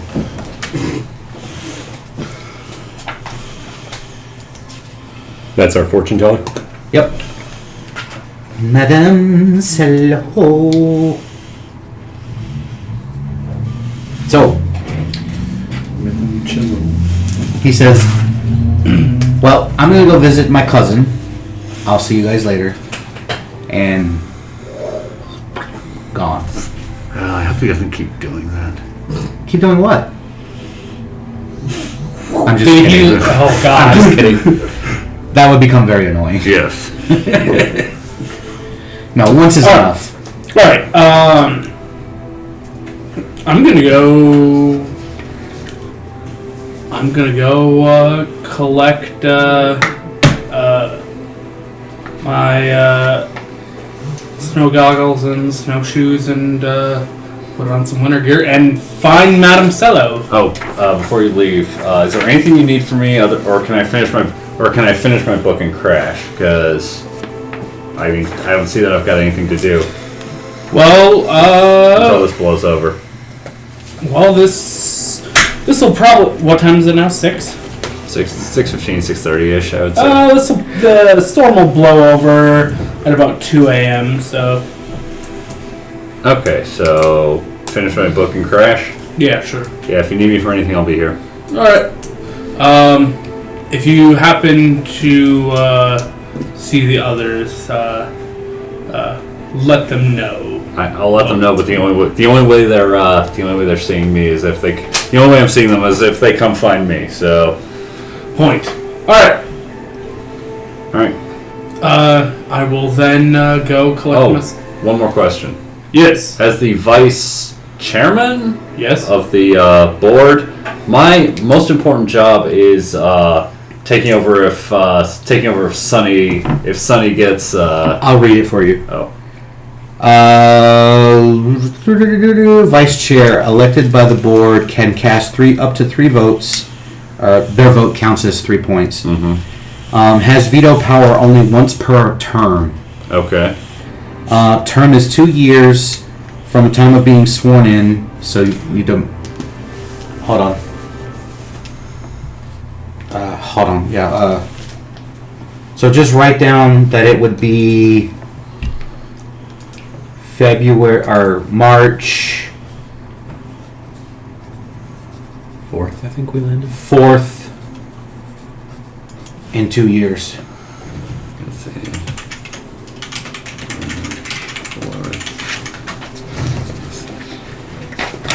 And it says, serving directly underneath the chair is the vice chair. This person is often next in line to become the chair and serves as the board's leader when the chair is not present, such as during official board meetings, organizations, or questions that need to be answered.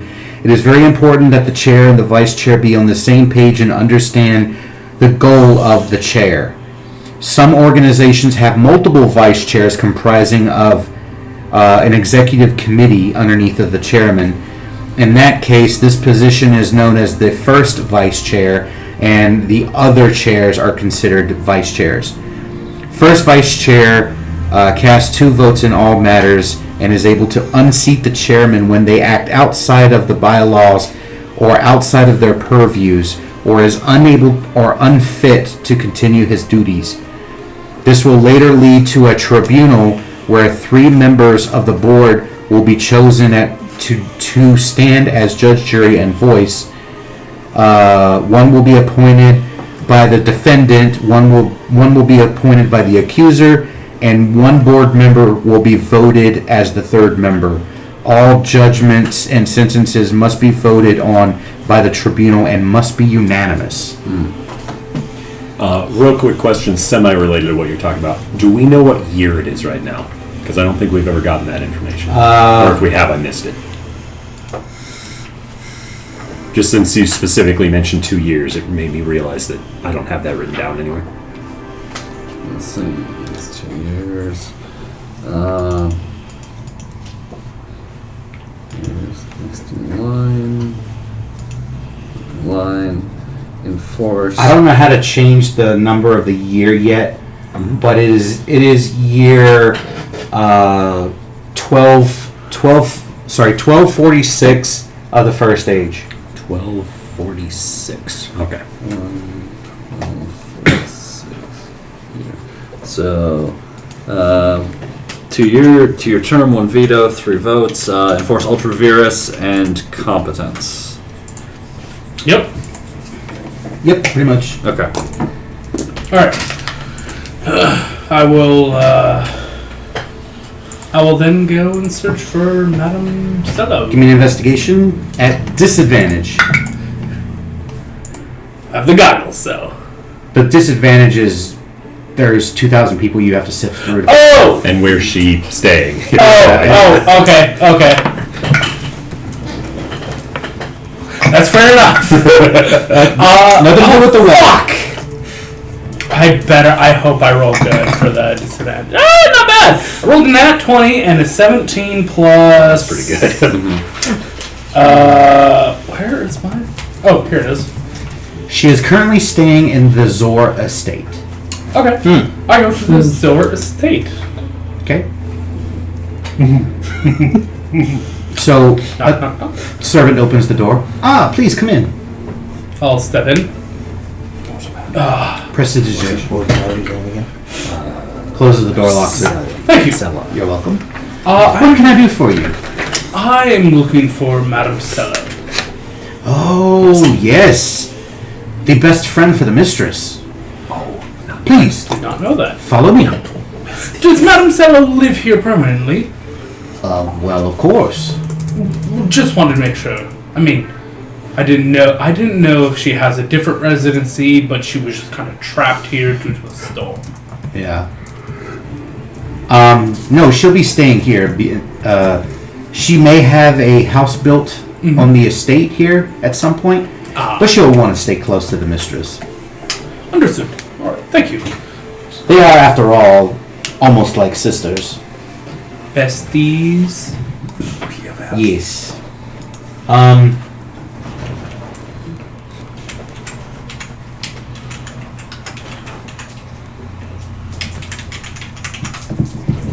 Ow. Tola just ran over my own toe. Ow. You okay? Yeah, I'm good.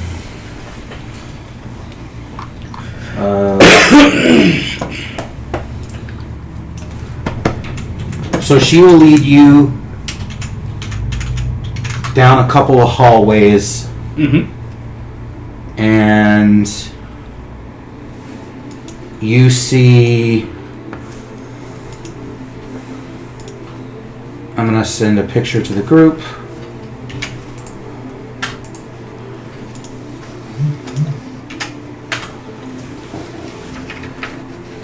Her sitting at a beautiful table. She's got three legendary crystal balls sitting in front of her, a tarot deck, some bones, and you notice that this room has a very weird tingly feeling from it. It's like you can feel the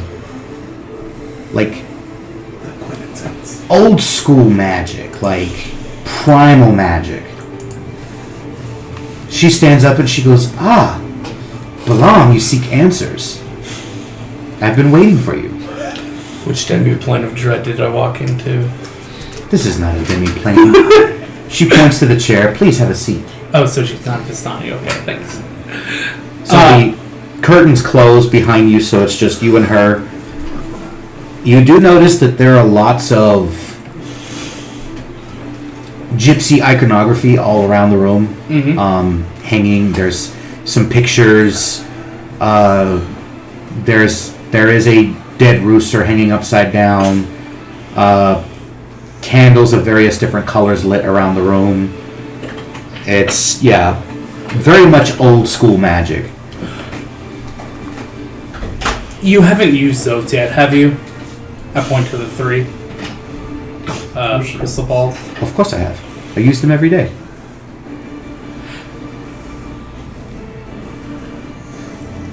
I see. I understand now. You're concerned about the Ice Queen. Yes. These three orbs were given to me by the goddess of magic. They cannot be interfered with. I am A lot her, better than mine. I am her daughter, after all.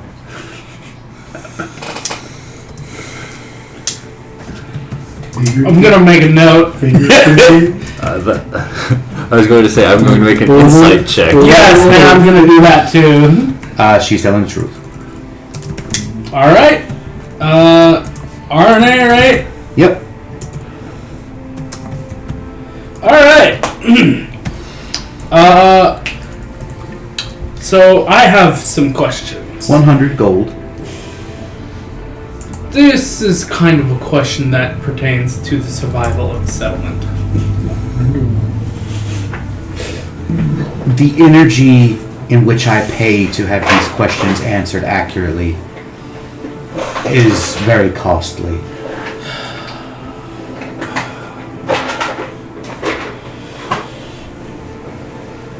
A favor at a later date will suffice, if you don't have the funds. I have the funds. You don't think that 100 gold is worth the answer? Yeah, I'll take out 100 from. I will write her. Can I write her like basically check Yes. from the treasury, Yep. kinda? It's called a banknote. This is in regards to the survival of the frickin' settlement. So I object. I find you in treason. Wow, Jesus Christ. so yes, so I give her 100 GP. She says, pick an orb. Out of game, I need you to roll a d3. A D3. Mm-hmm. Not that one. I rolled a 2. So 1. No, I So if the 2 out of the D3. if the crystal balls are in a triangle shape, the one to your far right floats in front of you, Ooh, wonder which one that is. and you see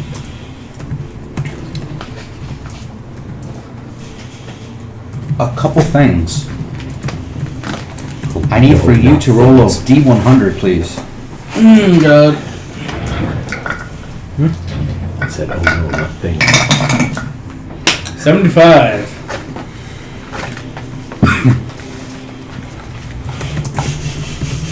Here comes the bullet points. Oh, 3 How you pages doing of way notes. down there? So, season 3, Under Hopefully this the surface sea. is- or you said 75, right? 75. See the first part? That's really weird that that's what the wording is. So, You see Nocturne getting laid. you see snow swirl inside the orb. You are now inside the orb. There is snow flying around you. It is so cold in here, you can feel it to your bones. And you hear a woman's voice say, "Let not the cold enter your heart, for then only love can drive it out." And then you're whooshed away, and you can give me another D100. What is that Disney shit?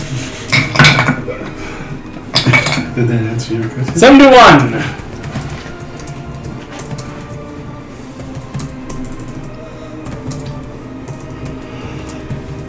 You see, you're standing above the town, and you see these massive wings of this dragon flying, and you hear the woman's voice say this: "Steel your heart, for darkness is ahead.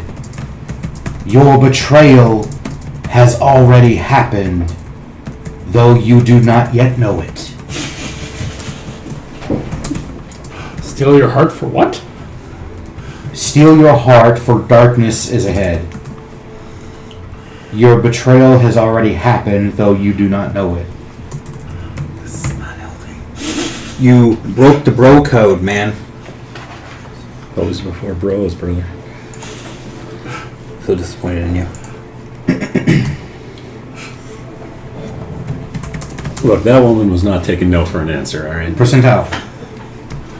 1 second.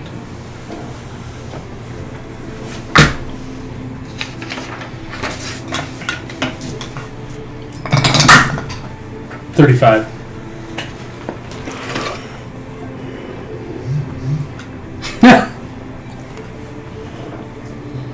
There's something about the heart again. Oh. This is 35. Come on, give me good news. I find it weird that that phrase is in there. Give me good news. You hear the female's voice again. "Beware, young mouse, for the lion is thorned." I have already come with an interpretation that might be extremely useful. But Does it have anything to do with Saint Jerome? no. It's probably something to do with dragons. Again.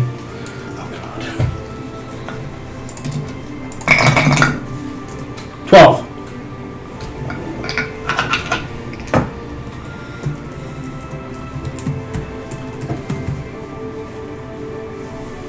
You appear in a throne room. The throne room appears to be made out of nothing but ice. The columns are blue ice. The rooms drawn all over has a neon glow to them. The throne is currently empty. Off to the right of the throne is a very large 15 by 10 mirror that is on a tripod that is holding it up. It is very ornate, surrounded with ice crystals all the way around it. And you see the fortune teller's face in the mirror, and she says, You are not the fairest. "Gaze through the cracked window, and only then will you see clearly."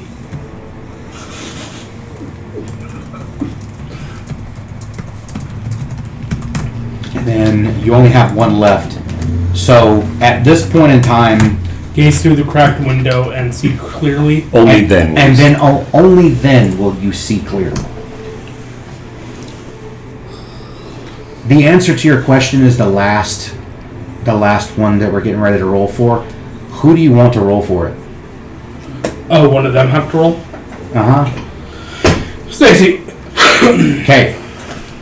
you determine the For fate. this one, the world, you know, So percentage? Or? this direction is positive. Okay. This direction is negative. Okay. Okay? Percentage? Yes. 68, no, you won. The female voice says, "The rider upon the armored worm will want tribute. His business drawn elsewhere. Mice are inconsequential to him."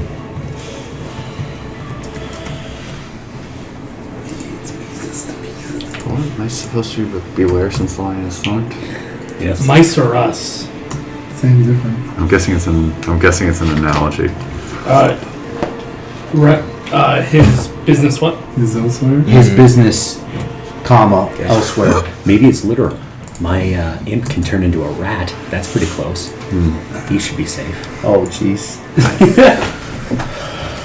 And then you'll pop out of the orb, and that orb will float back down.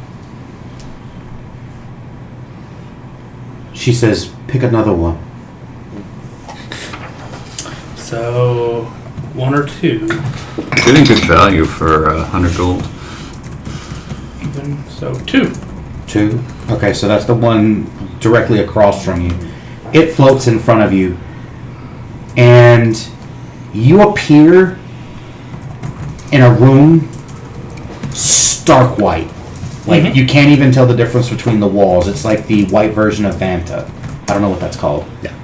It's, you can't see the creases in the walls, but you're in a cube basically. And straight in front of you is 3 thrones. On the 3 thrones, there is a female sitting on each of them. One is a dark elf, a drow, sitting on a black throne, wearing a black crown. That's the far left. The middle is a high elf, sitting on a white throne, wearing a white crown. The one on the far right is a human female sitting on a red throne wearing a red crown. All three of the voices speak in unison and say, what'd you say? You stand before us seeking to peer into your future. Be careful, for every question may bear pain. You may ask us three, and only three. Speak now, for your time is short.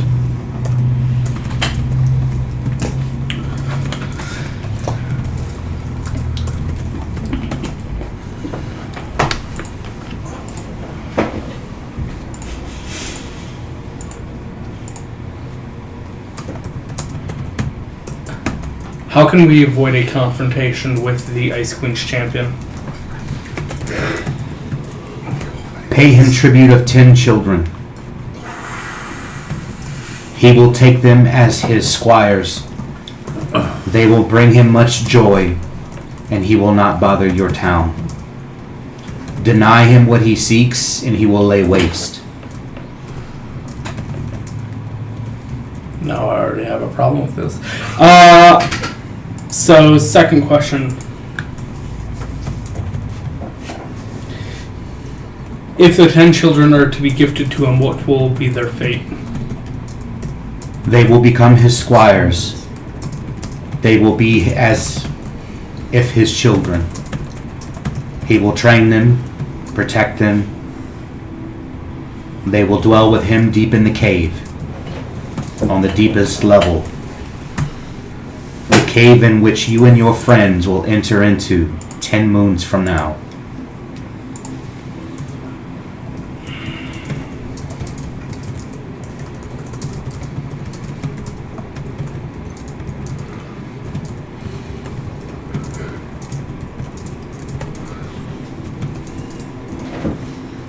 Oh, God.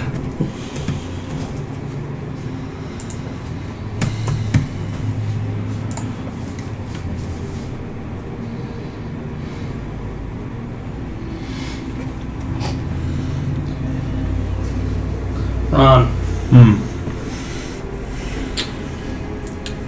Hunter's gonna cash in that sticky note. Do you have a question? Yep. Okay. What is the most important question I could ask them? Ooh.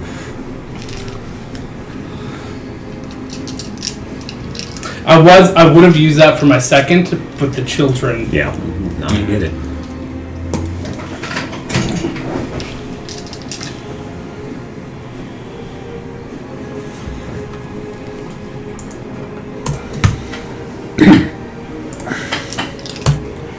I would say something to the tune of, how can I bring peace to the Ice Queen? Or how can I befriend her? Or how can I ally her? Something like that I think would be the strongest, because the snowball effect of that happening would be very, very beneficial for you. For your whole city, to be honest.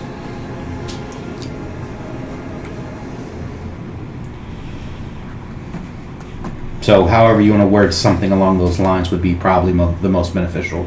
Mm-hmm. Oh! There is another option. What's the source of the aura that's giving her so much power and that's making it so cold on Icemorr? That's a good one. But That would be the other one, but the first one I think is the most beneficial in the long run. Sort of which direction do you want to go? Foundation or source, like Well, also diplomacy or combat. you did say you wanted to survive, so. That's a precondition for both. And I already told you what level you guys can fight her. So Anyway,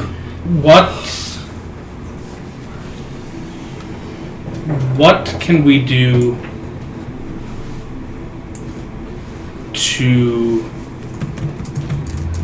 bring or make peace with the Ice Queen? All three voices speak in unison. The Ice Queen has been cursed to her location and forbidden to seek out love. Bringing to her love or companionship would gain immense favor, more so than all the riches of the world. She truly seeks love, true love. Why are you looking at me, Stacy? Well, it can't be me anymore. Because then my girlfriend's going to kill her. Not necessarily true. He's giving me the stink eye.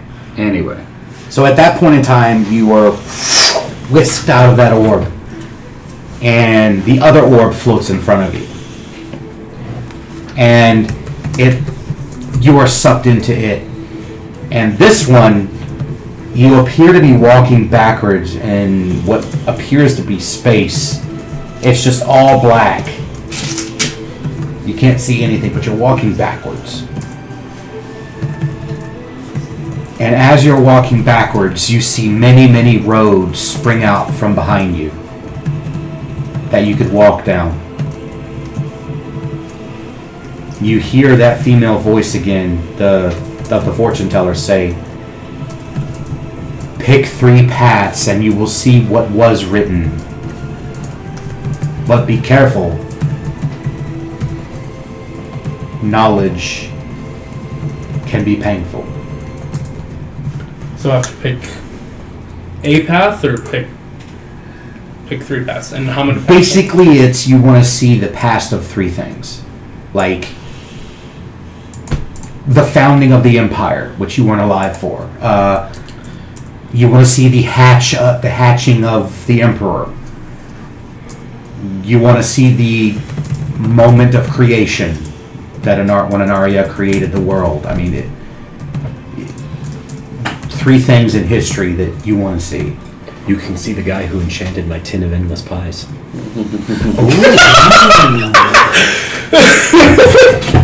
Because you won't. I know you won't tell me who did it. State secret. What time do you work? 8 o'clock, but I set my alarm for 7:25. Okay. First question. Yep.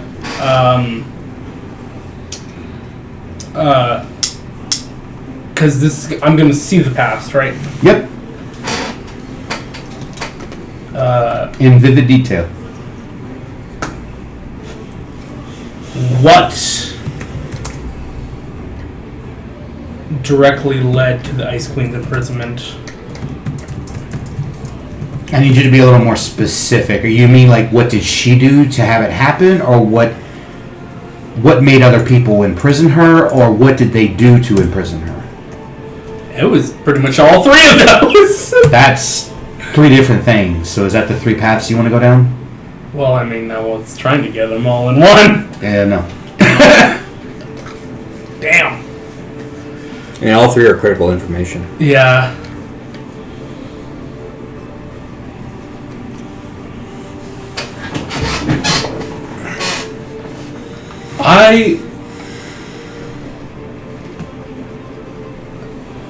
I want to see the ritual that bound her. Okay. So you are whisked away to... You're looking over the continent now. Mm-hmm. So you know where Icemorr is because Mm-hmm. you know to the west of Icemorr, about 100-200 miles, there is a large seal drawn on the ground that is around 1,000 innocent people have had their throats slit and their blood is filling in the seal. And around this symbol you see around 20,000 wizards of the Archmage variety, like at least 15 or more rings on each of their arms. And you see this elven woman in the middle of the seal being held down by an angel, a demon, and what looks like some kind of tentacly creature. You're not really sure what that is. Like an aberrant type thing. Not that kind of thing, more like an aberrant horror. And I got you. and there is a wizard standing in the center, and you know instantly who it is. It's the first Dragon Emperor. He is in history the first Archmage that ever achieved that level of magic on the planet. So he has 22 rings on his arms. At this point, epic magic was the thing. Yes. So he stands in the center and he starts speaking in Draconic, an old dialect of Draconic, but you're able to keep up with it.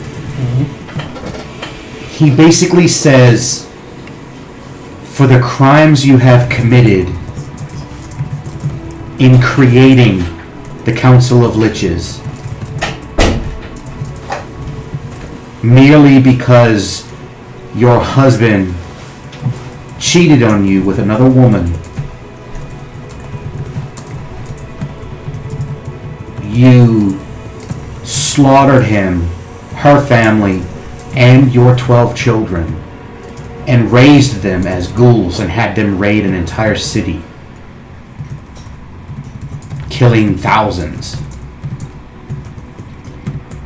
We hereby bind you into this phylactery, and only this phylactery, to whom we will call Winter's Heart. You will be bound to these mountains, never able to leave the highest peak. You will never be able to find peace or move on from this life until true love finds you. You are forbidden to seek it out.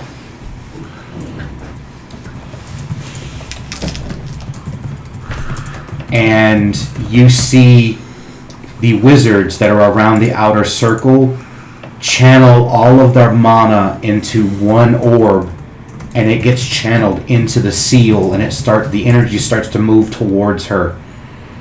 And you see the Archmage, the one that's doing the ritual, he says a few words that you don't understand. You can roll me an intelligence check to remember them.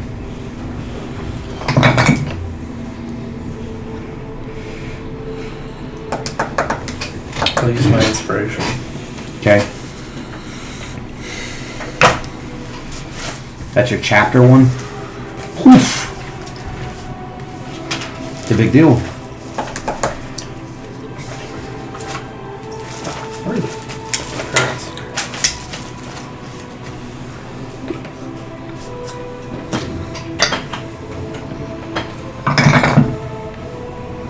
Fucking God. 8. I'll up an inspiration.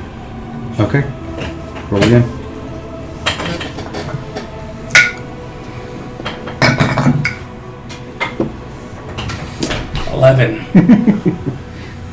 Anyone else?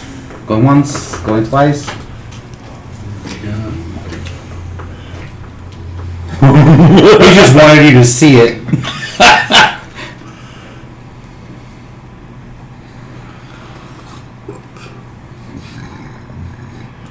Hunter's praying to the dice gods. Do you want a different die?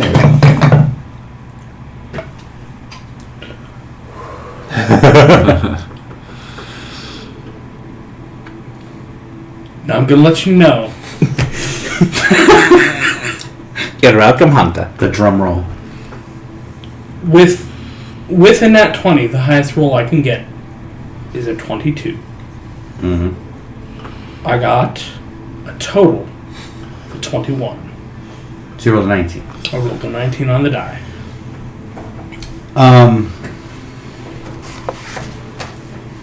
When you remember these words, Mm-hmm. it follows with a general feeling that you don't doubt. The DM is telling you do not doubt it whatsoever. Mm-hmm. Do not speak these words out loud unless you know what they mean. I'm gonna text you something.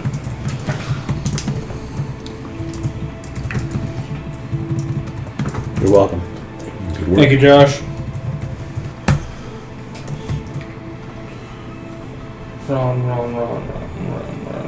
Run. There you are. Run.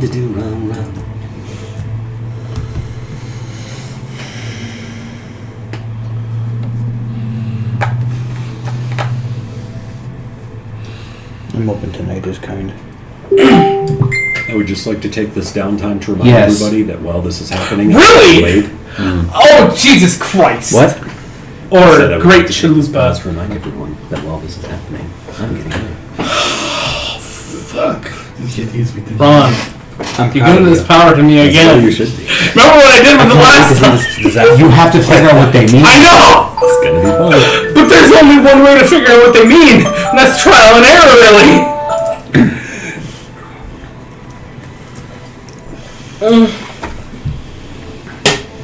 Oh, God.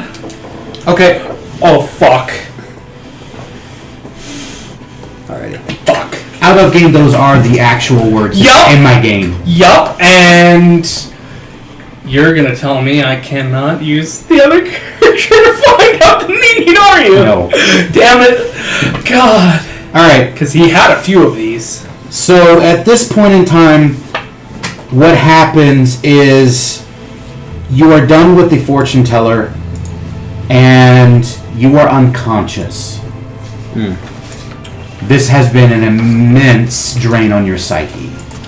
Oh, I'm guessing this one took up the other two? Yeah, you are pretty spent.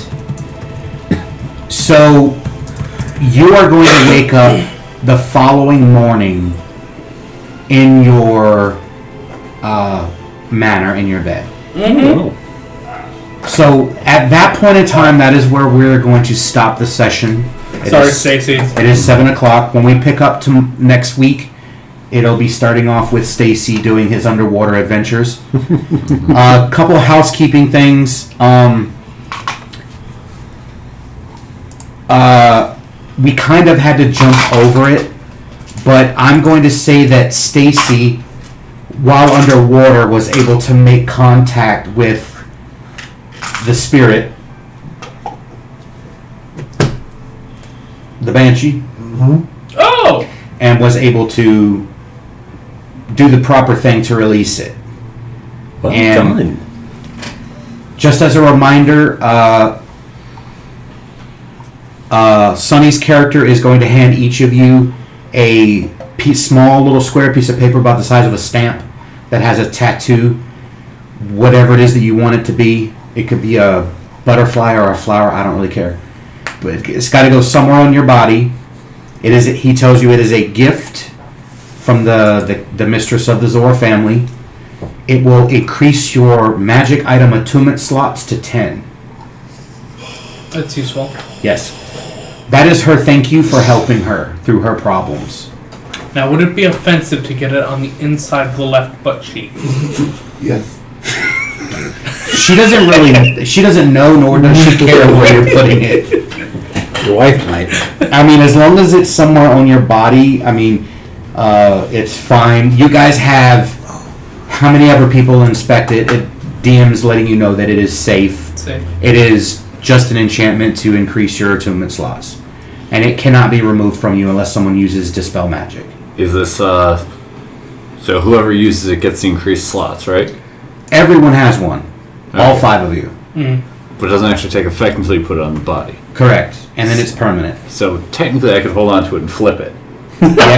Yes, you could. You could! So I'm gonna hold on to it for I now. don't know why you would, because having more attunement slots is very useful. Okay. Strong.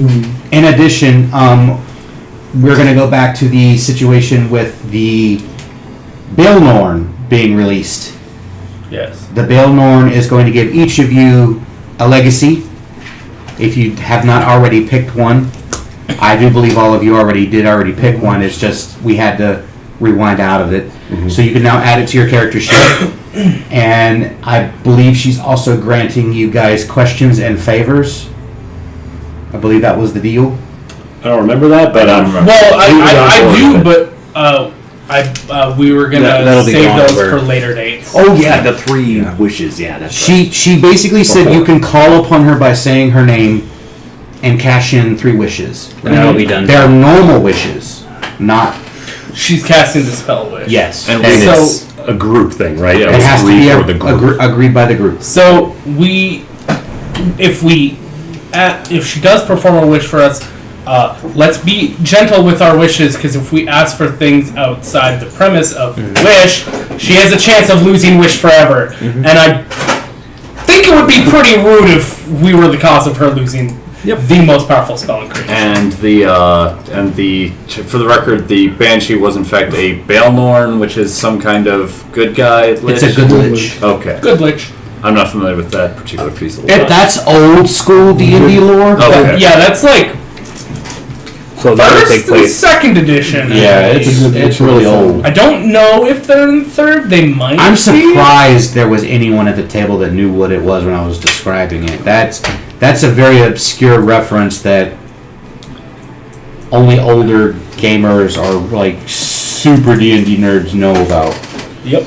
And I say nerd as a Term of endearment. it's a compliment from the heart. It's not an insult or a dig.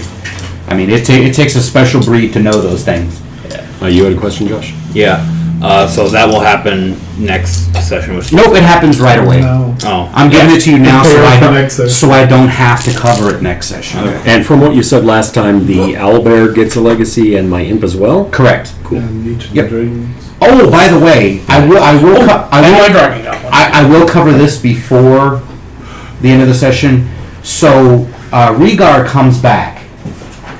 I'm gonna say you used your scrying orb. I was actually going to try to track him down.